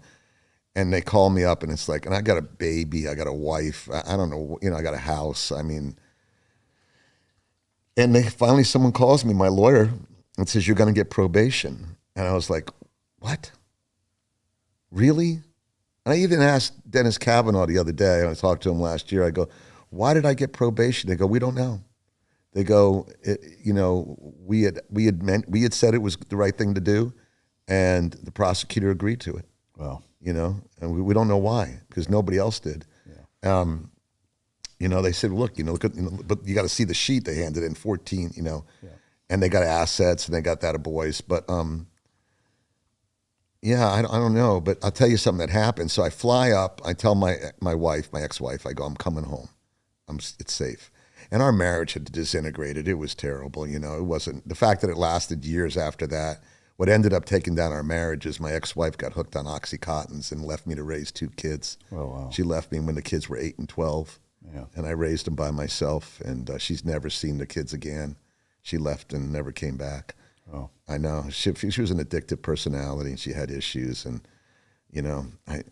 it's funny that I did all this drug running and all this work for the DEA and everything, and what takes my family down was Big Pharma and Oxycontins. wow. But I forgot. I'm sorry. Just how they communicated that. You're not going to prison. Right. So they said that. So I get in the plane, I fly up to Ohio, and I've been back and forth, obviously. And I'm in the courtroom, and now there's it's been years. Yeah. So now there's a new assistant prosecutor helping out the prosecutor. And by the way, the head prosecutor, Jonathan Rosenbaum, I think it is, Rosenblum, in Ohio, you Google him, what a scumbag. He ended up getting shot in the back by his own son, paralyzed. Then his son tried to commit suicide. I'm not saying that, listen, he was good to me, and I'm not saying that's just desserts, but this guy, there's a lot of cases where he really put a lot of innocent people, a lot of people in bad positions, and it's just, he was a skeet shooting accident or something. His son hit him in the back with a shotgun and paralyzed him. But, and again, I'm not saying that. I'm just saying is the world has a strange way of being, coming around. So I go to court, and I'm waiting. I'm going to get probation, and there's a new prosecutor. And the judge gets up, and here's the deal that was kind of made. This is the back end deal. This is the difference when you're got money and you're a street dealer. My lawyer was going to, this is the story I heard, anybody can debate it. My lawyer was going to run for prosecutor. The judge was going to run for 4 more years as a judge. He wanted to run unopposed. One of the deals that was made in the back room was that I would get probation. If I got probation, the Republican Party would not run an opposing judge against my judge, Judge Glavis, and in exchange, my lawyer would not run for district attorney against Rosenbaum. So there was a quid pro quo, and I was part of that deal, I think. Remember, I paid my lawyer like $80,000 or something, so whatever it cost me, I can't remember now, 40 or 50, I don't know. So I was his big client at the time. So, and I'd also done all the stuff for the DA, so I was ripe for that. So I get up there, and I'm in court, and the judge starts reading the case. He's going to get probation, and after he does his probation and pays his fine. I had to pay $25,000 in fines, $12,500 to the city and $12,000 to Glavis's wife's charity. I kid you not. I never paid that $12,000. I got away with just, but so all of a sudden this young prosecutor gets up and goes, "What? This guy's getting probation and he's going to have his record expunged after 5 years? What are you, crazy? He ran an ongoing criminal enterprise. You do that for people with a bag of marijuana, not a career criminal, I'm not a kingpin, but whatever they want to call me." And she goes out pissed off, going back to to fight. And my lawyer's like, "Don't worry," but also my lawyer's like, "Oh, wait, I'll be back." Like at first he was cool with it. Don't worry. All of a sudden he's like, I'll be back. And like 2 hours go by and I'm walking the courthouse, which I've been to many times. I love the old girl. It's an old stately courthouse. I don't know if it's still there, and I'm like, fuck, I'm going to jail, And finally, my lawyer, Jack Bradley, came in, my Ohio lawyer, and said, "You're good to go. You're getting probation." Wow. And I went home. And I got a job, and I worked my ass off, and I kept my nose clean for all, 32 years or whatever it's been, 30 years. Wow. What was I assume that just kind of an almost undescribable weight lifted off your shoulders when that was the case? I mean, yeah. Like, did you get emotional? Did you celebrate? Did you? No, just like went. Took a deep breath, got back in the rent-a-car, got on a plane and went home. I mean, I would have been really bad if they, if they put me in jail. I wasn't prepared for that, and yeah, man. I mean, if they had said, "Look, you're going to do 18 months," or like Terry got 18, he ended up doing 24, it probably would have destroyed a lot of my family. And I don't think, my wife and I would have been together, but that the length that it lasted after that, but thank God I got to go home and take care of, make a living and take care of my daughter. And my wife was pregnant with our son at the time. Oh, wow. Yeah, Kavanaugh. When I called Kavanaugh and I said to him, "Dennis, Karen's pregnant." He goes, "What the hell did you do?" I was sitting on a parking garage one time. I remember I was talking to Dennis Kavanaugh. I was on Hollywood Beach, and I went up to talk to him. I was on the 4th floor of a parking garage looking over the top of the parking garage thinking, dude, I should just jump. I'm just looking down, and Dennis is talking to him. I remember that's when I told him that my son was being born. And he's just kind of like, "What were you thinking?" And I'm like, I should just jump. But I'm just not that guy. Yeah. Wow. I'm just not that guy. So I went back to work, setting up drug deals and doing what I could, and I got lucky as hell. Yeah. I'm the luckiest guy on earth. That's a powerful journey for sure. Yeah, man. No doubt about it. You've got some DEA gear and some smuggler gear. Just kind of do a quick overview of it, and okay. Then on the Patreon page, we'll do a deeper dive into. So the first thing I have here is my suitcase. I've had this. I'm 67. I think I bought this. I remember I was in this luggage shop in North Miami in Florida with my bad dad, Sandy, and he was doing something. The guy was making some secret, and this had secret compartments in it. And I was, for some reason, what kid doesn't like stuff with secret compartments? It wasn't like I really needed it. So I ended up buying it, and it's been with me, I guess, close to 50 years now. Well made. That's a testament to the product. You know what brand it is? Yeah. No, it just handmade. I guess the guy handmade it or took it and so what it is this, on either end, there's secret compartments that Velcro shut. And look, in today's world, although I did find out I had a knife in it that I flew up here with, so they didn't find that. So which is kind of scary. Kind of scary, right? But they did go through my electronics to find. I go, whatever. You know, when we were talking about the false sense of security, you know, they're going to take your shoes off like some guy's going to have a shoe bomb with a fuse sticking out of it. You remember this? Not to digress, but you remember the story. The guy had the shoe bomb. Yeah, Richard Reed, I think his name was. Yeah, and instead of going in the bathroom and lighting it off, he sat at his seat and tried to light it, where, of course, somebody goes, what the fuck? There's a guy with a fuse coming out of his shoe. Yeah. The second guy had the underwear bomb, which I would not have volunteered for. No. I'd have said, buddy, you can blow my legs off, but you're not blowing my nuts off. Yeah. So anyhow, this opens up, and you can hear it. Maybe if you could spin it around. Well, I'll show you. There's another side on this side. So each side opens up, and you can pop this open. There's some Velcro. Okay. And as an example, you could have multiple passports. These are all mine over the years, I guess. What else do I have in here? Oh, my pocket knife. Look at it. Yeah. Right? You'd have thought. And I could keep, so I wouldn't really carry, what else is in? Oh, turned out I had some jewelry in here I didn't know about. I wouldn't really, the only time I'd carry drugs in here was, let's say I was bringing a couple out, something small for my head or something. Most of the time what I would carry in here is money. And what I could carry, believe it or not, these secret compartments will hold about 40,000 in $100 bills on each side. Wow. So I know I could hold almost $80,000. But again, the way to do it would be to put like paper here and like in this side, you'd want to try to put it in there so that it looks like a bunch of books or something. Yeah. You try to, again, back in those days, the X-ray, the people weren't looking for the same kind of thing. What else do I got in here? Let's see. This is some beepers, different stuff we use for phones to make, because remember back then they didn't have pay phones. Yeah. I mean, they didn't have push button phones. And this is what we used to make runways, some of this stuff. Here's mini tape recorder, and here's a DEA cassette. See what it says, Drug Enforcement Administration. Oh, wow. So what would happen is, this is the tape, and I'll take it all out. I'd have the micro cassettes. I'd have to transcribe the micro cassettes onto these DEA cassettes, and then send the DEA cassette up to the office in Jacksonville so they could have the evidence. Oh, wow.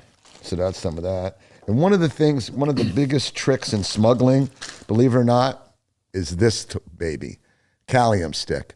And what we would do is, let's say you were going to throw some bales of pot out of a plane. One of the things we do is a bombing run. Like what you do is you line some boats up offshore, bring in a plane, kick the coke or the pot either into, like you see it in Made in America with Tom Cruise. They throw the stuff out in the air, right? Mm-hmm. Well, if you do it at night, how are you going to find it? Yeah. You got to make it glow. And so one of the things in South Florida that's a well-known expression is called square grouper. What a square grouper is a bale that floats in the ocean. Right? And what you do is you tape these to the bales so the guys at night can find the bales in the ocean. It was so prevalent when I was growing up that I have two friends of mine that met. They were both on Hollywood Beach with their mother's strainers, pulling butt. Because if you didn't, the two biggest tools in smuggling back then were these things and duct tape. Like if you saw somebody in a department store buying up all the duct tape, you know what they were doing, because you have to wrap the packages. You know the story. It's coming out of a plane at like 140 miles an hour from 200 feet up. We kicked a load of coke out one time. We're coming into Fort Lauderdale Airport. We're going to pretend to land, and then you call the tower and say, I need to do a go around. It means you're not comfortable landing, but you're already below radar. So you just keep going. There was a golf course right by my house. So we went over, we had the coke come in from the Bahamas. My buddy was doing the thing. I was just helping out. Threw about 40 kilos or whatever it was out of the plane, kicked it out, while my other two friends were on the golf course hugging trees. Because you don't want to be standing out there and get hit in the head with a 40-pound bale of blow with doing 200 miles an hour. I mean, I've never done that where I caught packages flying out of a plane, but I know friends of mine that have said, buddy, even under the tree, that thing hits the tree and it starts breaking branches. It weighs 40 pounds. So this and duct tape were the two of the key smuggling trips. Yeah. And square groupers, and there was even a bar down there called Square Grouper because, that's what it was. Bales floating in the ocean. Yeah. Actually, about 6 months ago, the ex-chief of the Tampa Police Department was out fishing as a woman, and she found like 10 or 20 kilos of coke floating in the ocean. Oh, wow. Yeah. If I found them, you know what I'd do? Leave them the fuck alone. I don't want any trouble. Yeah. But that's that. Yep, that's about it. I got the tapes, I got the bales, I got the... Awesome. Yeah, well, man. Thank you for sharing all that. It's, again, wild to see the... I wonder if there's anything else in here. No, I think that's it. And my pocket knife that I smuggled on. I do have a couple of Patreon questions. Okay. Garrett asks, what's some of the most vital things you need to overcome addiction when it's so easy to just replace one for another? Now, I know you never seemed to have an issue with it, but you were surrounded by a lot of people that did. Yeah, my ex-wife. Like I said, my ex-wife. So I guess, what's the most vital thing you need to overcome? You need support, man. You need support. You need to be committed to it too. I hate to say it, but I used to make a joke that I made a lot of drug addicts in my life, and I'm not proud of that. I'm not really I'm just saying I've seen a lot of people flush their lives down the toilet doing coke, getting hooked on coke and crack and other drugs. And my ex-wife left me when my kids were 8 and 12, and got hooked on Oxycontin. She had in fairness, she had a bunch of surgeries, and it just, you need support to get off of things, and you need commitment. Yeah. You need commitment. You got to really be, I think, at rock bottom. Yeah. I think so. Yeah. Claire asks, what movies or TV series best depicts the realities of the drug trade? Well, Claire, here's the deal. I don't watch any of it. I don't watch The Sopranos. I get PTSD. I don't watch prison movies. I think Made in America with Tom Cruise is very accurate. It's the Barry Seal story. I watched Barry Seal. I knew who he was. Wasn't friends with Barry Seal, but it's very accurate to what happened and how Barry Seal died. Barry Seal was a big-time smuggler. He was a political pawn, and he was murdered by the Colombian cartel. And the DEA, I remember reading the Miami Herald when he got sentenced, and the judge sentenced him to basically halfway house. And the DEA said, if you do that, the Colombians will kill him, and he's the most important witness in American history. And that's exactly what happened. So if you ever want to watch Made in America with Tom Cruise, that's a very accurate, true story movie. Now, there's a lot of other smuggling movies that I haven't watched because it really sets me off. I go into a place that's dark. Yeah. She also asked, what's your stance on the legalization of marijuana? Obviously. It's crazy. It should have never been illegal. I mean, marijuana doesn't hurt anybody. I mean, it was a political tool. It's been a political tool since the 30s. In the 70s, if you read my book, One Step Over the Line, Confessions of a Marijuana Mercenary, I go into Richard Nixon and the reason that he brought the war on drugs. It had to do with politics. It had to do with the, the riots of the Vietnam War. It had to do with the Rand Corporation and the Pentagon Papers, if you're familiar with that story. Yeah. Pentagon Papers, basically Rand Corporation was a think tank that came out and said 5 presidents carried the Vietnam War on and we should never be in it, we can't win it. Yeah. And that was bad for him, so that was... Yeah. Do you think any of the other drugs should be illegal? Legal or illegal? Both. I mean, what's your stance on the rest of them? I think that, I don't know what could be a good policy. Look, pot should be legal. And you know what? When it was illegal, when we were kids, we were all smoking it, guess what? Most of the kids these days, they're getting into it, but they're not getting into it at the young age. It's nothing cool anymore. You make something a forbidden fruit and you make it desirable, and it's not good. Like, I've been smoking weed since I'm 13. I'm pretty capable of communicating. I have a pretty good mind, but it doesn't mean that it's good. Kids need to have developed minds. I failed first grade. I have profound dyslexia. I have learning disabilities. I have ADHD. By the way, just so you know, 20 to 25% of the population has dyslexia. 50% of the prison population has dyslexia. I guess, do you have a stance on heroin, crack? Yeah, I think fentanyl? These are bad drugs that, I guess legalization-wise, do you think that any other drugs other than marijuana should be legalized? No, I think I mean, certain countries, I think Paraguay has tried something, or one of them, and they've... We have here in the Pacific Northwest. I mean, Washington State legalized all kinds of shit. Yeah. And I think they're going back on it now. Yeah. Mushrooms are one of the things that there's some talk about that because they're, again, but what if we never had a drug war? What if we just had a common sense way of approaching it, like tobacco and alcohol? I mean, listen, many people have wrecked cars, beat up their wives, best friends, and kids, and abused alcohol. Most of the time when you smoke marijuana, all you really want to do, the only time you're going to get mad is if the chocolate chip cookies aren't warm and the milk's not cold, right? But cocaine is a very powerful drug. But what if you got it from the drugstore? What if there was some control? I don't have the answer. Yeah. I wish I did. John asks, how would you say the drug business has morphed over the years in terms of detection for our law enforcement agencies?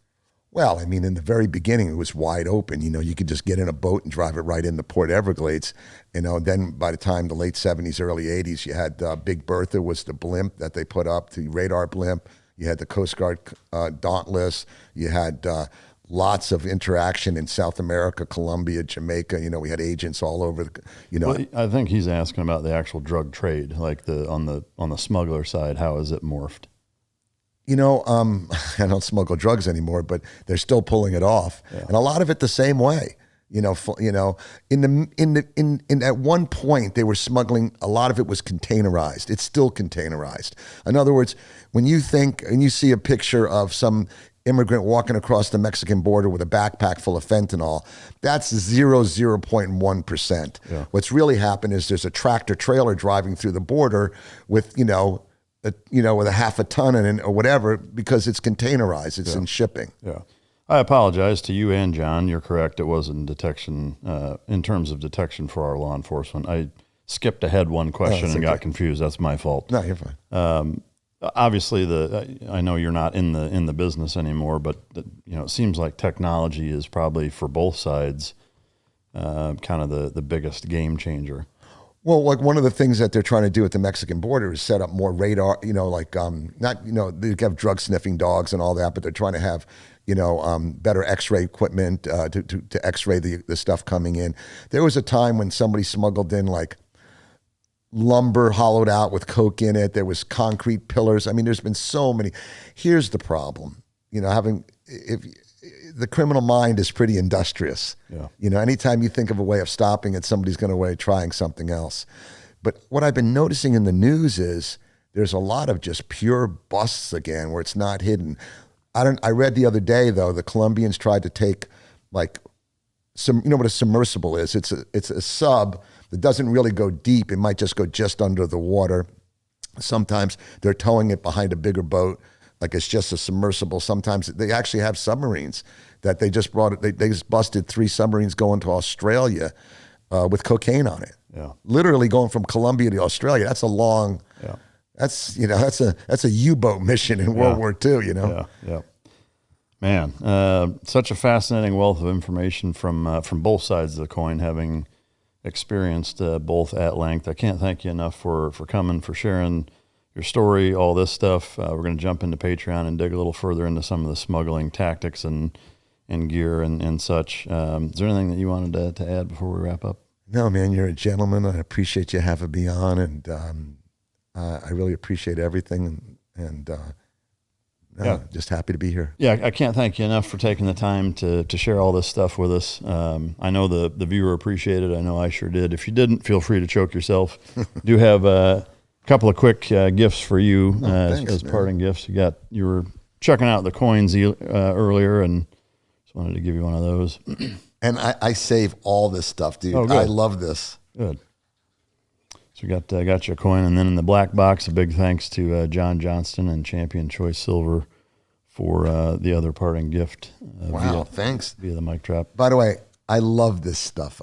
We talked about it. Yeah. I'll save this till I'm dead. I save everything. Yeah, in the box there's a commemorative belt buckle to from my cowboy days as a farm boy. Absolutely. If you go back to the New Jersey farm days, then you'll have something to sport. Dude, I'll be wearing this down Fort Lauderdale Beach with a bathing suit on. I don't care. Even better. We'll have to get a picture of that. That's well done, man. I appreciate it. Again, That's beauty. thanks to John Johnston and Champion Choice Silver for that. So, Well done. Well made. thank you to you guys. Hope you enjoyed it. And until next time, this is Mic Drop.